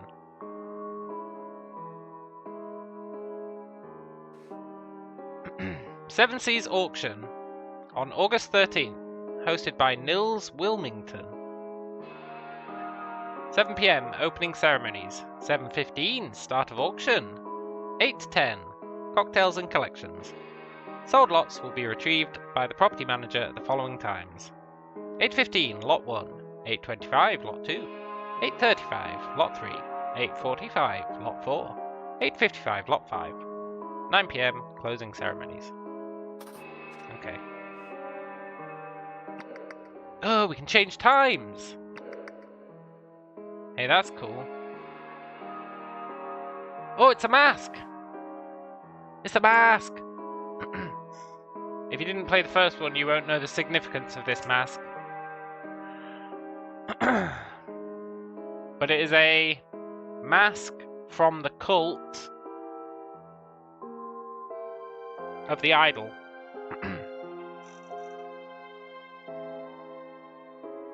The secret cult. That's one of their masks. We've got a wooden cane. We've got a drinks table. The poor professor just isn't cut out for this. Should have listened to me. Cocktails, classic martini, 20. Harley's Ghost, 15. Seven Seas Special, 30. Death in the Evening, 10. Notes for Robbie Froberg's first day. Serve with a smile. Please refrain from selling any drinks to Mr. Bogart while he's on the job. I don't know if that implies that he's Robbie Froberg.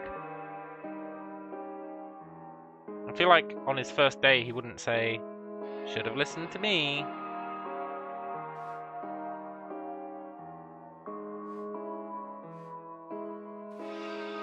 Going once, going twice. Sold to the movie star. I think he's Mr. Bogart. Disgusting mask. I failed to rescue Lot 1, but Lot 4 will return with me to the motherland. Ticket number 792013. She's going to Lemuria. Oh, she's going to Lemuria.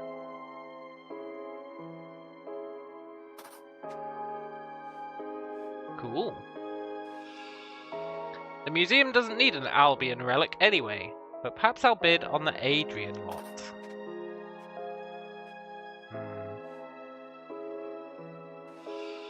This will look stunning in my entryway, and for a steal of a price.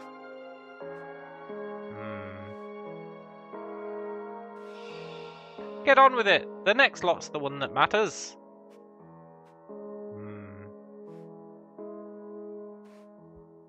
Outbid again. Robbie was right. Why did I even come? Isn't this the guy who was in the straitjacket?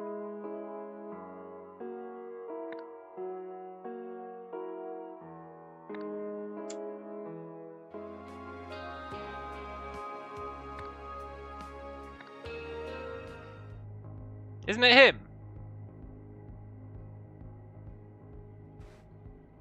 It's totally him. Prom, Napole, prom. So he got put in a crazy place.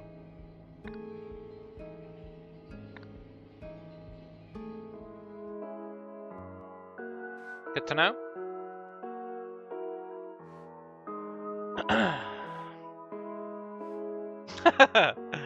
Yeah, I knew it as well. Oh look, it's the lots. Sold. Sold. That's the mask. That's the idol, but it's not the real idol. It's like a fake idol. Or something. Maybe the real idol's inside it. I don't really know. They said that's the one that matters, but that's not the golden idol.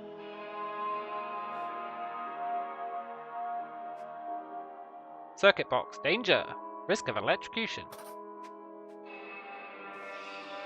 I wonder if I can get Miss Knightley's autograph. Okay, that means the movie star, who is the one who bought it, is Knightley. It's the golden misdirection. It may very well be. So she's Knightley.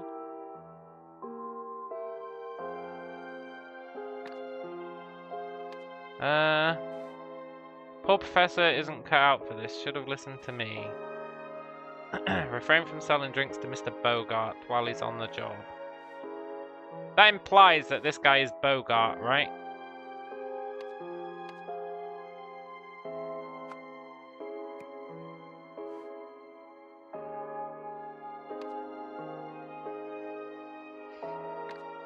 And I guess it kind of implies that this guy is Robbie Froberg. I'm not massively convinced that it is. But we'll put it in for now.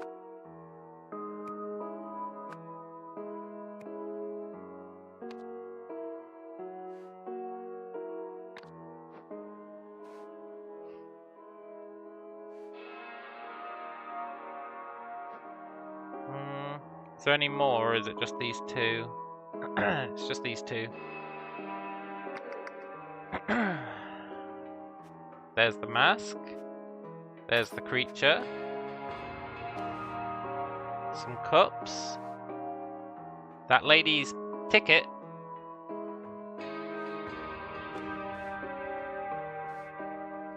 Dr. Toussaint. One death in Eve. Mrs. Da Silva. One martini. Ms. Navari. 3 SSS.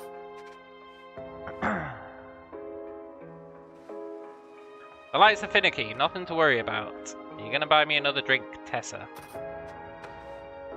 To my biggest fan, Erwin. Stay sharp, Summer. Aha, that's huge. His name's Erwin. Her name is Summer Knightley. Nice. Icarus says, not to sidetrack your thoughts, but is it just me, or does this give off Disco Elysium vibes? Art and strangeness vibes? Yeah, I can see it. Definitely in the art. Ah, the lights went out. Who's touching me?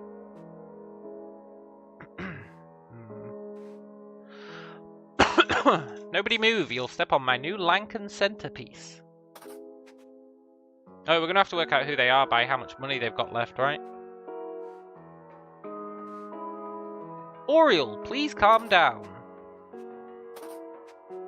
A seal. A checkbook. Now is not the time, Moo Marty. We all need to leave immediately. What about my statue? Stop pushing me. It's only a power outage. I think it's more than a power outage. Oh my god! Well, we found our murder.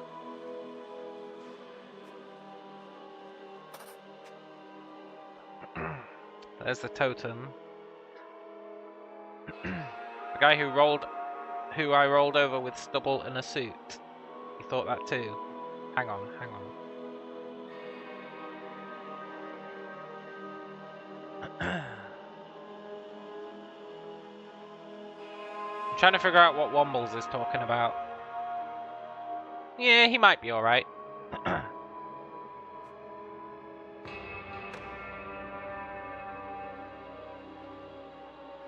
The The guy who you rolled over with stubble and suit. I thought that too. Wombles, you may have lost me. 6,500 thalers. Aurelia Winston.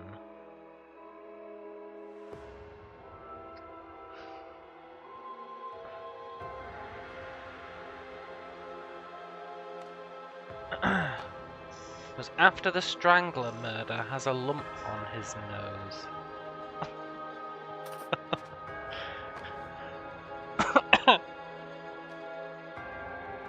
Wombles, I'll be honest. I really have no idea what you're saying, man.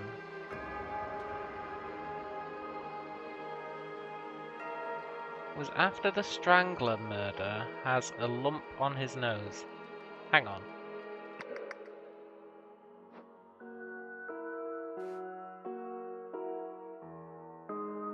I think... No. No, that really is no clearer, man.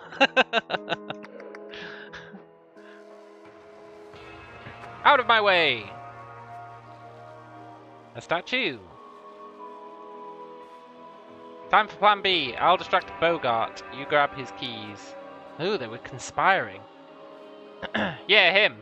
He's for sure the Strangler. For sure.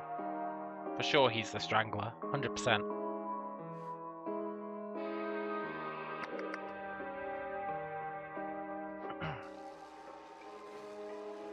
What do you do?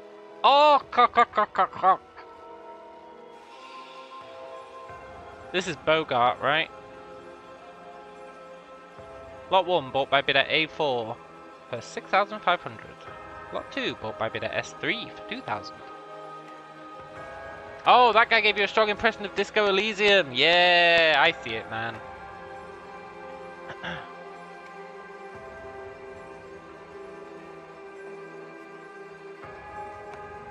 I assume that's Bogart.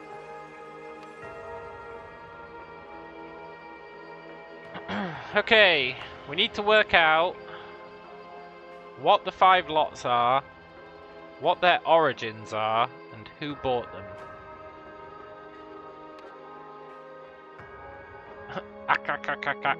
He's a Martian from Mars Attacks.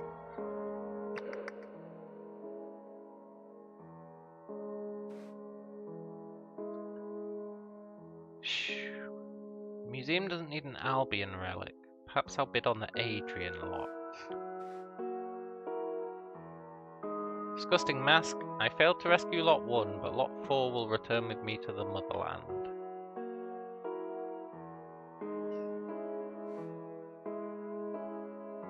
I've missed a spot. Where have I missed a spot?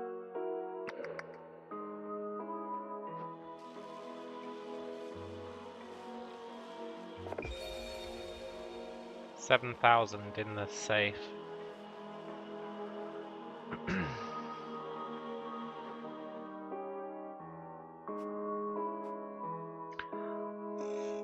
This is gonna blow. Okay.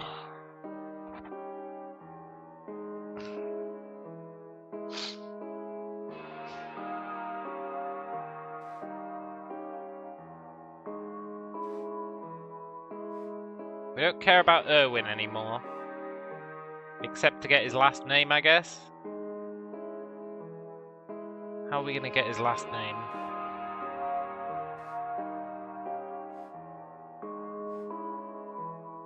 How the hell are we gonna get Irwin's last name?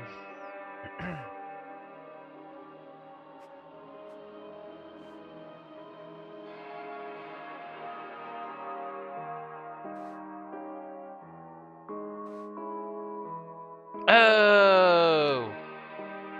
Irwin Bogart. It's probably not talking about this guy. It's talking about this guy. Don't sell him any drinks.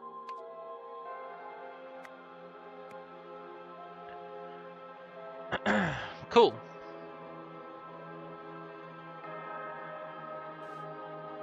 So lot 1 is the seal, right?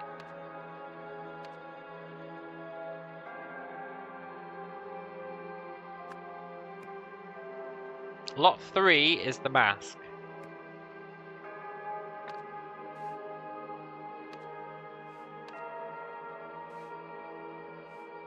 I guess we don't know that for sure. I'm working on assumptions here that it goes 1, 2, 3, 4, 5. I think it's a reasonable assumption. Lot 2 is the creature. Lot 3 is the statue. Lot 4 is the totem.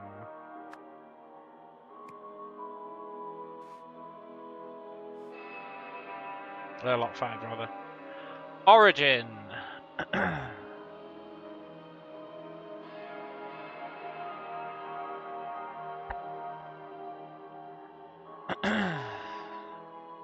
Okay, well,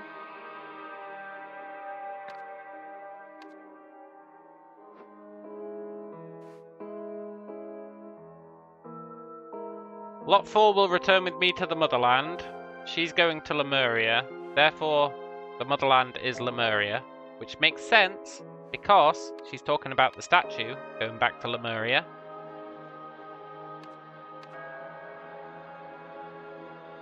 Ergo, the seal is Lemurian and the statue is Lemurian.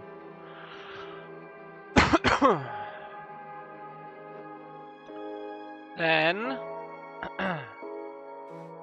she's like, yeah, I don't need an Albion relic, which means number 3, the mask, has to be Albion.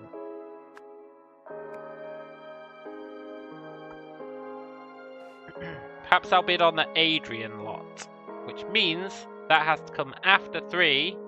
It's not the statue, so the totem must be Adrian. Which means you could realistically say that the creature is from Lanka. I don't think we can just go off that. Has anyone mentioned Lanka at all?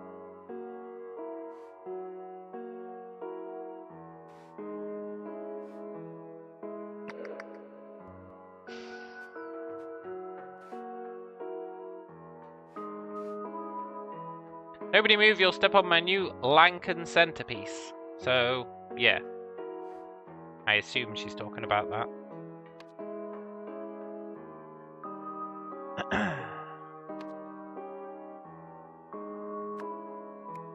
Cool. Then, we just need the buyers. Which we can get sort of from this. Lot 1 was bought for 6,500. So, I guess before I figure that out, I need to work out what the hell these people's names are, right? I need to work out their names. I feel like we know his name from the first chapter. His name was Oriel Toussaint. Oriel Toussaint. But is there any other information here that proves it? Because that seems like a cheap way to do it.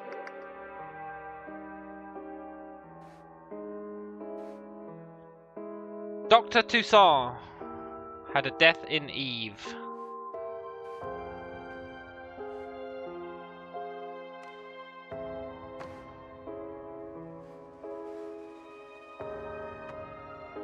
How the hell am I supposed to know? Absinthe and champagne.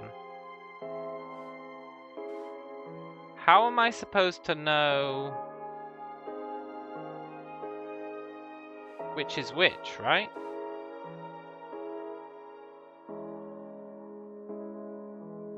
I mean, we know this.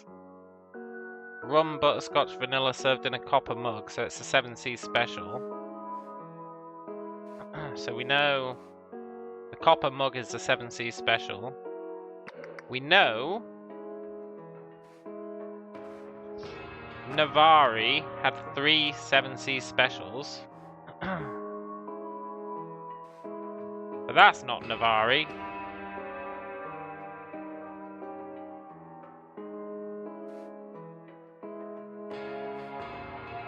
That's a security guard.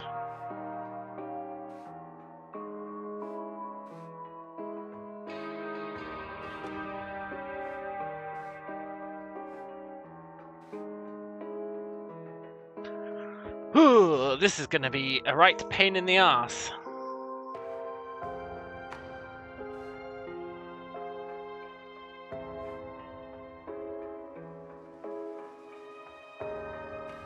Oh, you're gonna buy me another drink. Ah, Tessa Navari.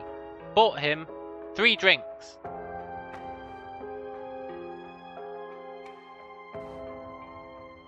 Now is not the time, Mumati.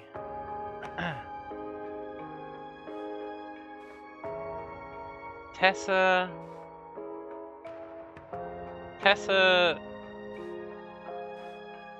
Navari. So I know Tessa Navari for sure. Tessa Navari. But I don't know who's been buying this guy drinks.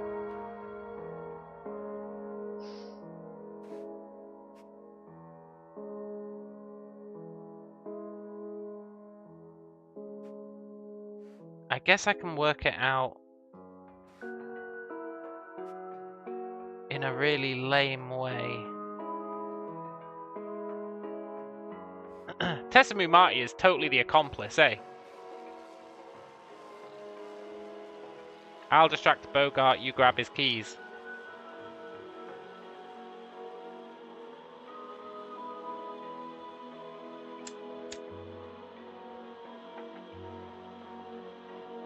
Which sort of implies...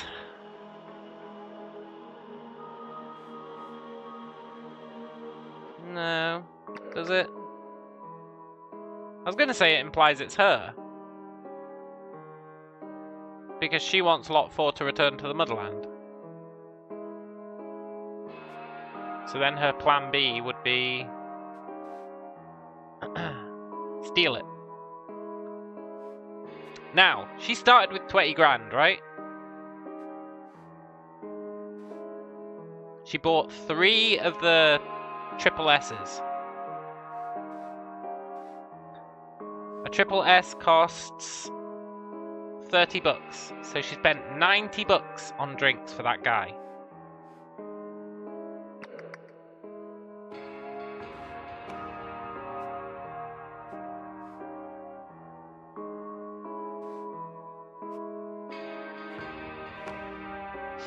This isn't gonna help me.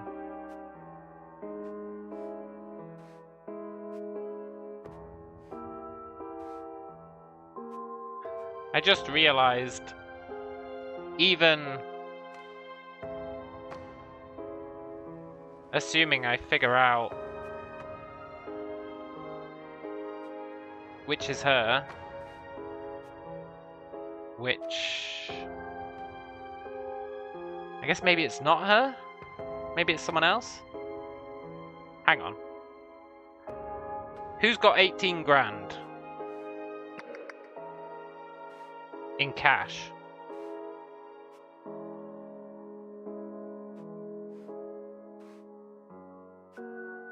Well, well, well.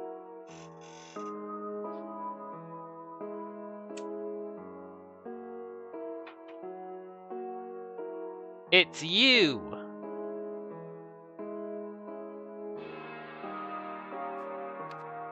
You are Tessa Navari.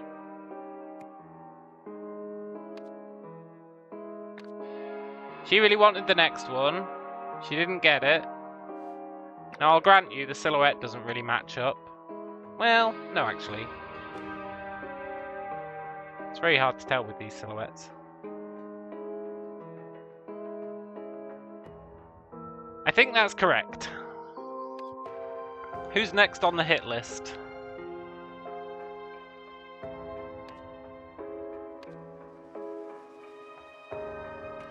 I feel like Tessa Navari didn't buy anything then. Now we know that the mask went to Summer Knightley.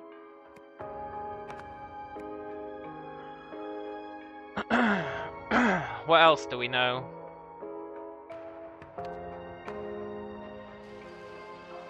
Let's just verify that.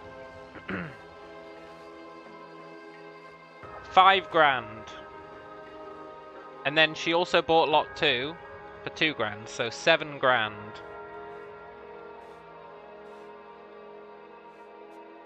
There's the 7 grand.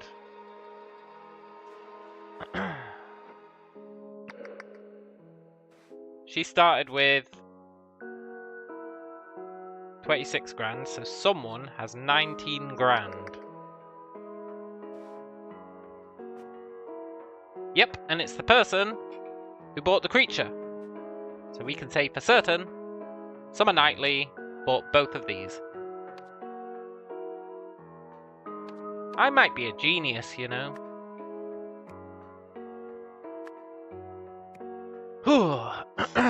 Now,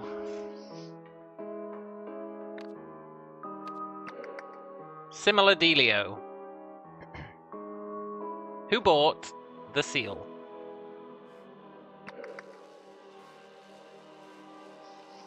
A4 for 6.5 grand. Aurelia Winston.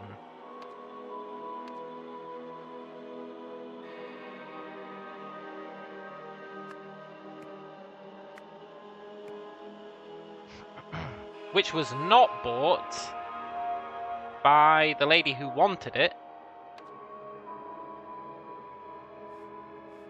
Someone else bought it. They bought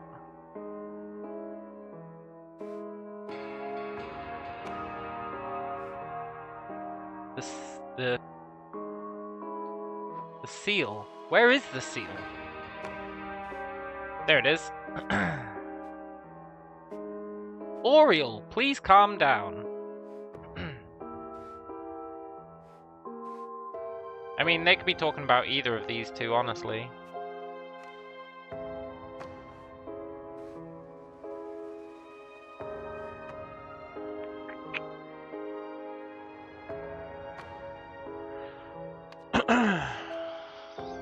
That did not help us. Did I remove a name from here? Summer Knightley.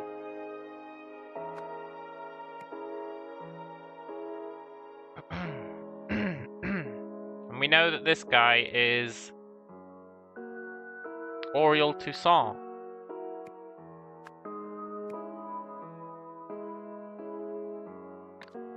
Which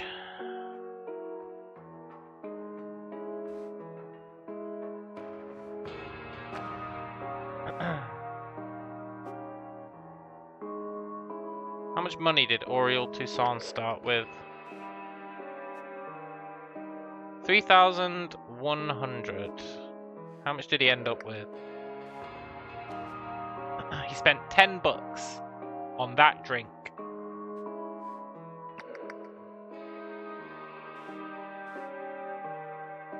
Correct. Good. So he didn't buy anything. Or he hasn't paid for anything yet. We can see here, lot 4. Lot 5 was bought by whoever bought lot 1. So Aurelia Winston also bought lot 5.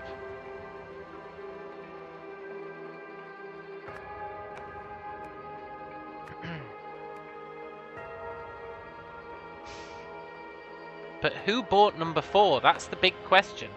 Who the hell bought number 4? The one that everyone wanted. Well, maybe not everyone. But at least 2 of them. They haven't paid for it yet.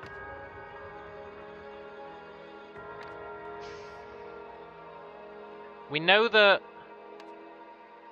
Tessa Navari did not buy it, because she decided to steal it instead as her plan B. We know that Oriel Toussaint couldn't afford it.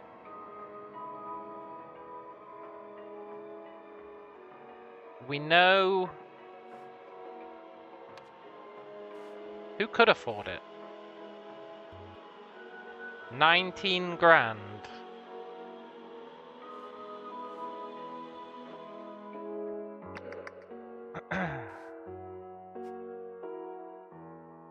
She could afford it. She had a checkbook, so... But she didn't say she was going to bid on it.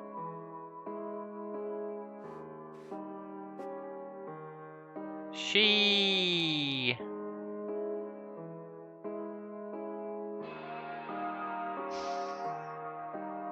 could afford it, just as long as she didn't drink anything.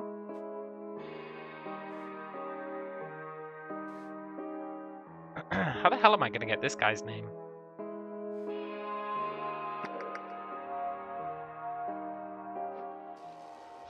She did buy something. She said it was going back to the motherland.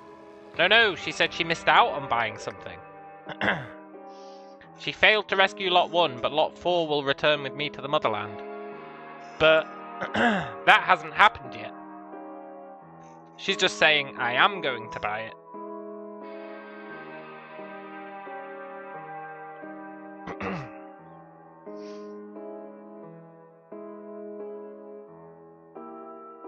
Because this is Lot 3, right? And Lot 4 is the next one. Which is why she's saying the next one's the one that matters.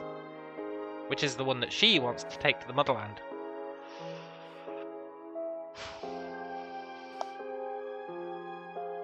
Once outbid again, Robbie was right. Why did I even come? Robbie was right.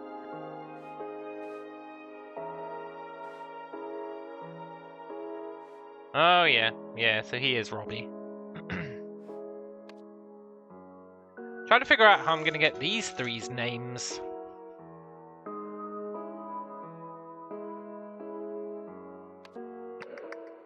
I feel like I've got zero intel on what this guy's name is.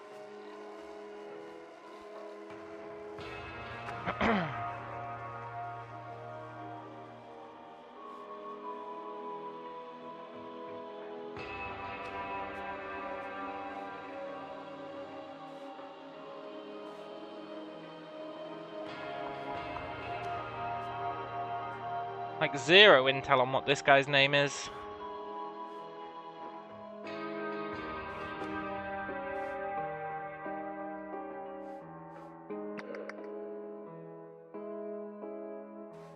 What the hell is your name, dude? He's definitely the guy who died.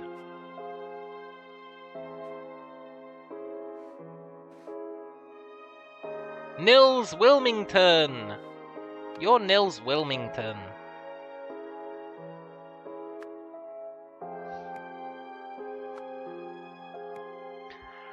Right, so who are these last two? One of them is Mumati. And the other one is...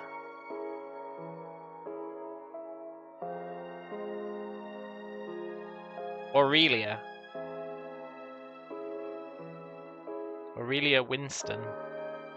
Now, what do we know about Aurelia Winston? We know that Aurelia Winston bought two things. And we also know... Is that true? Yeah. We also know they used a checkbook. Because they already paid for the first one. And it's a check.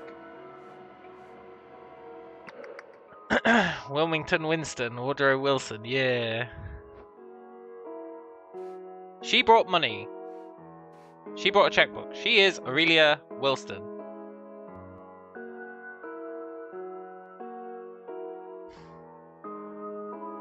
And if she is going to bid on the Adrian lot, which she did do, it all adds up.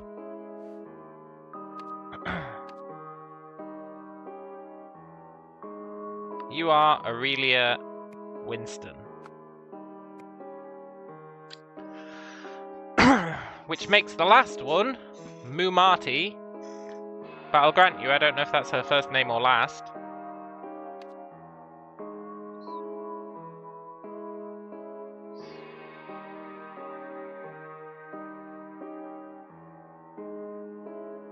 I think her name has to be...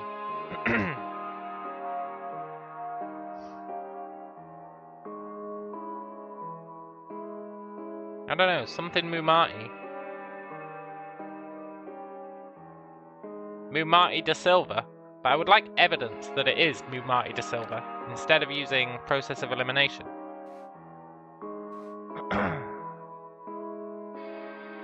Anything else on the blue sign? It's a good question, I kind of brushed over the blue sign. Not really, though.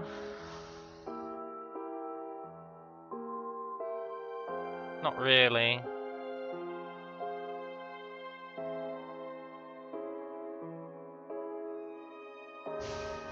Where did I see her name? I have to have seen her name, right?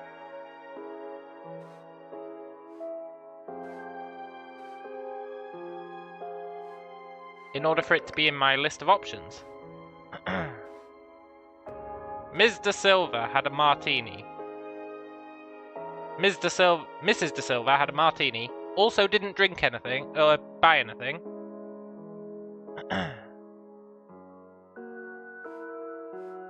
Maybe. What about my statue? This is the person who bought it.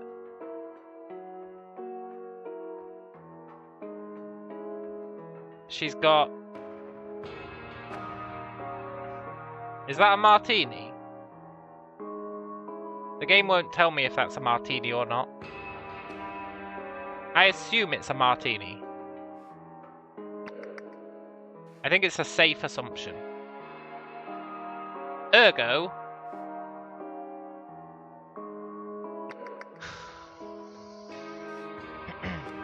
this person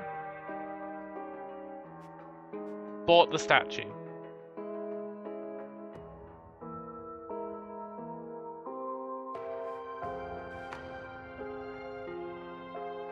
The ticket is on the ground, which implies that one of these two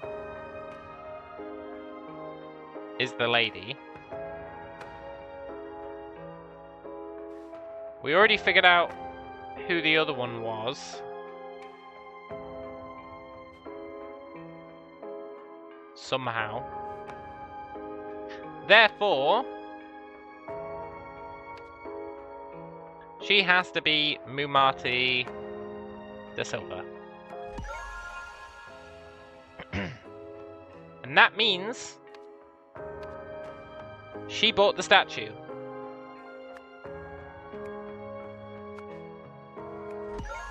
Ah, that feels good.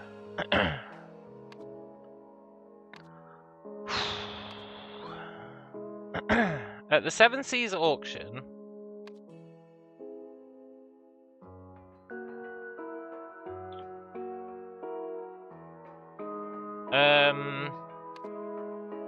Tessa Navari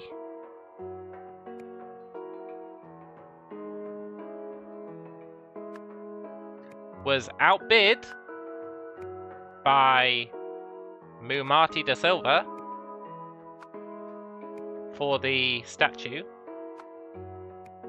from Lemuria, and so decided to steal it instead.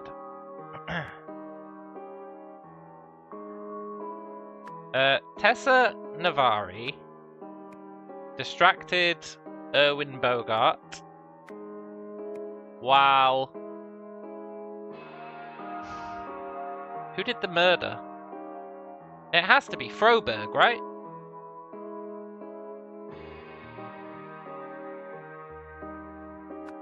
While someone stole their keys. I think it has to be Froberg who did the murder.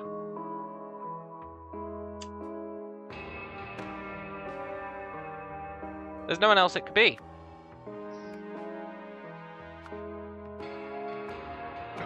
And it was his first day. It's all coming together.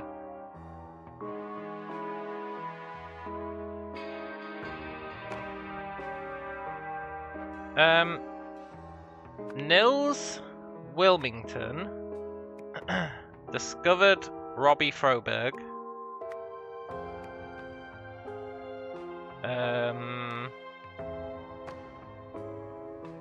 Stealing the statue upstairs, and a fight ensued. Robbie Froberg pushed Nils Wilmington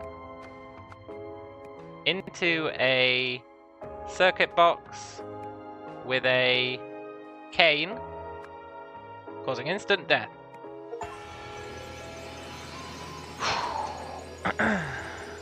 First time.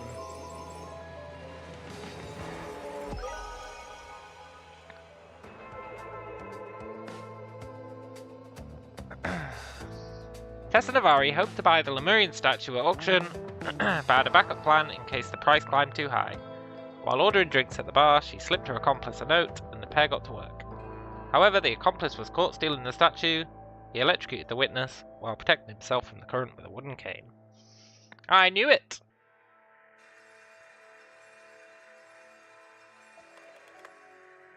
Turns out we won't be needing you after all, Mr. Froberg.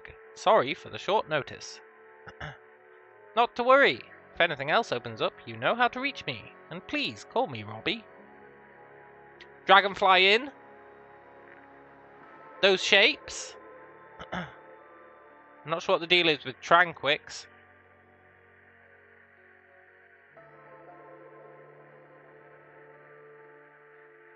But it wasn't even Robbie. It was some guy pretending to be Robbie.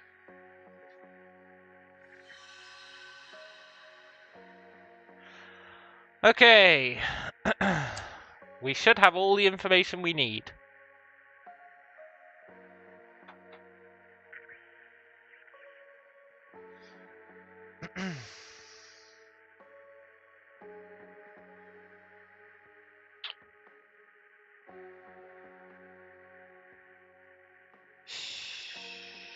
I assume... Well, I don't know what I assume.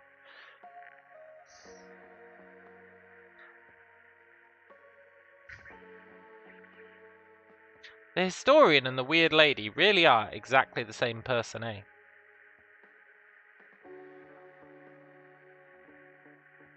Like, without a doubt.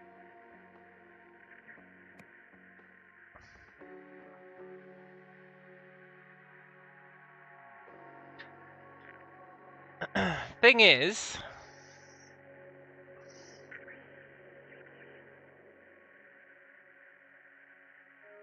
Assuming they are, that means you are Tessa Navari.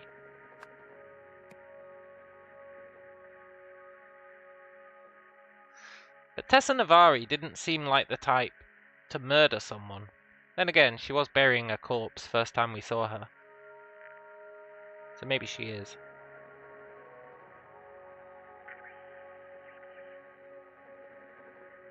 We know for a fact that the weird lady is definitely Tessa Navari.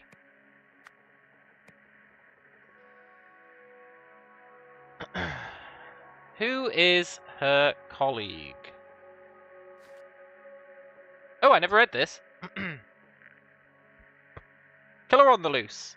Police are hunting a murderer who escaped Stonewall Prison yesterday. Arthur Blythe, who formerly worked at the Museum of Lemurian History, was serving a life sentence for fatally stabbing a colleague who'd caught him stealing artifacts, which he later sold at various locations.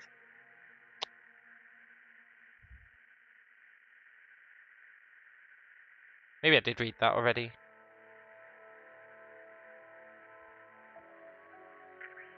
I don't know how I fill these in. We must have all the information we need.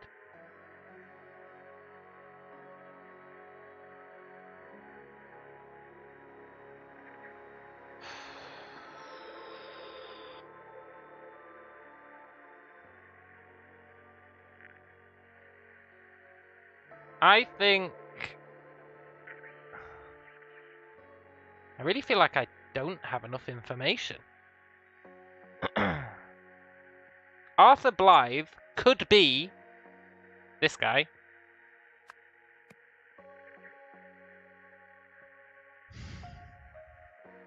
That would vaguely stand to reason. But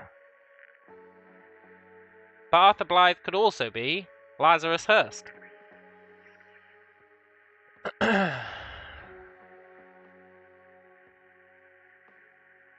And which one of these is Stephen Aria? And which one of these is Augie Tameen? And which one of these is her colleague?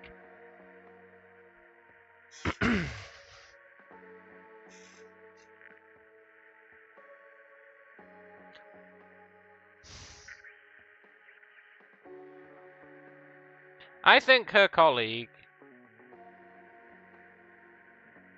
is not Robbie Froberg. Not the real one, not the fake one.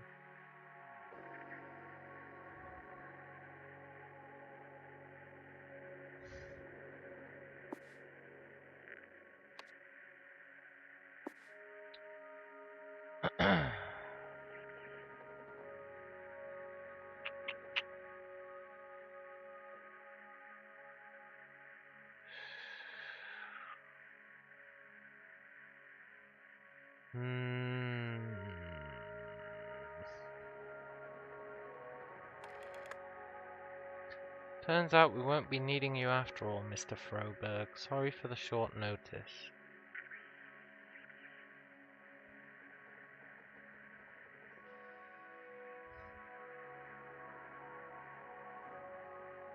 He is the colleague. This guy. This guy is definitely the colleague. Because Dragonfly Inn, right?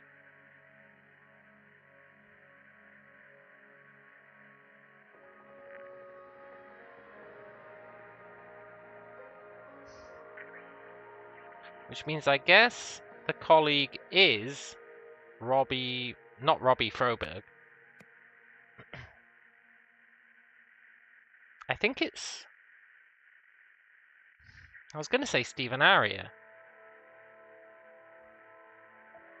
I'm still not convinced there's supposed to be duplicates up here.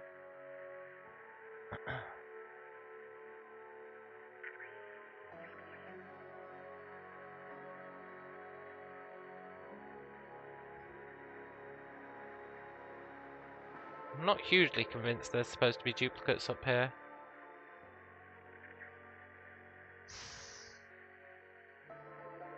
And if he is the colleague, is he Arthur Blythe?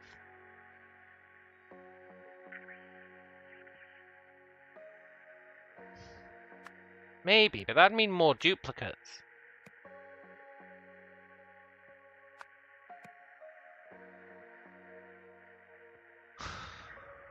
So who helped him to escape? Stephen Aria. This is where it all falls apart. Unless she is Stephen Aria. Which she might be. But then who the hell is Augie Tameen? Is it him? Yes! They were playing mind tricks. I knew it had to be him because he's the one who knows all the location of all the parts.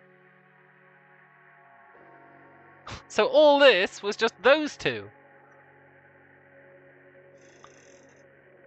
There was no one else it could have been, right? Process of elimination.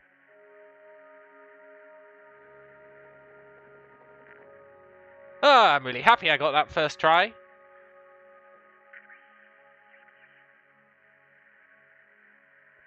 Maybe I am a god.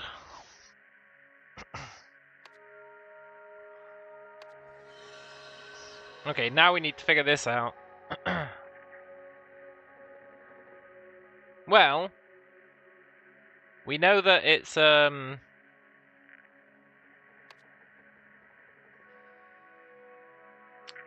Navari who wants to reassemble it.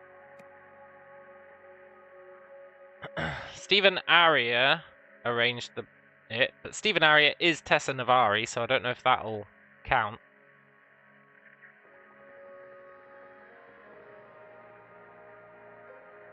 So Tessa Navari and Arthur Blythe work together to...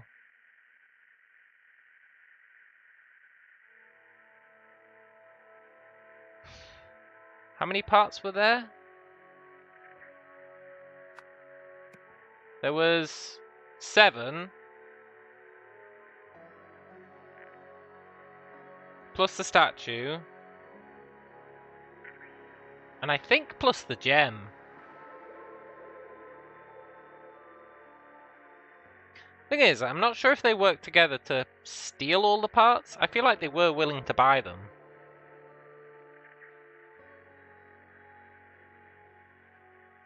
For the final one, at the auction...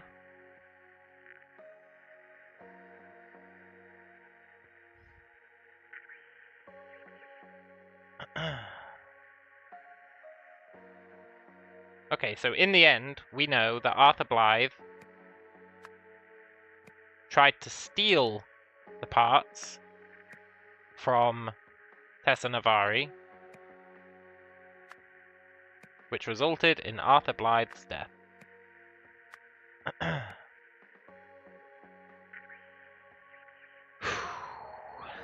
For the final one at the auction, so-and-so resorted to murder.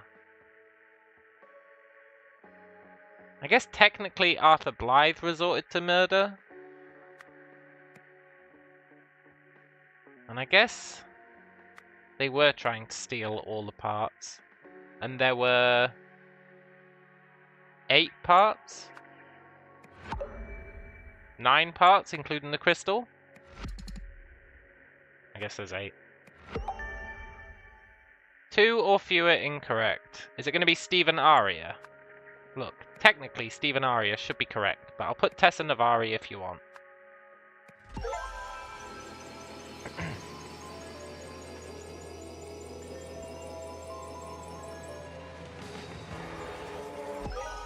But it should have accepted Stephen Aria. Because Stephen Aria is Tessa Navari. Oh, nice. She got it! Behold, our time has come!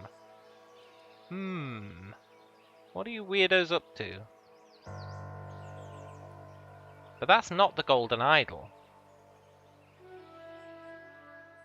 It's just not.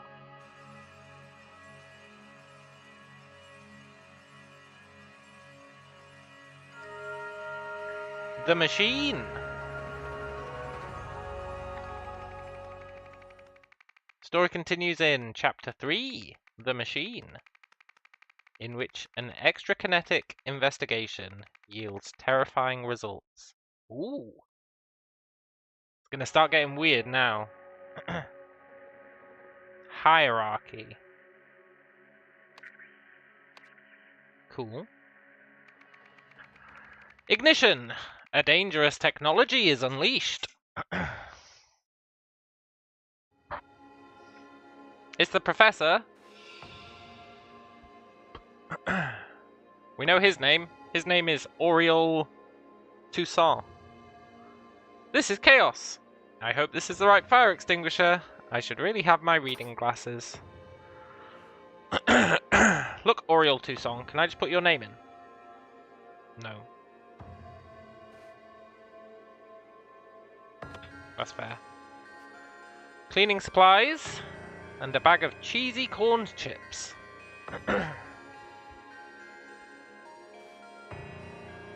Mistlands Lake finest whiskey. Fingerprint discovered. Am I going to have to start matching people's fingerprints? Because that's not going to be cool.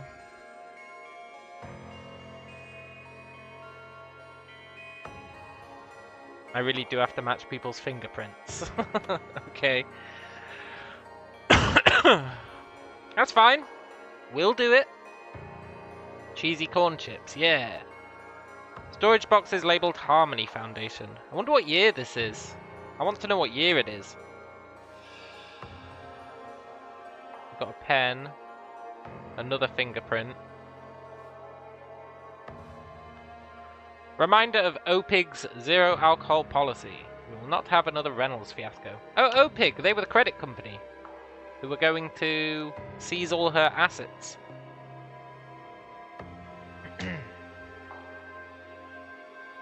No testing. Awaiting board approval. Stay behind caution tape. Still don't know why the lab's been so cold lately. Dress warm. I want to know what year it is. Primary Sources Studies, Lemuria. 1200 to 1300. A book titled The Archaeological Sites of Xenopolis. A book titled Lemurian Cultural Investigation. That guy's reading glasses? Probably.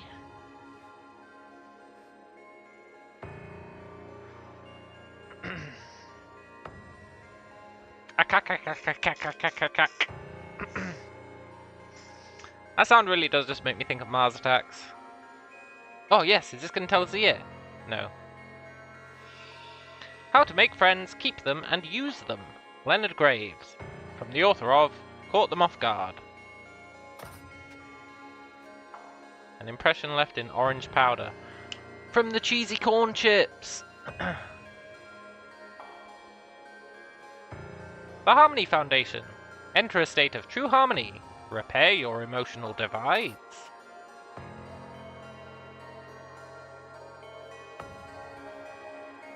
I want to know what year it is. Jack.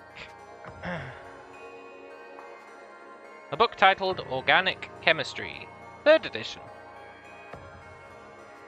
A book titled Key Mechanical Theory. Need both hands to complete circuit. High conductivity. Structural elements provide support. No effect on operation. Oh, I remember those symbols from the first game. That's how you controlled the idol. I remember, vaguely.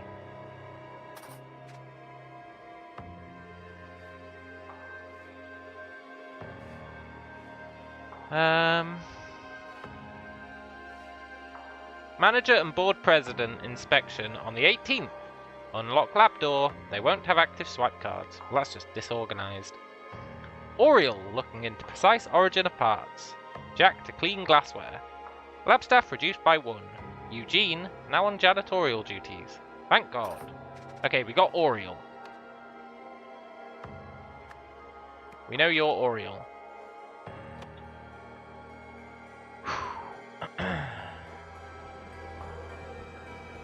Well, there is a man on fire.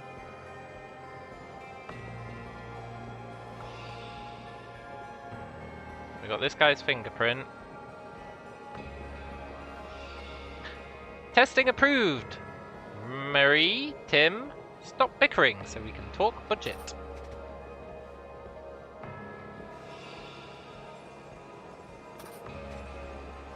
Controls device. It's like release, heat, and then I don't know what that one is. But it's like it could do two things, could the Golden Idol. It had two settings, absorb or release. So it could absorb something and then it could release it. So I guess it's absorbed heat and now it's releasing the heat. That's what's happening here.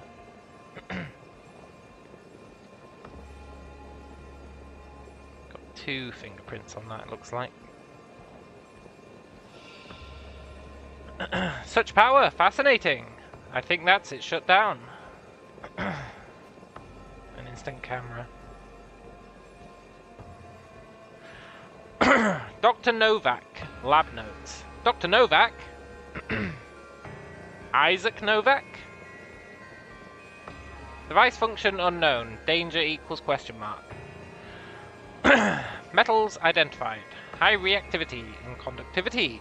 Dr. Toussaint says parts Lemurian in origin. Fully reconstructed. Ready to test. No test before board approval. Danger potentially high. MW. Dr. Novak lab notes. Mr. Marmot relegated. Laboratory access card revoked. He might be incompetent, but his fumbling did more than we've been allowed to. I wish I could do follow-up testing, but I can only record my observations from a distance. Okay. Well. We got Toussaint.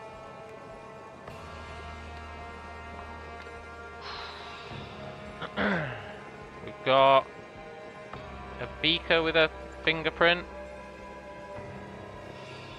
This wasn't supposed to... Ow! You're blaming me? I vouched for you. I said you could handle this, but you can't even control your team. Try to see if anyone looks familiar. I saw you touch the machine. You're sabotaging my work. It's the Reynolds pitch, all over again.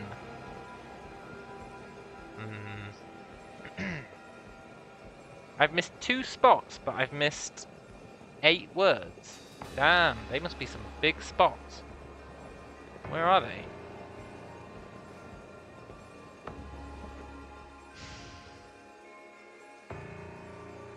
Where have I missed 2 spots? Oh, the last... I guess I looked that and then left. Dr. Westlake, thank you for once again bringing your concerns to the board. Okay, so it's 1975 now. So this is after she stole the idol? Again, we take the professionalism of our managerial staff seriously and have taken your complaint into consideration. However, we courteously remind you it's inappropriate to publicly accuse a direct superior of workplace intoxication. Mr. Spender expects a formal apology. No further follow-up is required. Nathan Hoyle, Board President.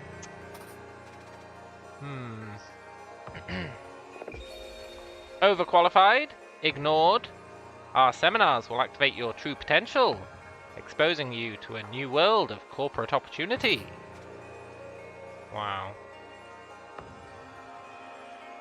Okay, first things first is names, right?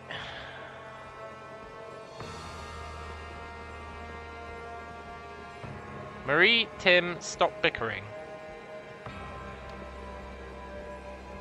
Okay. You are Marie. You are Tim.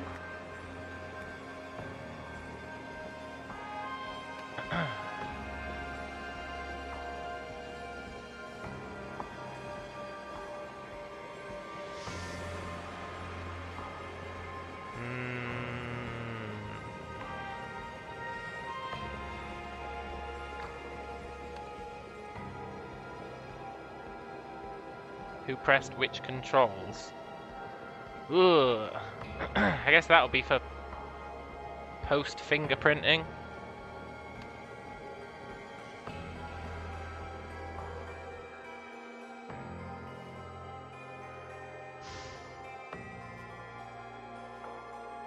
Okay, so this...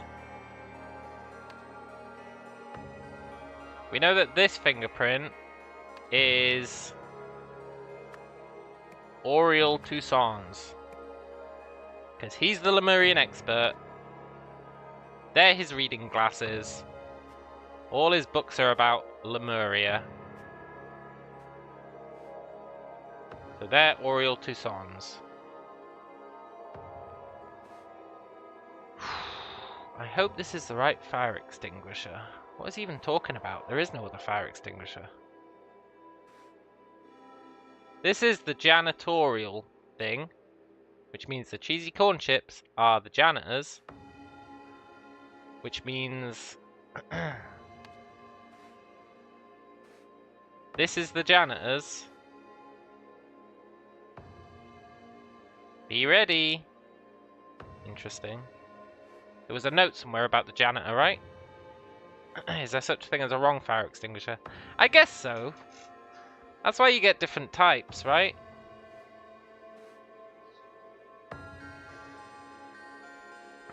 I wonder what this Reynolds fiasco is.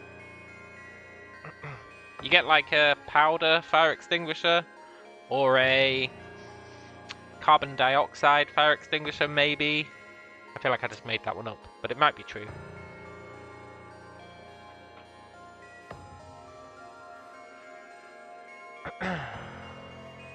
I need to know the janitor's name.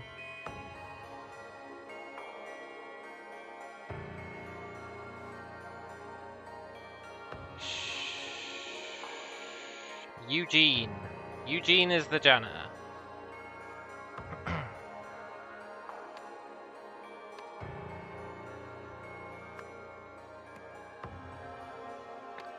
Is there any more information in Eugene's locker?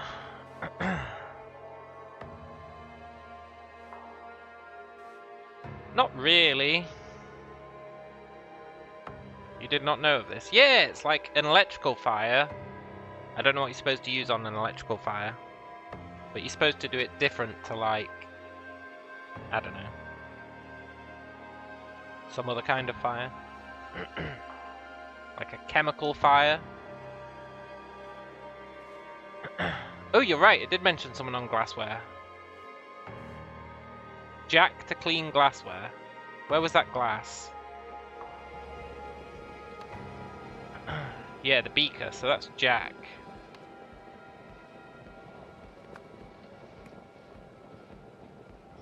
Jack something.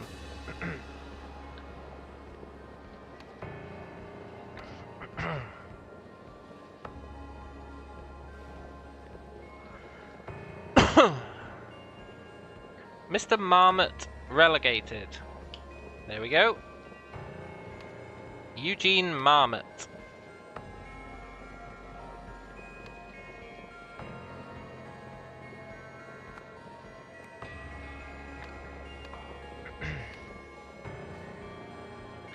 Which one of these is the janitor, though? I feel like none of them are.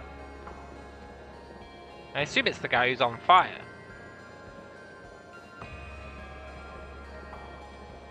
But I'll be honest, I've got nothing to back that up. He doesn't even have cheese on his fingers.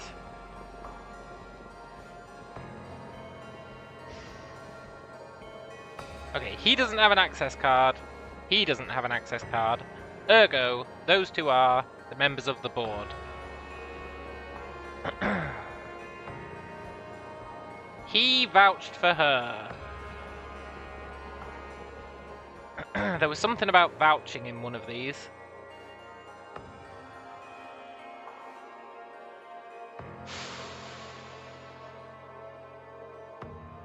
Nathan Hoyle, board president. Mr. Spender. Jack has a coat. Jack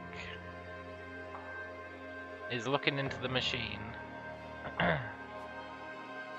Jack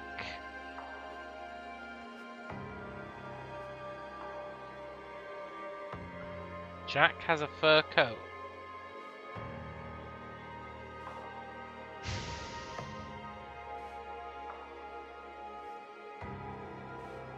Whose is the blue pen? Has anyone got like a blue stain on them? No.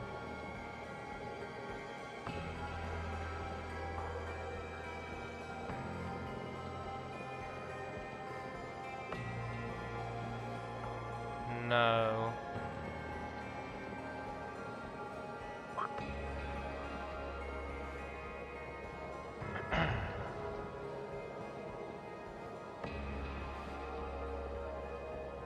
Dr. Novak.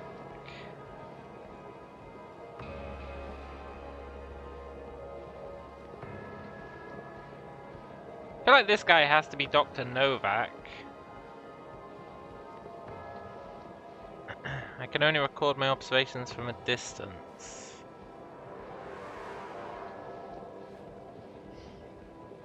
I don't really have any evidence that he's Novak. Someone was drinking on the job. That was someone's superior.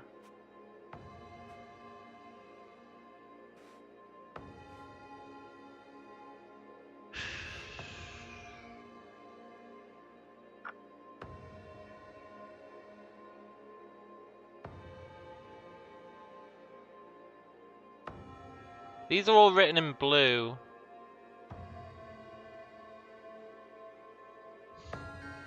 Which means whoever dresses warm wrote them. That doesn't strictly add up, but it could be true.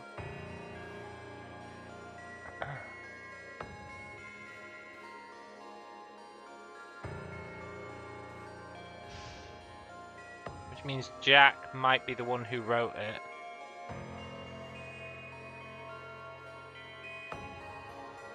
But then he wrote stay warm. Anyone could have gone, okay, I'll bring in my jacket.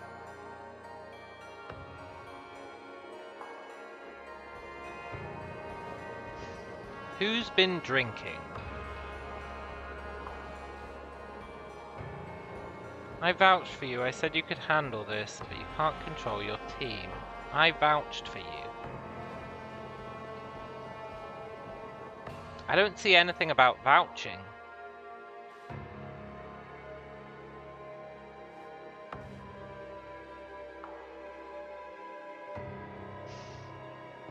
Jack's cleaning the glassware.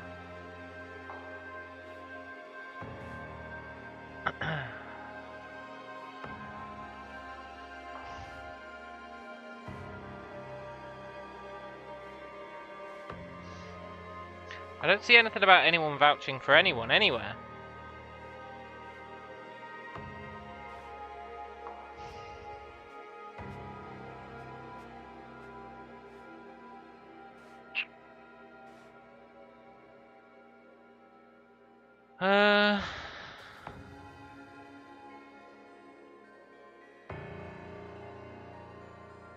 Dr. Westlake, thanks for bringing your concerns to the board. Nathan Hoyle, board president. Nathan Hoyle, board president, is almost certainly this guy. Because he's like, let's talk budget. Testing approved. He's the guy who would make that decision, right?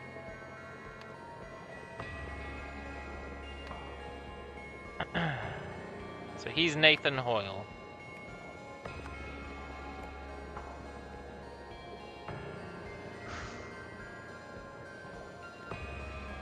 Now I assume the guy who got set on fire is the janitor.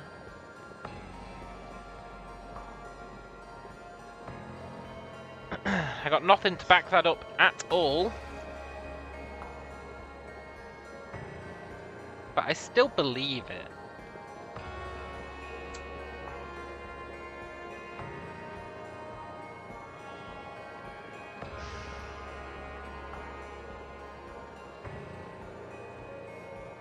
There's like no intel, except that she's got a very red nose, which implies that she's drunk. Right?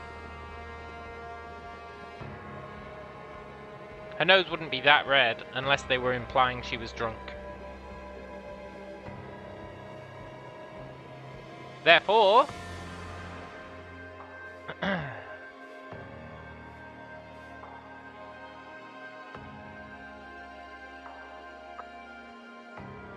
Mr. Spender? No!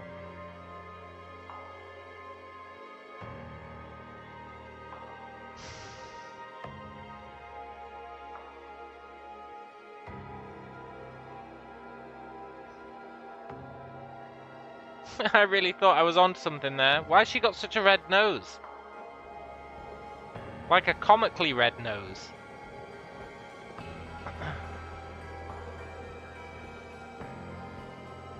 Tim Westlake. I guess he could be Westlake. But he's saying I vouched for you. I said you could handle this.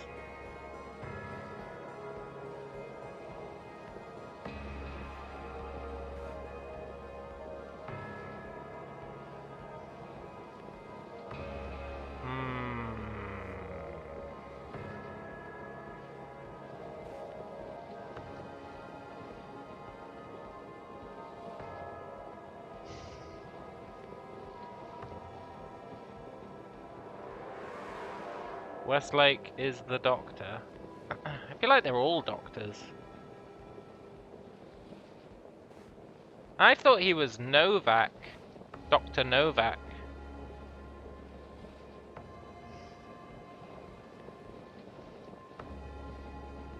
But maybe Dr. Novak is the lady. I saw you touch the machine. You're sabotaging my work.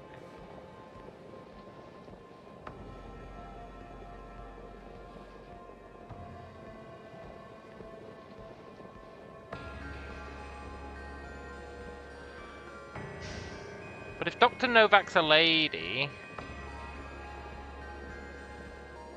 Yeah, Westlake could be there. No test before board approval. Danger potentially high. MW. What was the lady's name? Marie. Yeah, I think it is. Marie Westlake. Your team, right? Couldn't keep your team under control.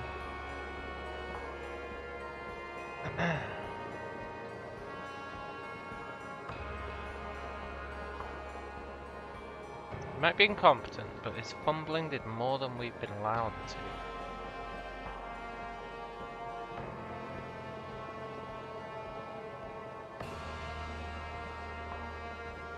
I think this guy has to be Novak. Has to be. He wants to observe from a distance. He's got a camera. You'd think he'd be taking a photo of this, but...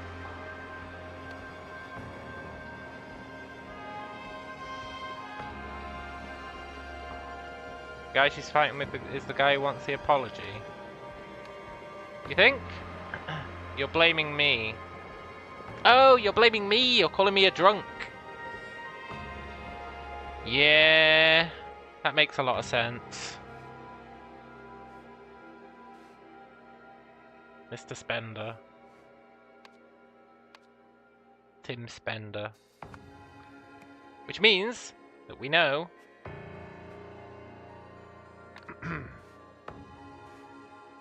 that this, which is this, is Tim Spender.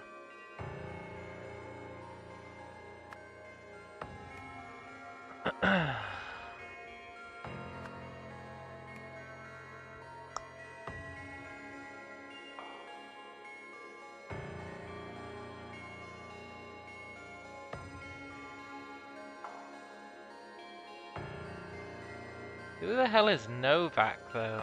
Jack Novak?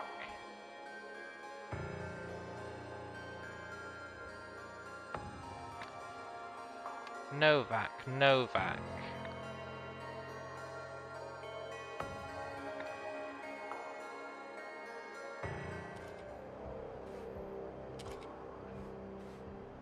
I appreciate you joining me, Jack. He's Jack Novak. He is Jack Novak, 100%. Ergo...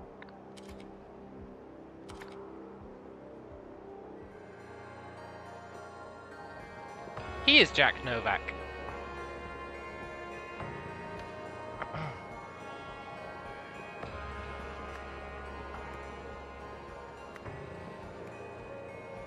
Which makes him the janitor, Eugene Marmot.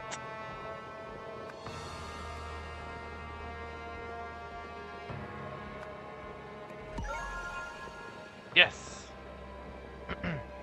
Now, I know it might seem a bit cheap going back to the earlier level and going, oh yeah, but they really do kind of expect you to do that in this game, or at least in the previous one they did.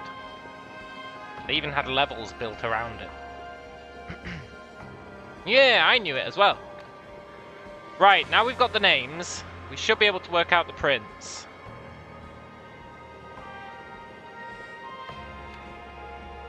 We know you are Jack Novak.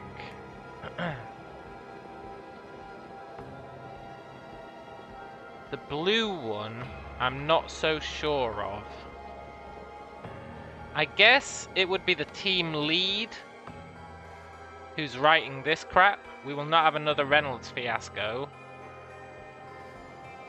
It's the Reynolds pitch all over again. Definitely implies that she's the one who wrote those notices.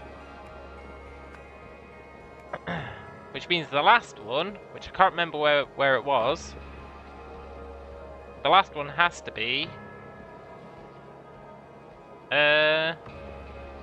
Nathan Hoyle, and it was the door. Which is blatantly Nathan Hoyle, because, well, he's right there.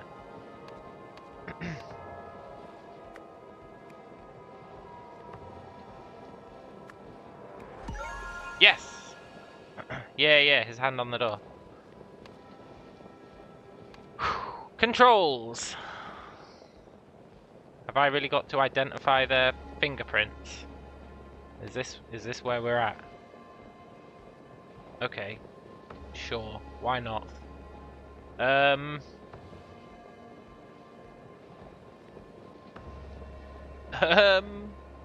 Well, we know the orange one is Mr. Dorito.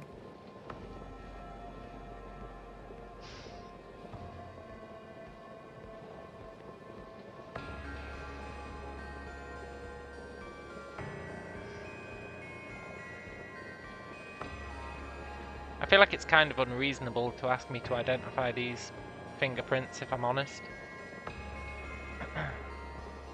That's true, he does have hands. It's a foregone conclusion.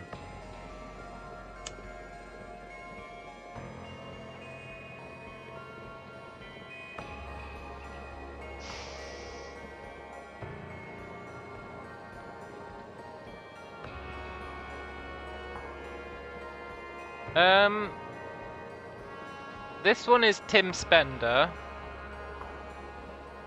And Tim Spender is this guy. Jack is the other red button.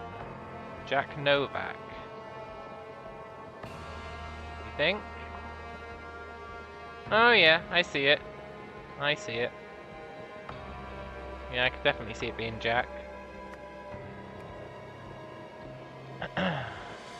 You're more of a Tim Saver yourself, yeah.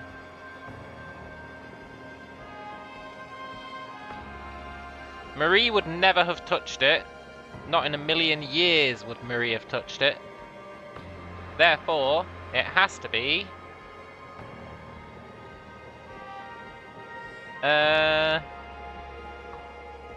one of two people. I don't think it was him. So it's probably... No, I don't think it is Oriel Toussaint.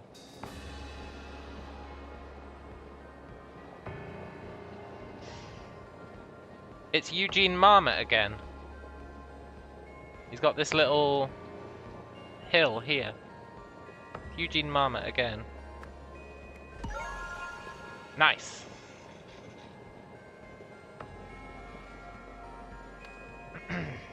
I think we can do the hierarchy now. Well, I guess not. But I think we could.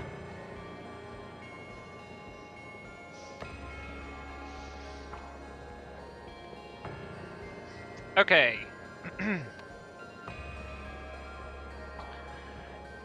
Marie Westlake's team worked to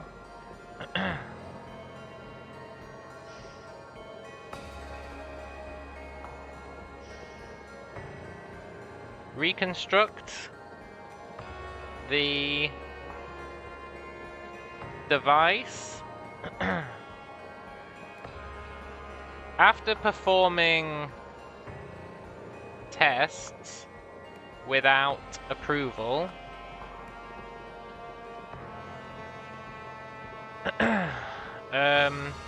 Eugene Marmot had his access card revoked. Is that true? Yeah. On the day of the fire,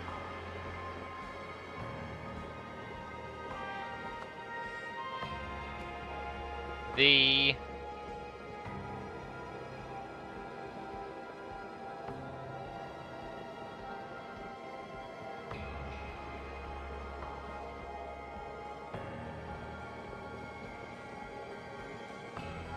on the day of the fire,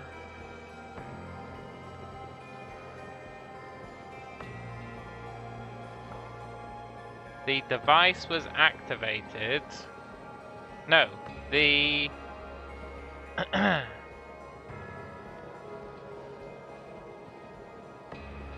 lab was unlocked. Yes, it was, because they didn't have cards, and I said that's a really bad idea. Just give them frickin' cards. The lab was unlocked to allow these two clowns, Nathan Hoyle and Tim Spender, to enter. They really should have just given them cards.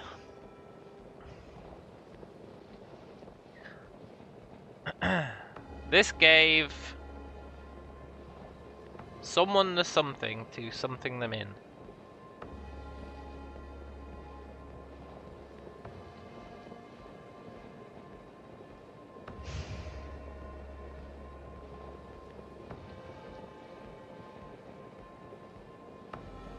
Ooh! This gave Eugene Marmot the opportunity to follow them in.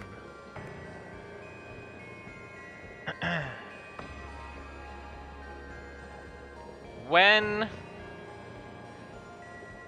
did he do it again? When Eugene Marmot used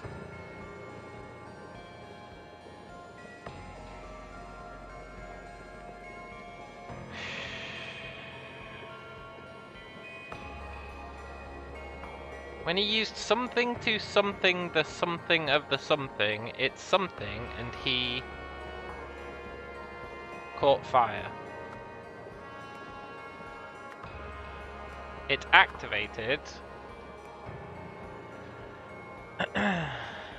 when Eugene Marmot used both hands to... It all makes sense now.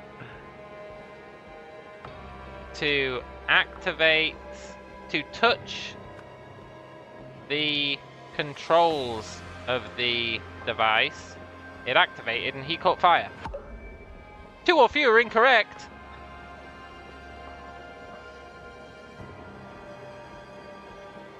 Look, I'll be honest, I really thought that was 100% correct.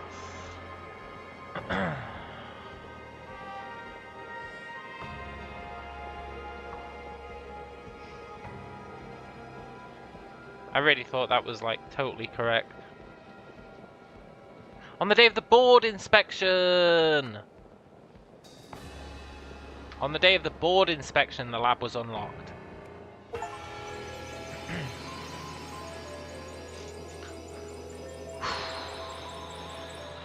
He's done it again!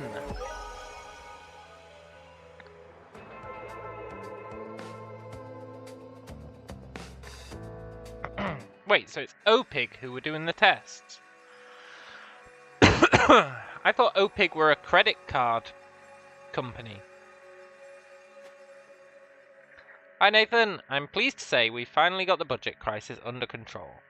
The premises we used for the Emotion Studies project have been renovated and repurposed for more promising ventures. I see you've decided on a team leader for the new project. I just wanted to make it clear that while she and I have had our differences in the past, I agree she's the right person for the job. She certainly does not share Tessa's penchant for risky and wild spending. Tim Spender. Oh, I recommended you to the position, Tim Spender. Tessa the crazy lady. The weird lady. Okay, we're not going to try and fill this in until we've got all the parts.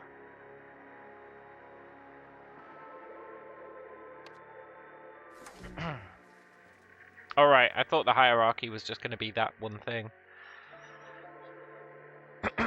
Well,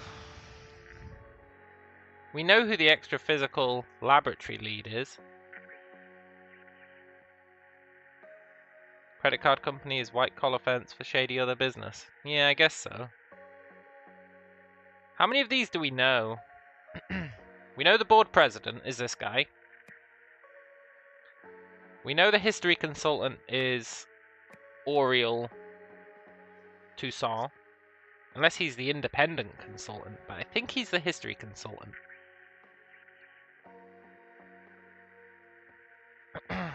Although he could be... No, he's not the contractor. Pretty sure he's the history consultant. Cool.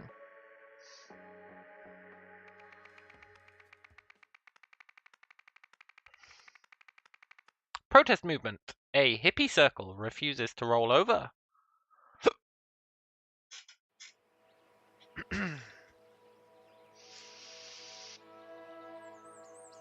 Okay.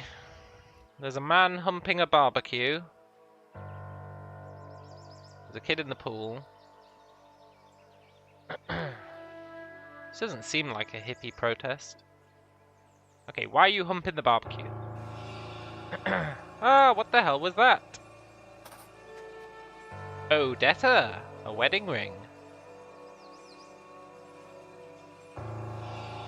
Mum, it almost hit me.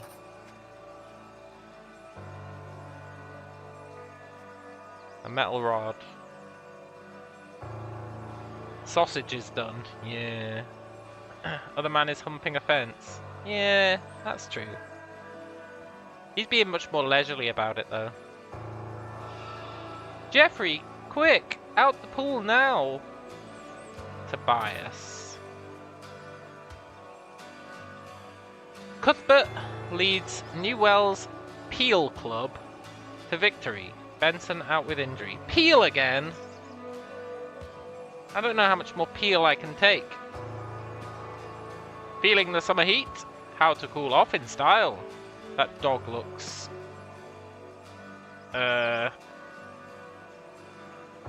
perverted. Do you not think? Do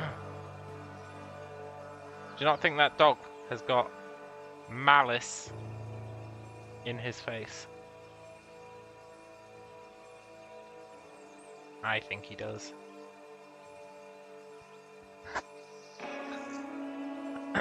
Cuthbert leads Newell's Peel Club to victory.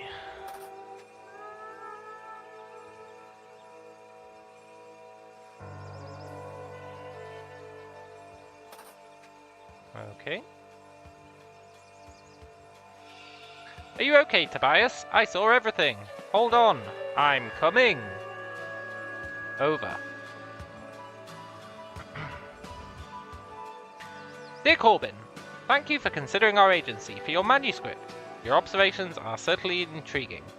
Just for closure, I would like some assurance that you have your subject's permission to write about them. We wouldn't want that scientist, Jack was it? Or the woodworking family, the Amstels, to sue us for libel and leave us all broke, would we? Jack? Jack Novak? Regards, Lana Pete, Leonidas Agency. Okay, we got a few names here we should fill in. This guy is Corbin.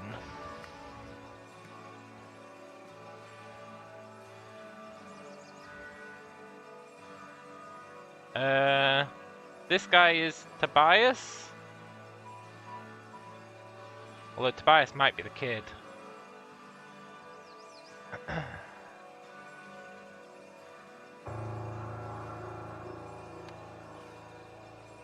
Oh no, Jeffrey's the kid.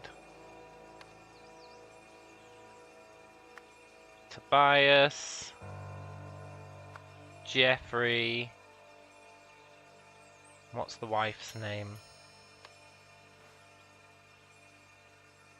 Gotta be Odetta. Odetta and Tobias.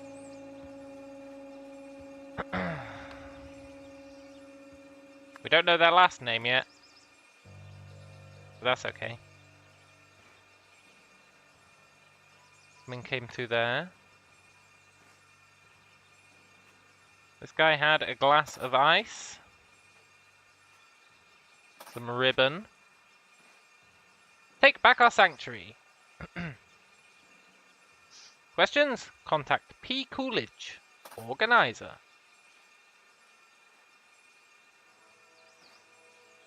Entry 97. The new occupants are even more suspicious than the Hippie Foundation, or whatever it was called. The further up the hill I walk, the more of a cold chill I get. Look at the ivy. I'm not imagining it. Is that because they're absorbing all the heat? Entry 98. You'd think the hippies would have rolled over by now. But from what I've gathered, they're still determined. I don't like it. Entry 99. To think my own daughter's caught up in their nonsense. It boils my blood. If Pa was still around, he'd call it a disgrace to the Shaw name. Okay, so he is Corbin Shaw.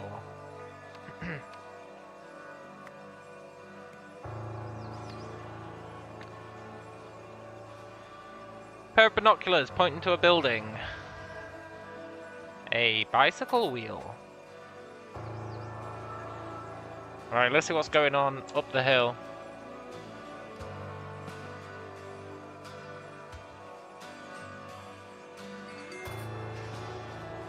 Small shards of melting ice.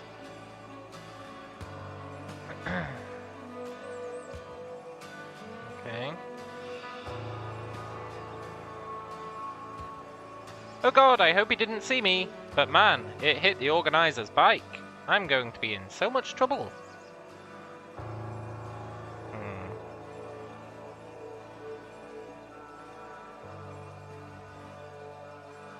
Oh my god, it's Jack Novak. A broken bird bath. Why is Eugene talking to those layabouts? He's lucky enough already to still have a job here. Can't he do anything right? Lab schedule. Morning shift, Westlake. Toussaint. Sorry, we have to work on a Sunday. Afternoon shift, Novak, Marmot. Reminder, Marmot no longer has interior lab access. Okay, well, we can do 2 of these easy, right? Well, maybe not 2 yet. That makes so much sense. I was just trying to help. I didn't know why they were so mad at me. The Harmony Foundation. Yeah.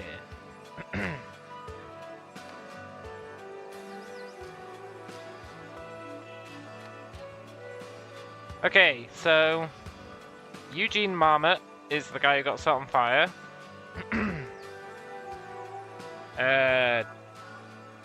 Jack Novak is this guy. Doesn't he have a lab machine in his house too?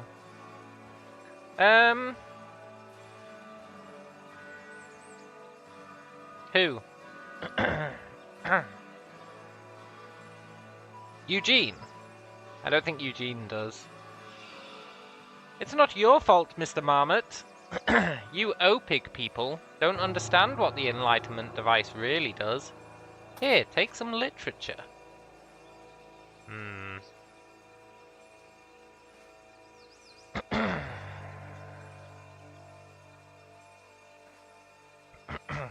They're doing weird stuff in there, man. Did you see our old moon-gazing bear? That's not his house. I think that's the lab. Now Penny's trying to recruit the suits. Maybe it is his house. I feel like it's the lab. You can't steal enlightenment. OPIG hates harmony. Did you hear that crash? Don't worry about it, man. Andy's taking it back. We'll be gazing again in no time. I feel like that's the OPIG building. Release. No, absorb heat, right? That's why there's ice everywhere. Absorb heat.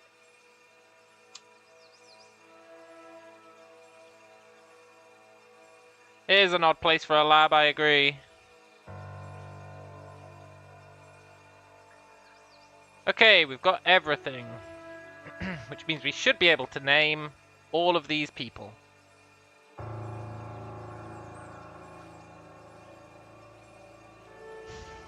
Now Penny's trying to recruit the suits. Look, game, can you do me a solid and just let me drag it from here? No? Fine. So Penny's trying to recruit the suits. Andy's taking it back. Andy is taking it back.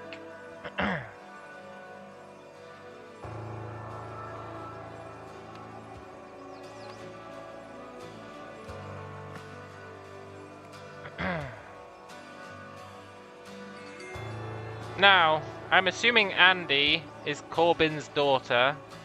He said she was up here. And I don't think Penny is Corbin's daughter. What is the last name of this family? I feel like we don't know that.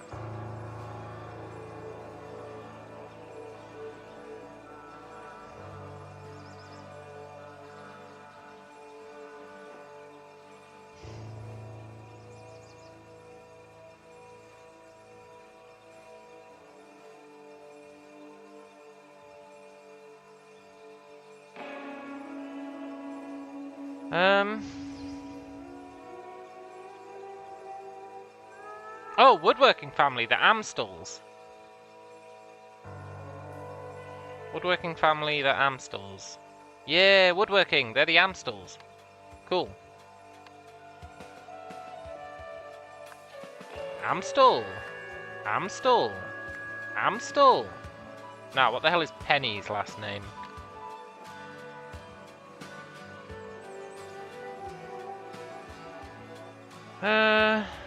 Penny, what's your last name?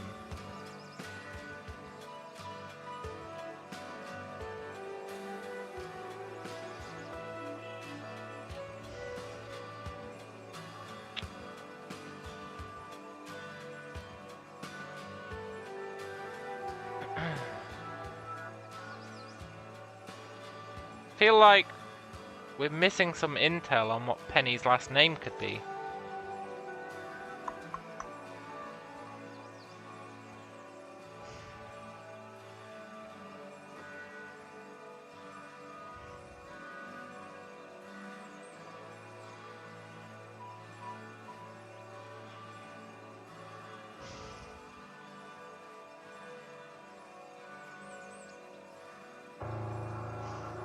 What the hell could Penny's last name be?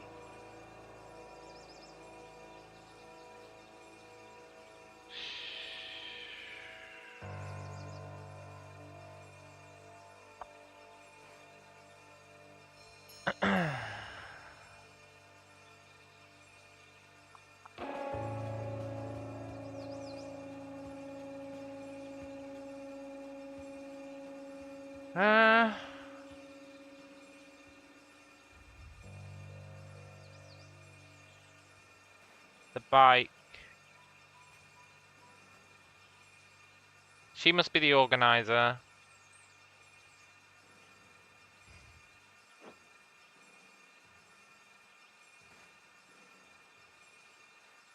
I'll be honest though, I don't see anything that would tell us who the hell Penny is. Ah, P. Coolidge! Penny Coolidge!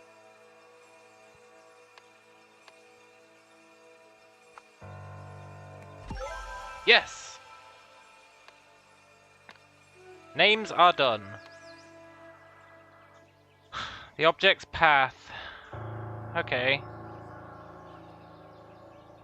Well, we know the object belongs to the organizer.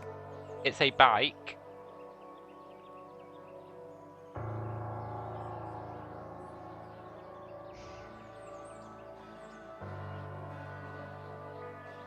The object's path.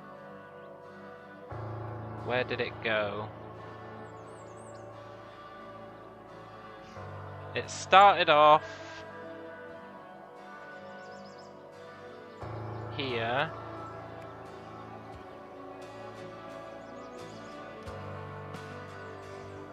Then it went past the tree.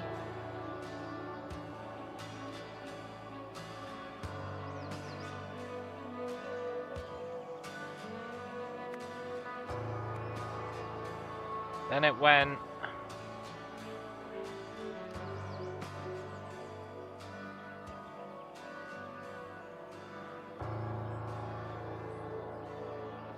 what the actual F, man? I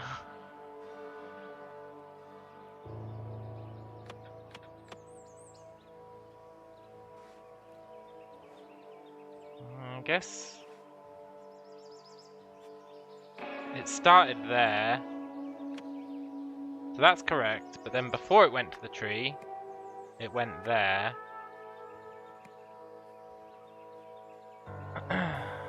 Then it went to the tree.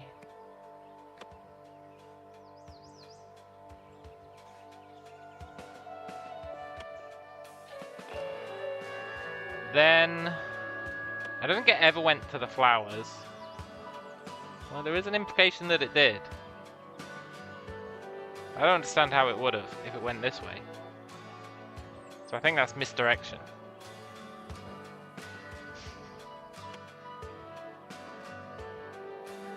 Then it went somewhere. Then it went through the fence. Oh, it hit that tree, lost a wheel. Went through the fence, the hedge, hit him, and then it went under the water. Incorrect!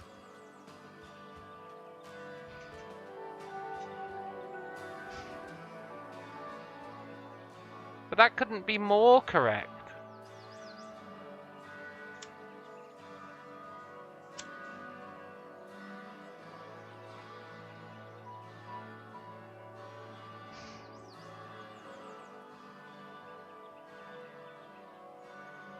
The bottom three have to be correct.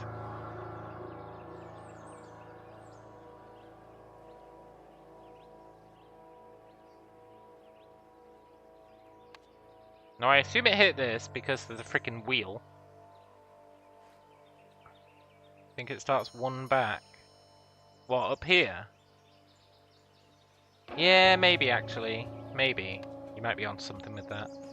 But then which one isn't involved?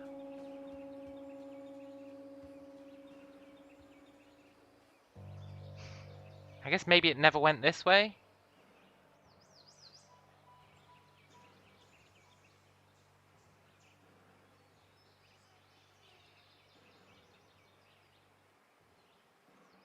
Yeah, if it starts there, it did say it hit that.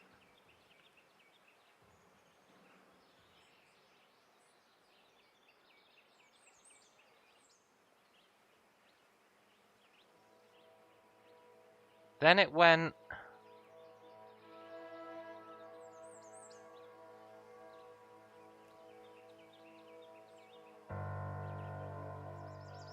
Which tree is that?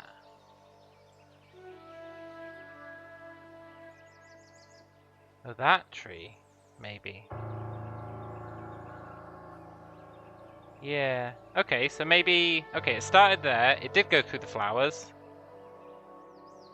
Then it went past that tree. Then it hit that tree. No, that's still incorrect.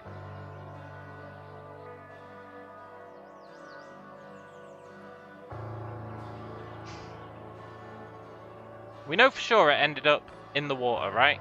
We know that for sure. For sure. Because... well, it's in the water.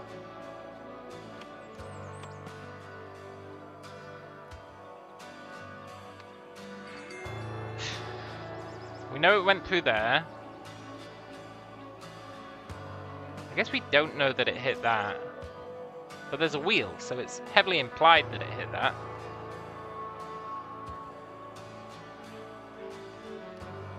We know it belongs to her because it's the organizer's bike.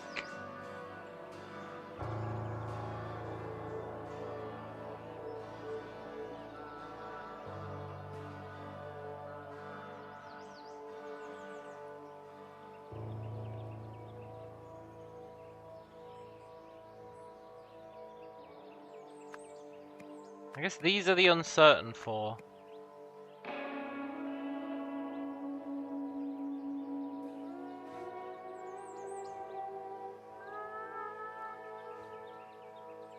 These are the uncertain four. I really think it's reasonable to assume that that was before that.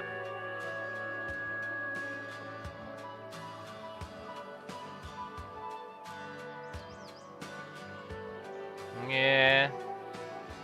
Well, hang on. Is there any other bike that's missing a wheel? No, no, no, no, no, no, no. So it has to be one of her wheels. Has to be.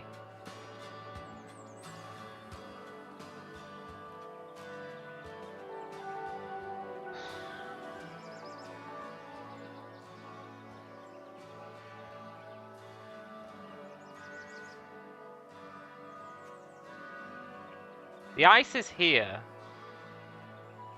I think that implies it hit it here.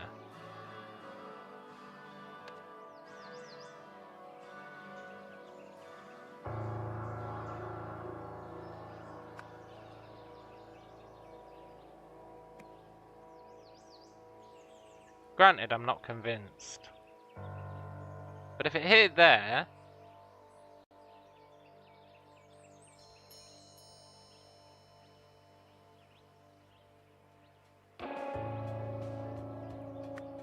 then it has to be that.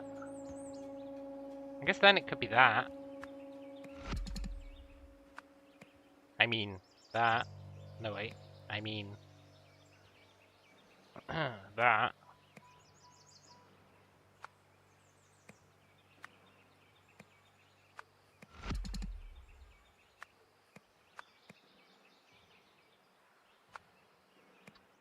I mean, maybe it was there, but why wouldn't she park it with the other bikes? I guess, yeah, maybe.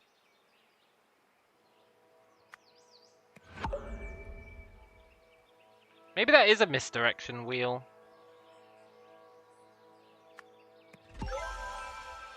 It was a misdirection wheel. They need to explain that wheel.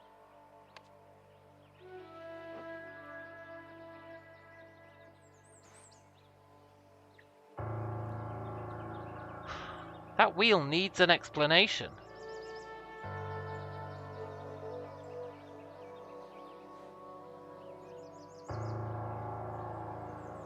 I resent the misdirection wheel.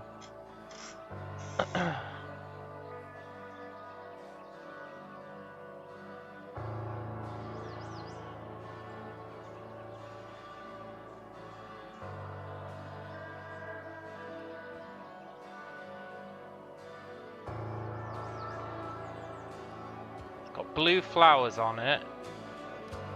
So it definitely went through there.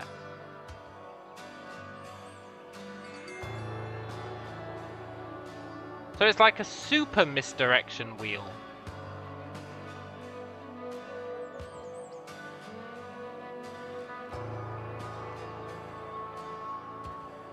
I really think I resent that wheel for existing.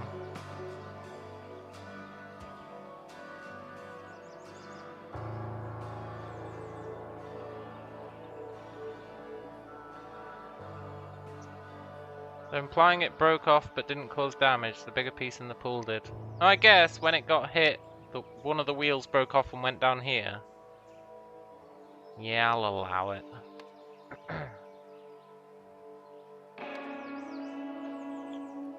A group of protesters gathered outside the OPIG laboratory, upset about the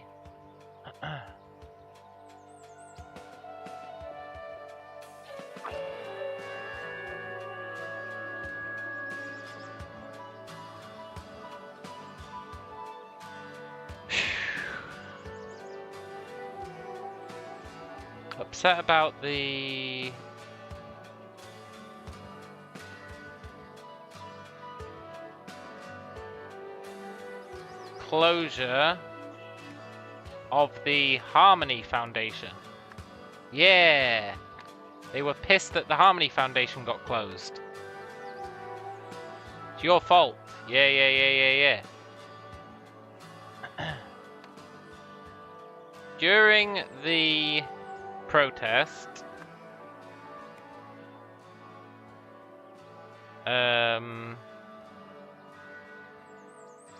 someone attempted to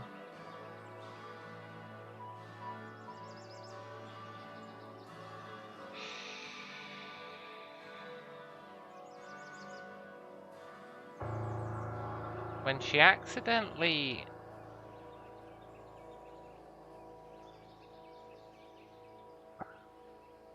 okay, let's work backwards on this one.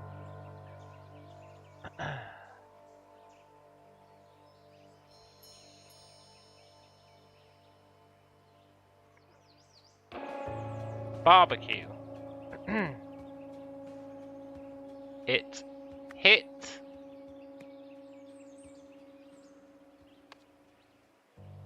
Tobias Amstral's barbecue, causing it to fall over and injure him.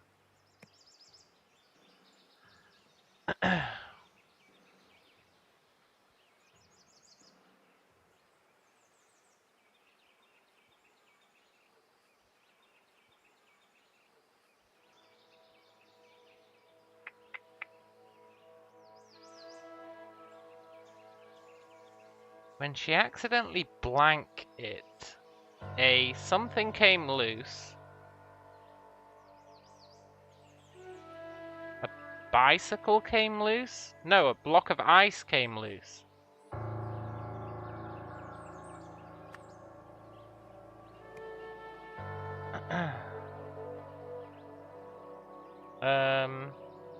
Rolled down the hill.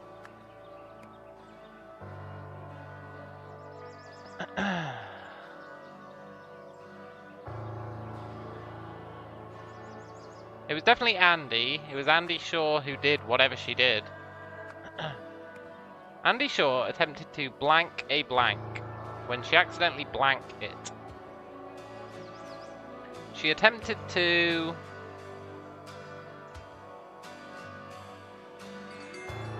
steal a bird bath when she accidentally broke it.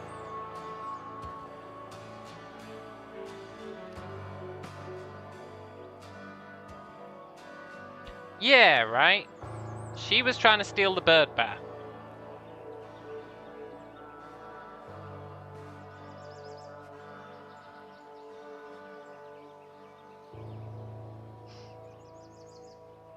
That maybe makes sense.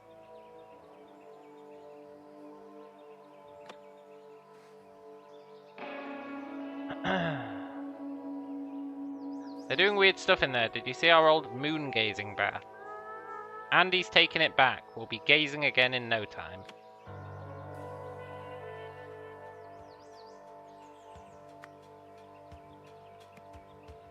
Steal a bird bath. When she accidentally broke it. I'll take it! So they're implying that it wasn't a bike that rolled down the hill. It was a block of ice from the bird bath, which had been frozen by the device. I guess. Show her support for the Harmony Foundation protest. Andy Shaw planned to steal the bird bath or moon gazing bath. She wasn't strong enough, so she dropped it. This sent a block of ice down the hill and into the Amstel family's barbecue. Yeah, I guess my mistake was thinking it was a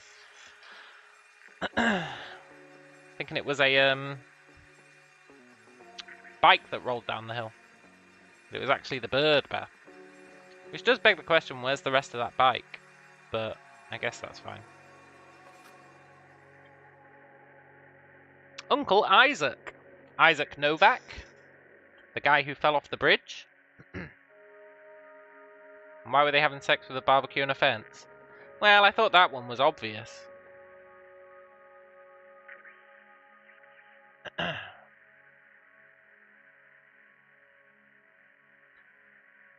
Look what I found in Mother's attic. Remember our first experiment together? I would have burned my eyebrows off if you weren't there to save me. That's when you started calling me Icarus. Hope to see you again soon. I always feel so inspired after our talks, and believe me, I could use that right now. The people in charge here have all the wrong priorities, but what can I do? Maybe I can impress Mr. Hoyle, and he'll swap me and Marie around. But for now, I'm on the bottom rung. Wish you were here, they'd all listen to you. With love, Jack Icarus. 1975. Okay. We're still not going to try and do this until... Well, we know who the extra-physical laboratory lead is.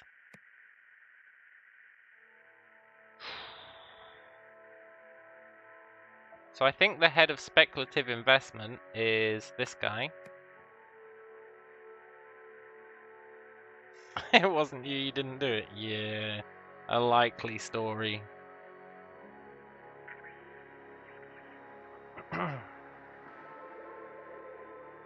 I think he's the research engineer. He's the research assistant. And I think that's all we know for now.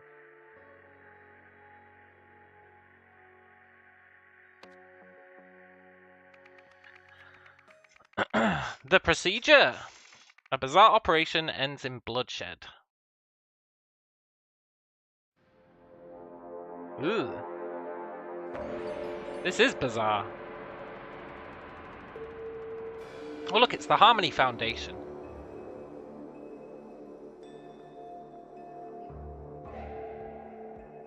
Empty. Fill. See, they're the symbols from the device.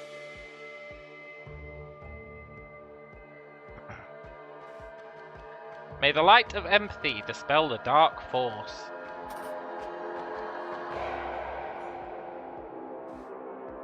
Myson, Pinnacle Security.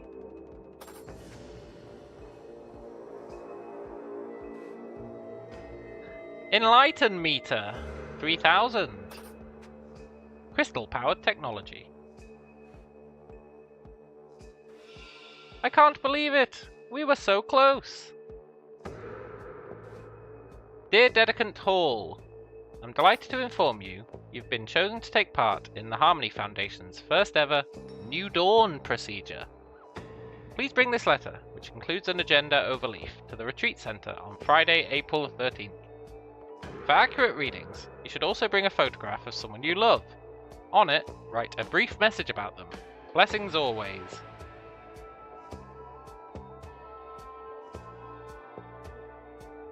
Look, I'm not saying that's Novak, but it probably is. I don't think it's Jack Novak. Maybe it's Tessa... Can't remember what her last name was. Tessa... Did her last name begin with an N? Maybe it did.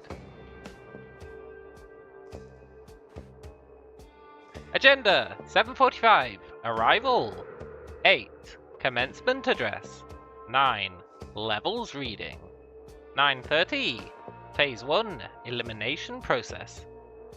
10:30. Phase 2. Replenishment process. 11:30. Levels reading. 12 p.m. Gratitude meditation. 1 p.m. Departure. Lost. Mittens had endless affection for everyone. And a 1-year badge.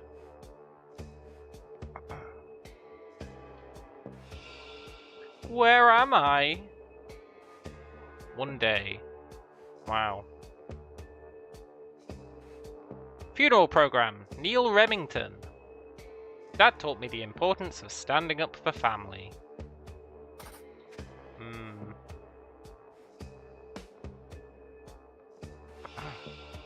These tree huggers can never just come quietly, can they?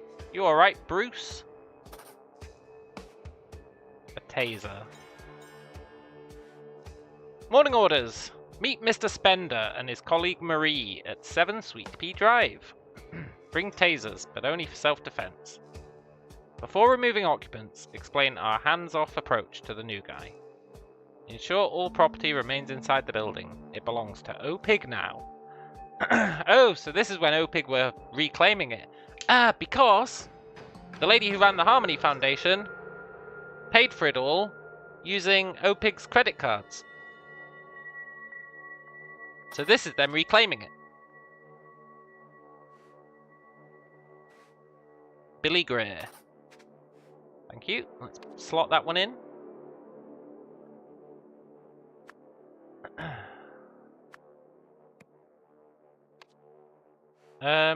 His father is Neil Remington, right? So he is something Remington.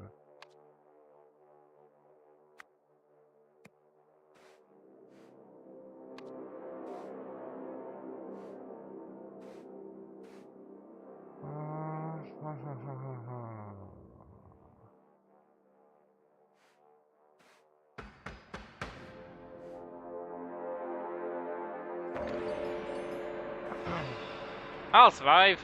I guess that freak's got a thing for Little Miss Daisy Chain, eh? A taser. Copy. Police. Okay. So he's Bruce. Bruce Myson.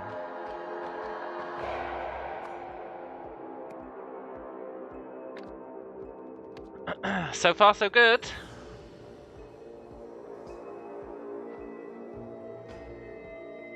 Goddamn hippies. Hey look, this is the same house. Her safe's behind that picture.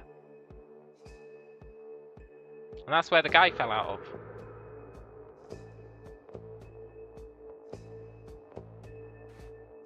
Each day here brings us closer to enlightenment.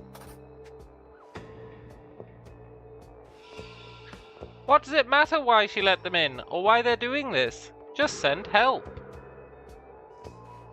6 months. My uncle, always the life of the party.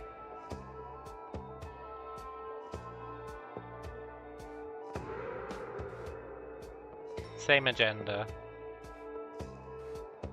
Dear Dedicant Robinson. Okay, same dealio. So I guess... hang on. So that means she is Hall. And she is Robinson.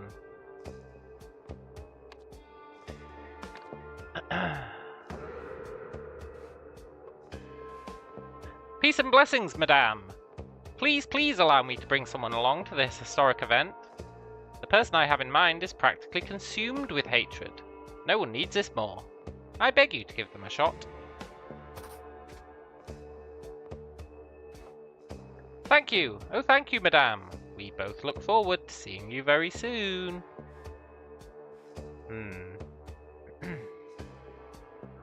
Universalism 102. The key powers. Exercise sheet. Exercise 1. Connect each power to its counterpart. Each power has only one counterpart, so you only need 3 lines.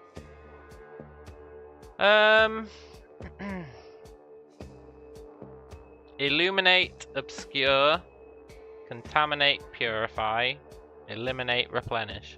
Easy! And that's Universalism 102. I wonder what Universalism 101 was.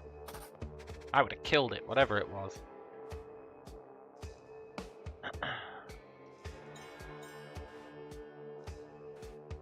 Tim Spender, Manager, Speculative Investment Division. Oh look, it's Tim Spender and Marie. Call 01632 960 526 for a free quote. Yeah. Universalism 101. The fundamental forces. Empathy. Hatred. Injustice. Justice. Order. Chaos. I think order chaos is a bit cliched, honestly. They shouldn't have used that one. Commencement address. First draft. Make intro more impactful. Needs to grab their attention. Welcome, dedicants. Oh, instead of followers. Yeah, Order Chaos is a bit played out. Since the dawn of time, various fundamental forces have been at war in the universe. Those we colloquially call the light and dark have also fought inside every individual. Today, within each of us, the light will finally seize victory. We will all become, pause for effect, enlightened. Too dramatic? Take another stab at this section. Maybe this will change your mind. Click. Oh my god. It is a golden idol, but it's a different golden idol.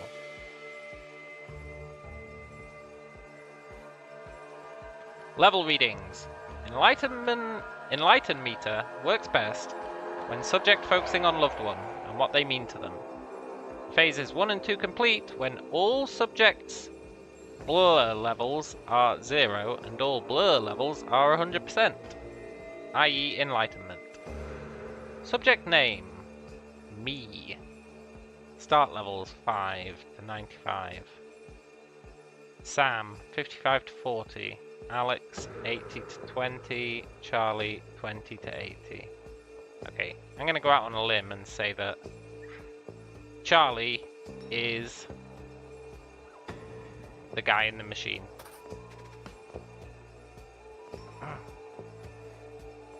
My mentor was the wisest man I've ever known. 1950. Oh, that's ages ago. And a red pen. Hang on, I want to go check that guy's readings. I guess there's nobody hooked up to it.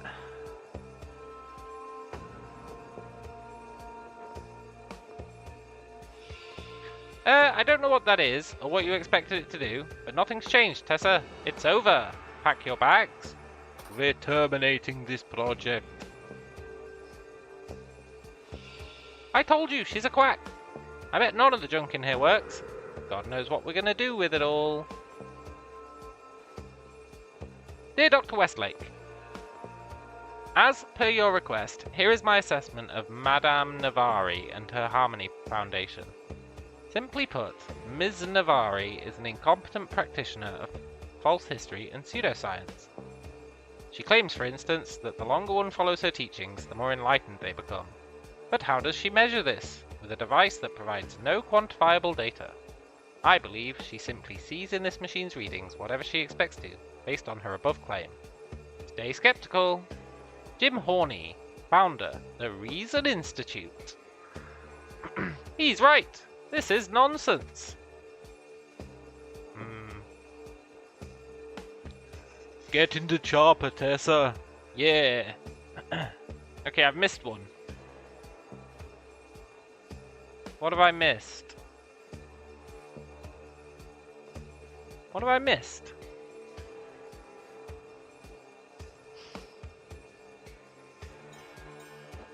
I really thought I'd done them all.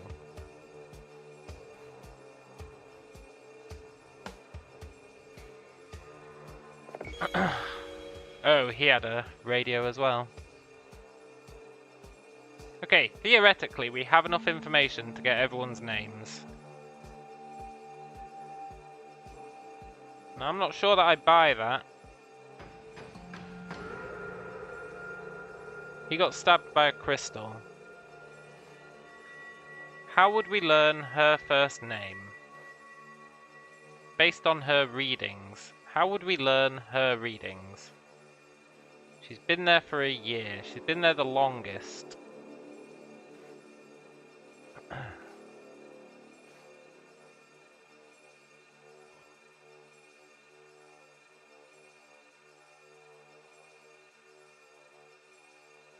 So it stands to reason she would be the second one in the book.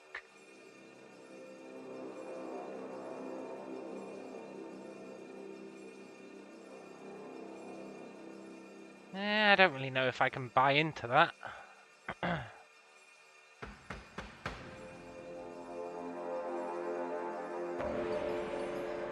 Readings are as expected. Okay.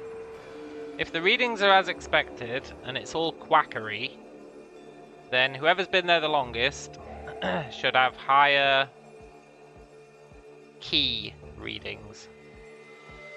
Which means... Well, first up, we know your name is Tessa Navari.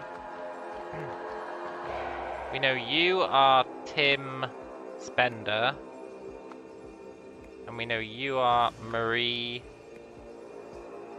Westlake. So we've got these three, and we've got 3 first names.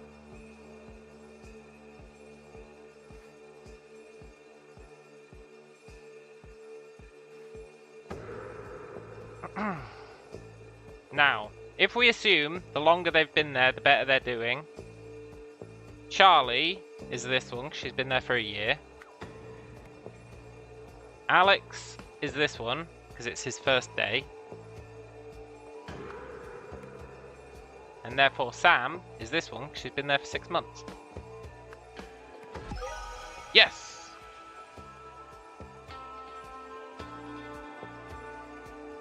Oh, it feels so good having all the names figured out. According to this person, what do these symbols mean?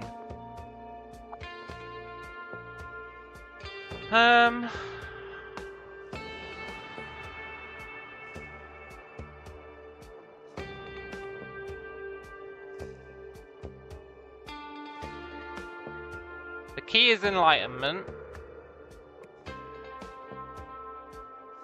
This one is the opposite of enlightenment.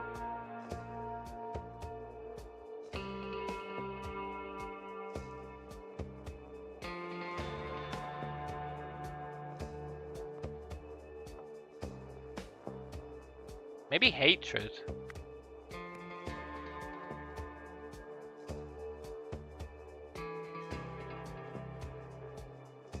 This one is...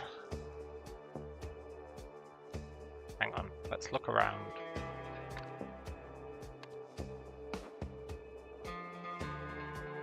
This one is draining out the bad, and then this one is filling with the good.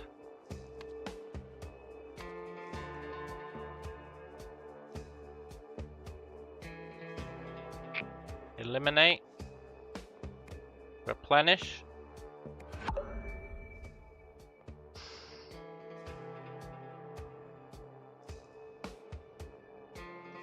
I really thought that was going to be it. Maybe hatred's wrong. Opposite of enlightenment is...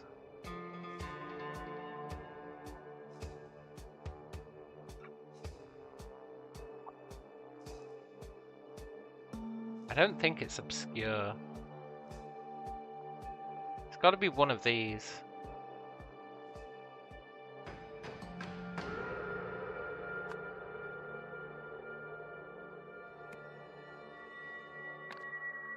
Where's her stupid book?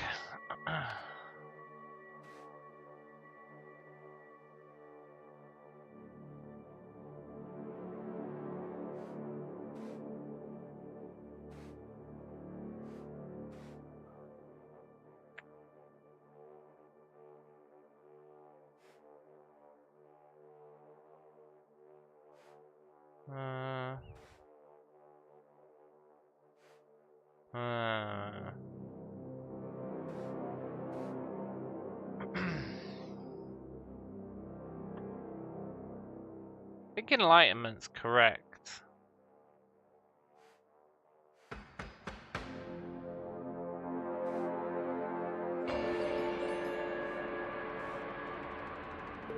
And then hatred.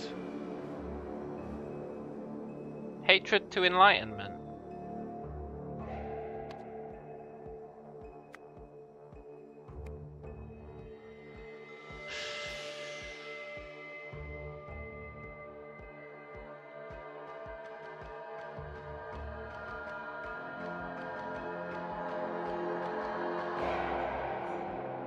Eliminate hatred. Illuminate.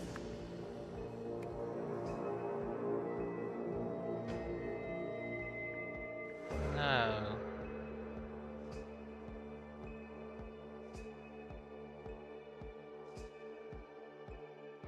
Like, I feel like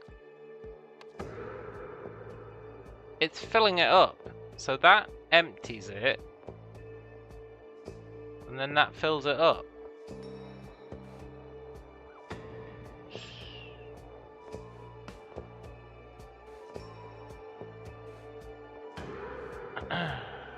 Replenishment process. Was replenish a word? Yeah! Eliminate replenish. Hatred. I guess maybe it's not enlightenment. Where's her stupid chart?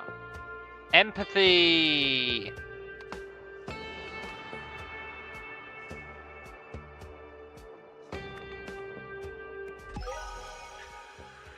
Just had to look at her stupid chart again. Nice.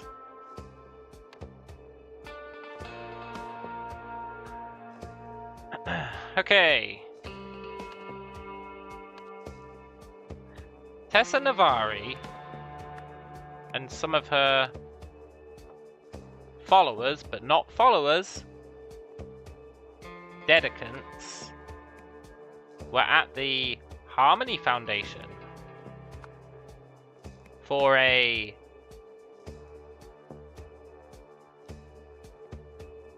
procedure. The aim was to first eliminate hatred and then replenish harmony, no, empathy, resulting in enlightenment. However, they were interrupted by people who wanted to seize everything at the Harmony Foundation. In the large room downstairs,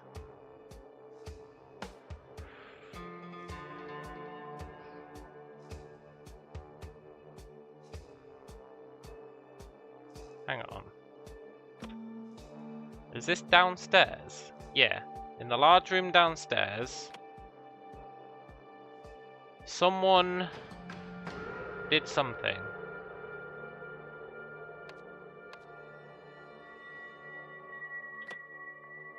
Charlie. Why has he got blood on the back of his head?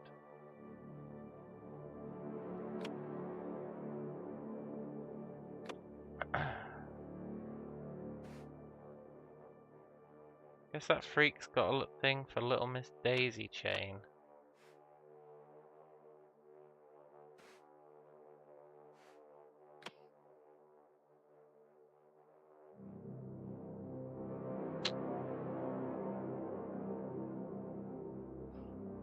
Little Miss Daisy chain.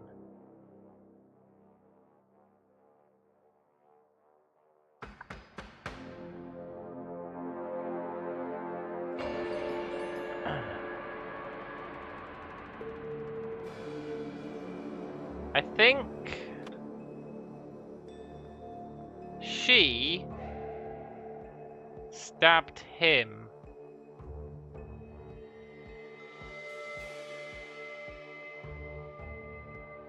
And then why did he get tased?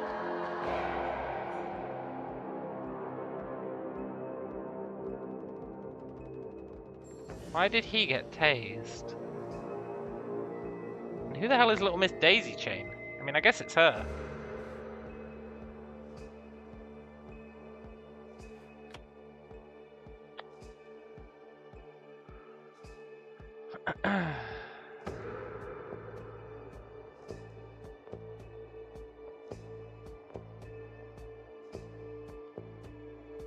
Thing for Little Miss Daisy Chain. Why has she lost a shoe?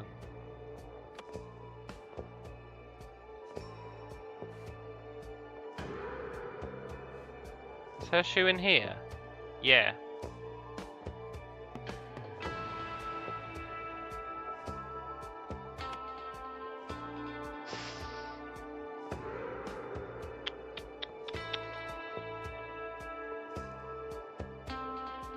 What was he saying? Where am I? He's got blood on his hands. And he's been hit in the back of the head.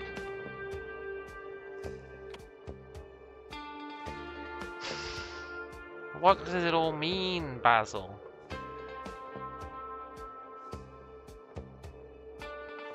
Either way, for sure, the final result was Alex Remington got shot with the taser. And it was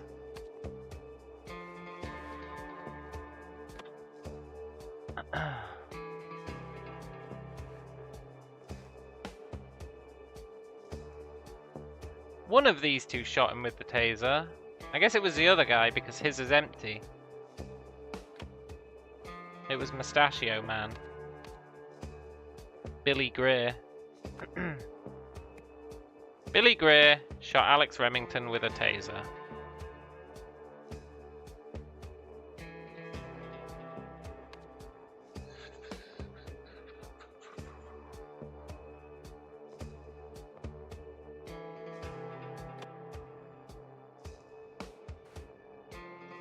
Guess that freak's got a thing for Little Miss Daisy Chain.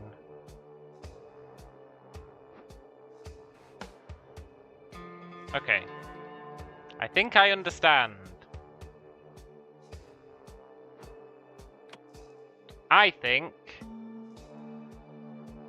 Bruce Myson grabbed Little Miss Daisy Chain, Sam Robinson. In response, Alex Remington, who had a thing for Little Miss Daisy Chain, stabbed Bruce Myson with a crystal. And then Billy Greer shot Alex Remington with a taser. Yes! I'm too powerful!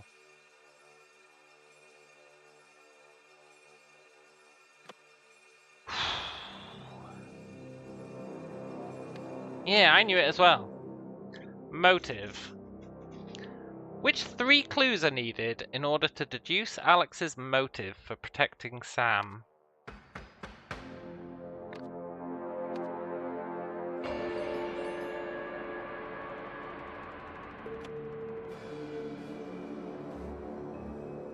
Stand up for family. That's part of the motive.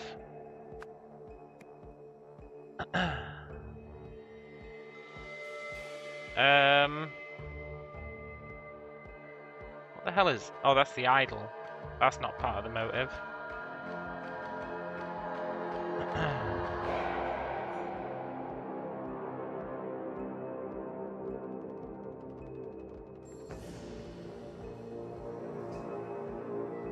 They are family.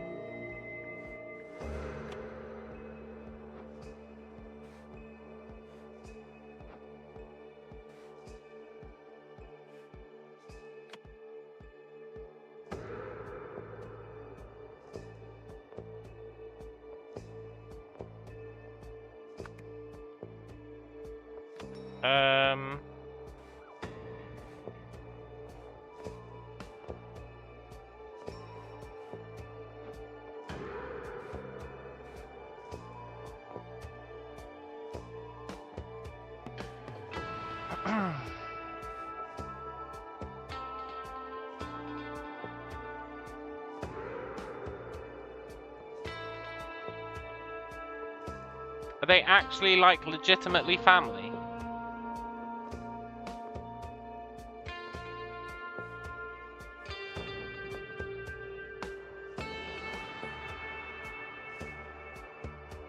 No, I don't think so.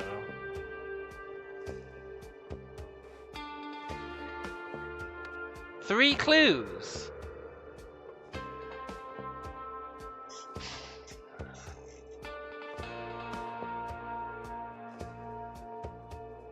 What the hell? What other two could be his motive for protecting Sam?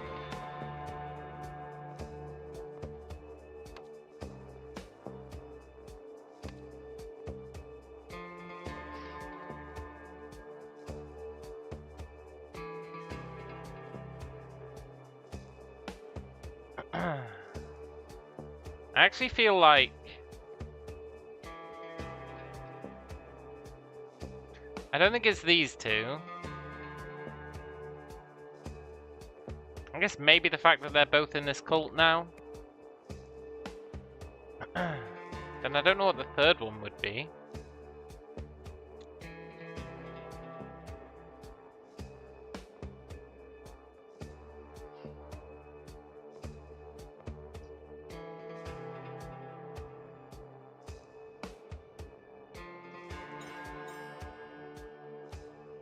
I guess the fact that he had had his brain drained.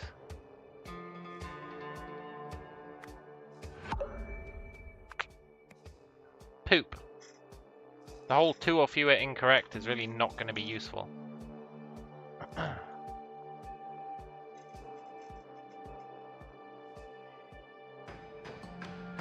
Family, family. Protecting Sam. Why was he motivated to protect her? Because his father said always protect family. They're part of the same cult. And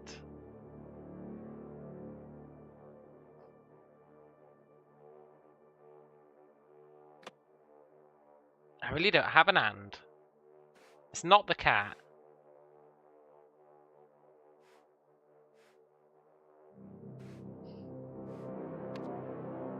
I don't think it's this, but it could be.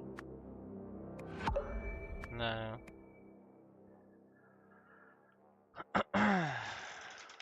Why would it be any of these others? It can't be the tasers, really. Not really. Because he was the first one to get tased. I don't think it's the crystals. I don't think it's the bloody crystal, because that's after the fact.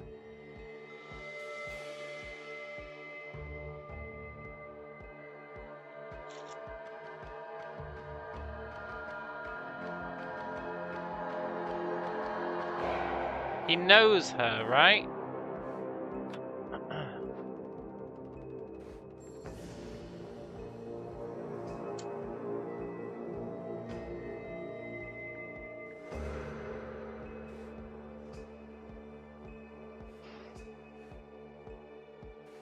He knows her. She brought him along.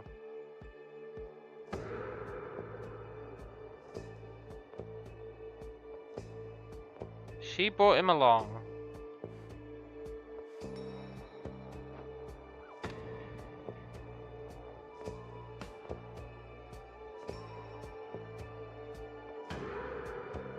So the clue would be...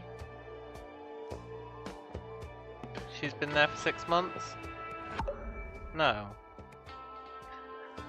The police radios. Maybe, but the police didn't really say anything on their radios. All they really said was, static that, crackle deployed. Copy garbled, police distorted.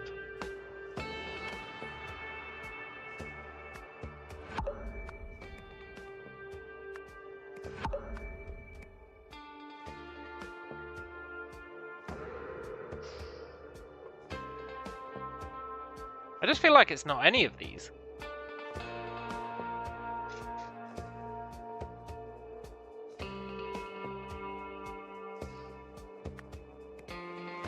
"6 months and her family." The picture of her family has served zero purpose so far. My uncle, always the life of the party. A live meteor. Is her uncle his father? No, they're totally different guys. That guy's got a massive head. You thinking maybe something on the radio startled him? It was them grabbing her, right? If you look at her wrists, they clearly grabbed her. But that's not really an option.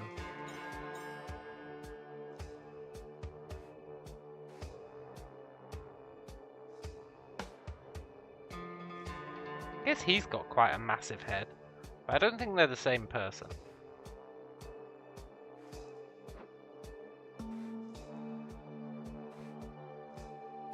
No.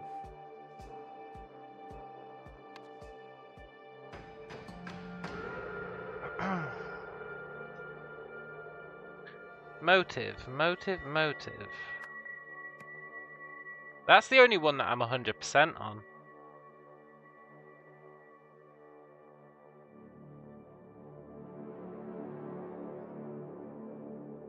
he's really not got much intel on him.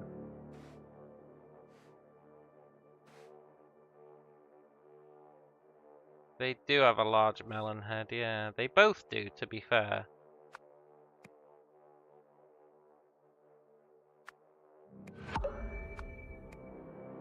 I legitimately have no idea.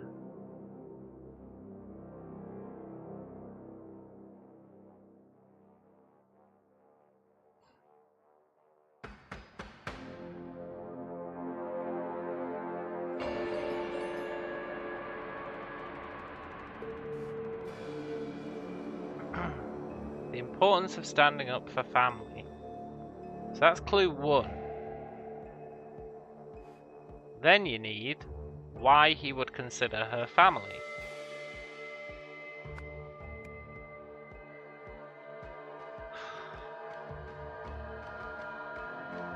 Then that's all you really need.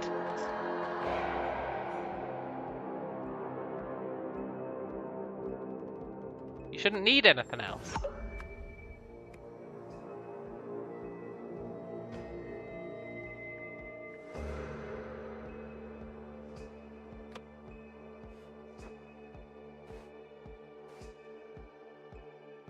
He's got a pretty big head.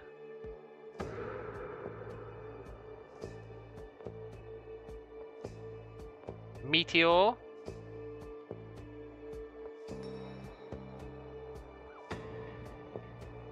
Meteor. Big head.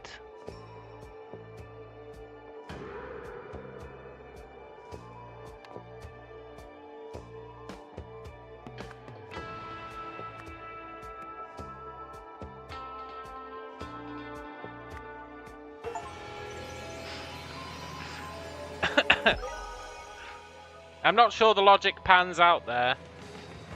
I don't think Meteor and Big Head are enough of a connection.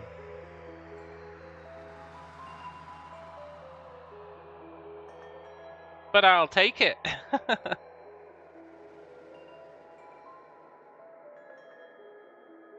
Unless this guy is this guy.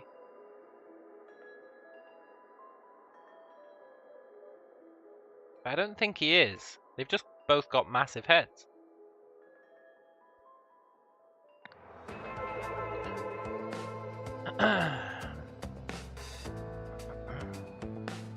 Before the Enlightenment process could begin, OPIG officials arrived, backed up by hired goons, to kick everyone out of the building and confiscate everything inside. One of the followers got heavy-handed with a female follower, so her cousin stabbed him, before being tasered and restrained. Meanwhile, Tessa Navari tried in vain to rid the OPIG officials of hatred, believing this would make them change their minds about evicting her.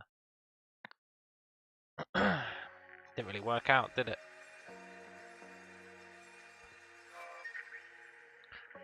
This would never work the way she imagined, but some of the pieces seem legitimate.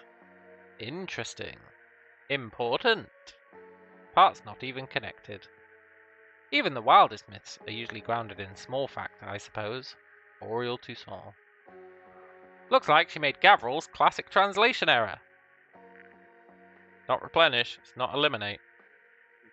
It's absorb and expel, or whatever.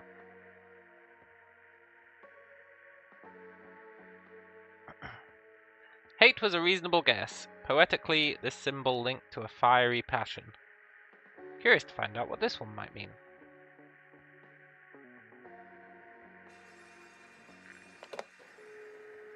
Of course I want you back. Nathan said I could hire an independent consultant, and it was your incredible insight that got me here. Tea Lake.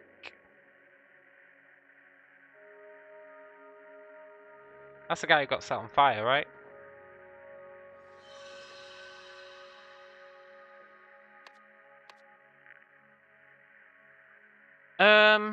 Emotion studies was terminated.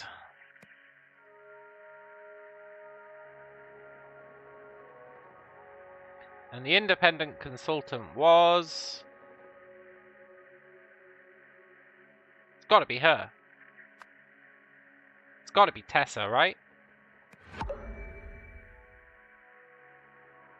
Well, okay, maybe it doesn't have to be Tessa.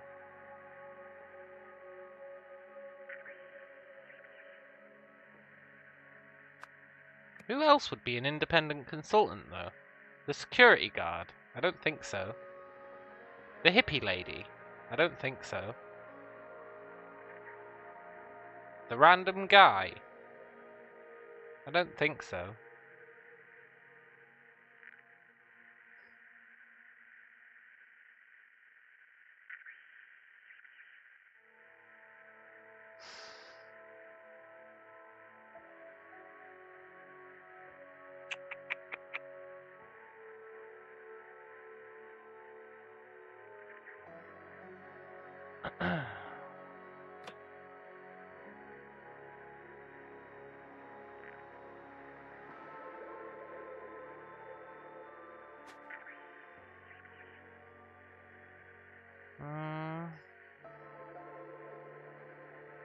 Yeah, emotion studies was terminated.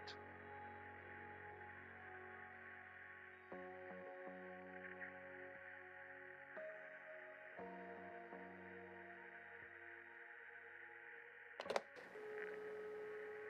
course I want to hire you back. Nathan said I could hire an independent consultant, and it was your incredible insight that got me here. Oh, it is her! What?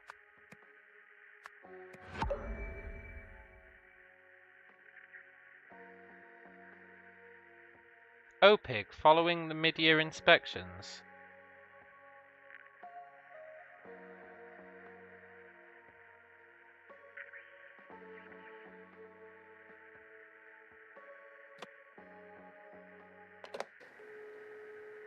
Oh, Westlake! She got fired!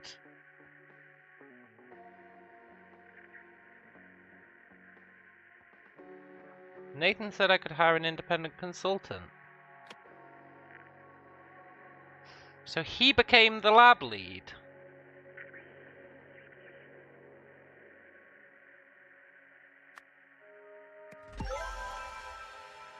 And she got bumped down to assistant. Oh, ho, ho, ho, ho. All he did was set himself on fire. I guess fair play. It was more than anyone else did.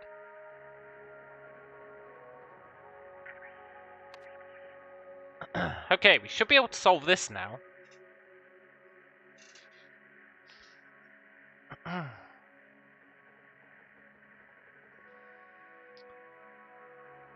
uh...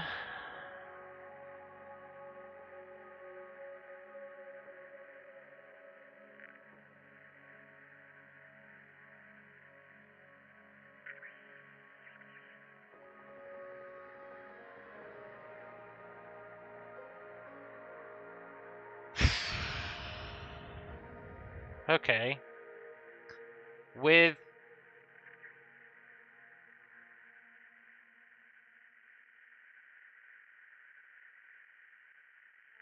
something from the something something. Something ran the something.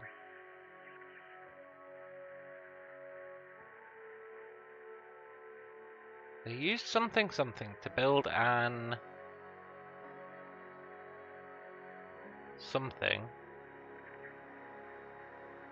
Believing it could something something, and then something something. Ah! With funding from the OPIG Corporation, Tessa Navari ran the Harmony Foundation. They used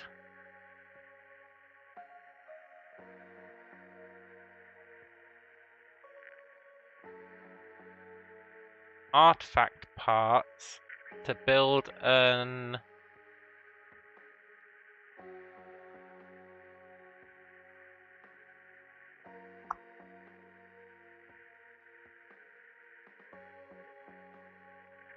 the fact that it's an implies that it has to start with a vowel.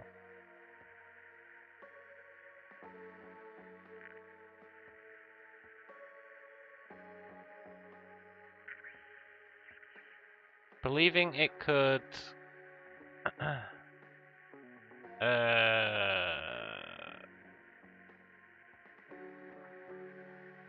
take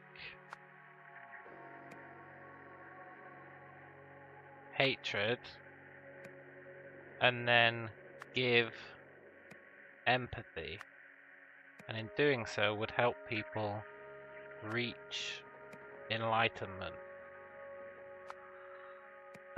However, it actually did nothing.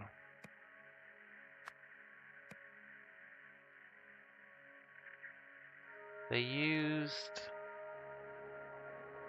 Oh, stolen parts, yeah! To build an artifact. I feel like they didn't really build an artifact, they built... But it's the only word that really makes sense.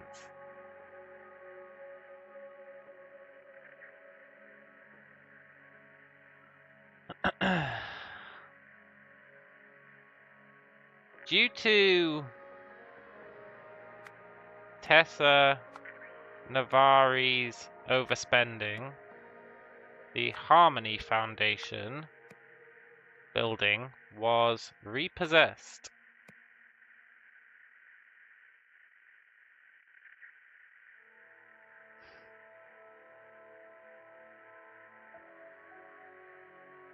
Who realized the artifact might work if it were rebuilt?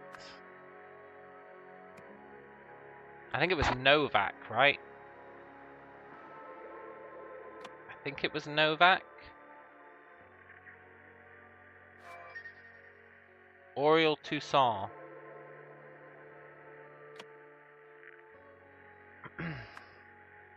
Oriel Toussaint realized it might work if it were rebuilt.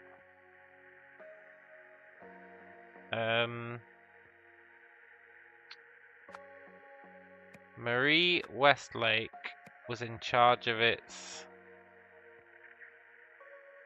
reconstruction, but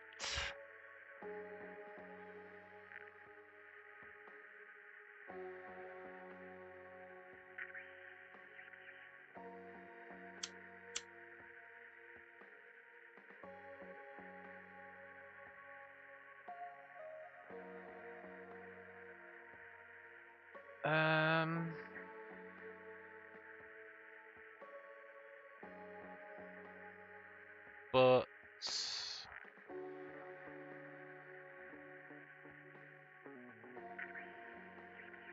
delayed testing. Despite this, Eugene Marmot activated the new device, so was denied... No, that doesn't make sense. So was denied what? Lab access. Yeah. So was denied lab access. Nice! I thought that was supposed to be the end of the story, but it's not. There's story 2.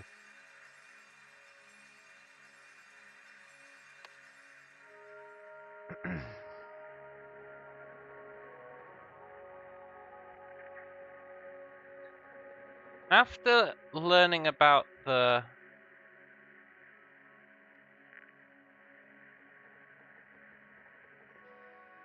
What?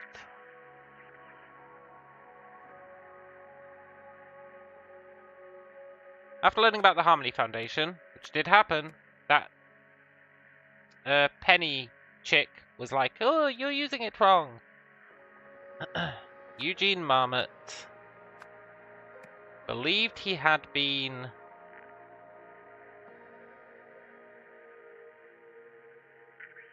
punished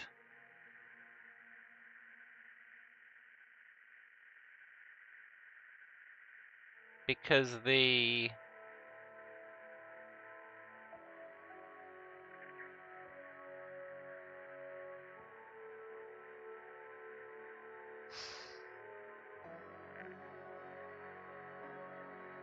Eugene Marmot believed he had been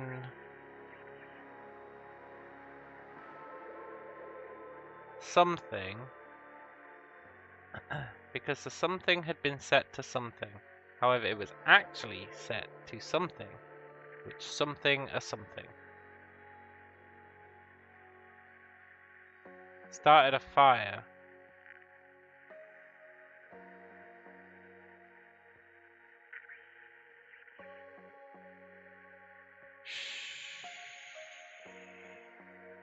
He got a promotion, we know that. He was rewarded with a promotion.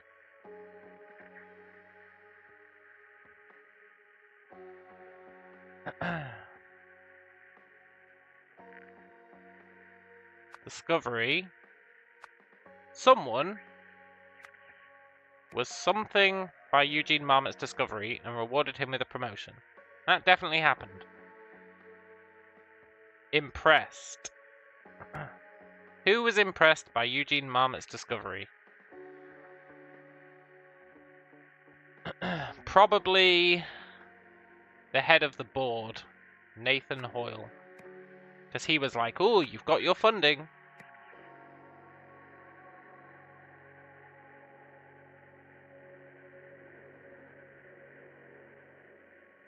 It definitely started a fire before he got promoted. That is a fact.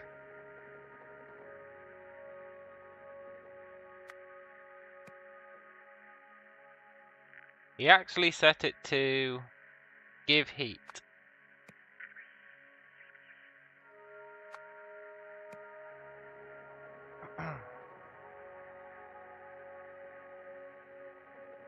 During a board inspection, Eugene tried to set it to... Oh, it froze a bird bath, right? That was the first thing that happened. It froze a bird bath. It was set to take heat. That was the bird bath thing, which happened before.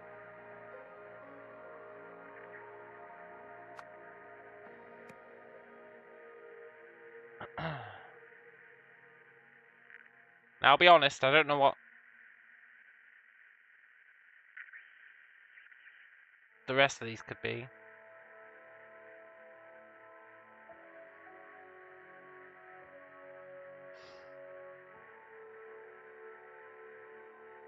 Learning about the Harmony Foundation, Eugene Marmot believed he had been...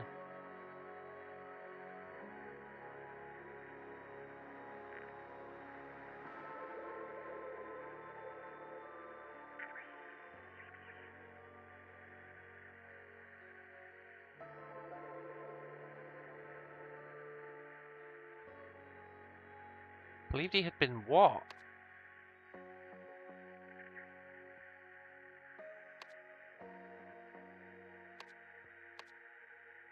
I feel like...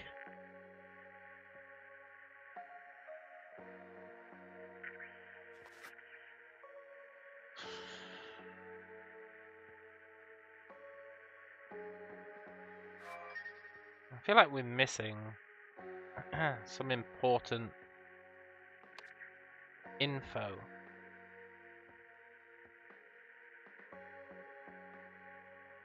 What was he trying to set it to when he set himself on fire?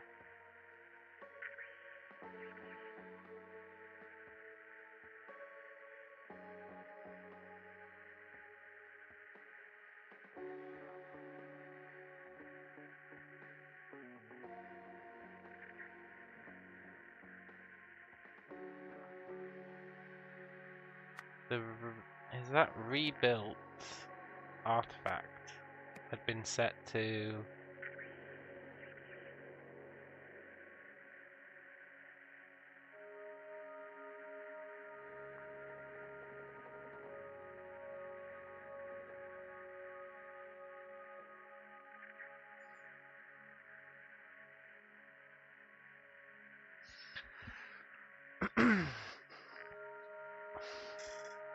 I really don't know what these could be.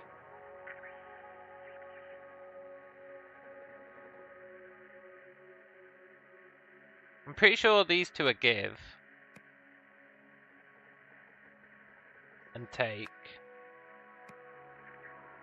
He thought it was...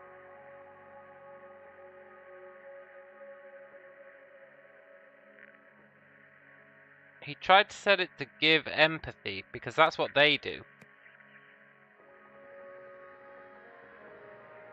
And he thought it had taken... hatred? And he thought he'd been rewarded? No, that's way off.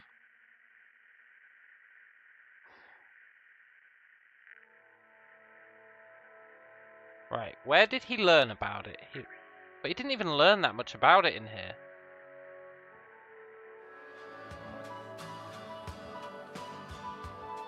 That makes so much sense. I was just trying to help. I didn't know why they were so mad at me.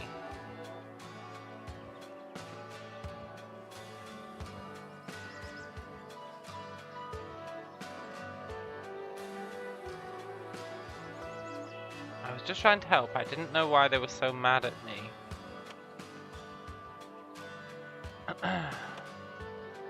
Oh, he thought he'd said it to give hatred, right? And that's why they were so mad at him.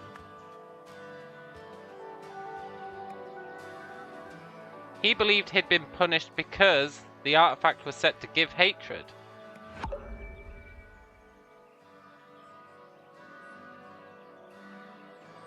However, it was actually set to take heat, which throws a bird bath.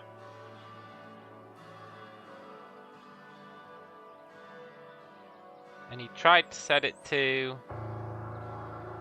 take hatred? Maybe? So that they wouldn't hate him anymore?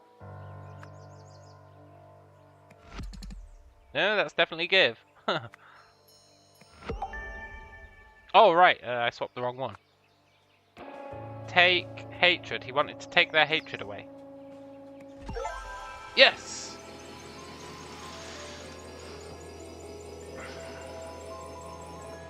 Oh, it all makes sense, sort of.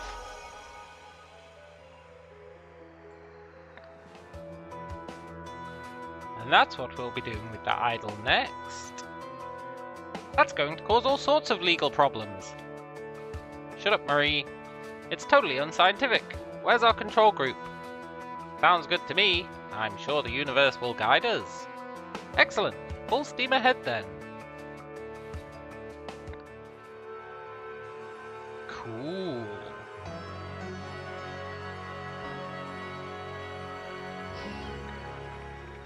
Chapter 4, The Trials. Welcome to the penultimate part, in which mind-bending discoveries are made. Ooh. Symbols, transfers.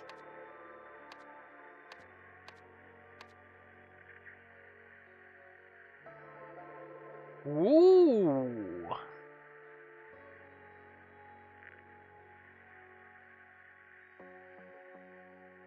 Well, we're going to call it a day there. It's 1 AM. We're finishing this tomorrow. We're going to finish it. Considering it's getting more difficult, I think... we'll probably finish it before the stream ends tomorrow. What about the mind-bending discoveries? They'll have to wait, I'm afraid.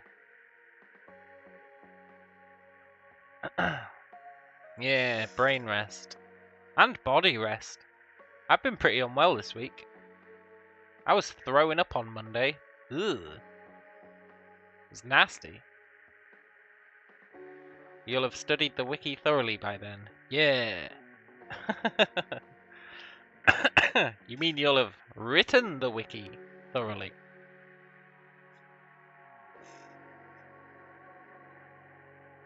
So, I'm gonna go and sleep. It's been good.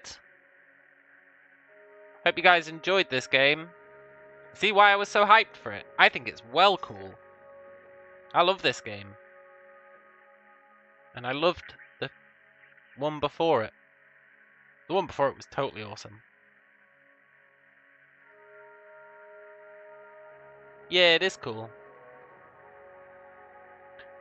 But anyway, I'm going to bed. Hope you guys enjoy the rest of your night. And I will catch you later. Adios.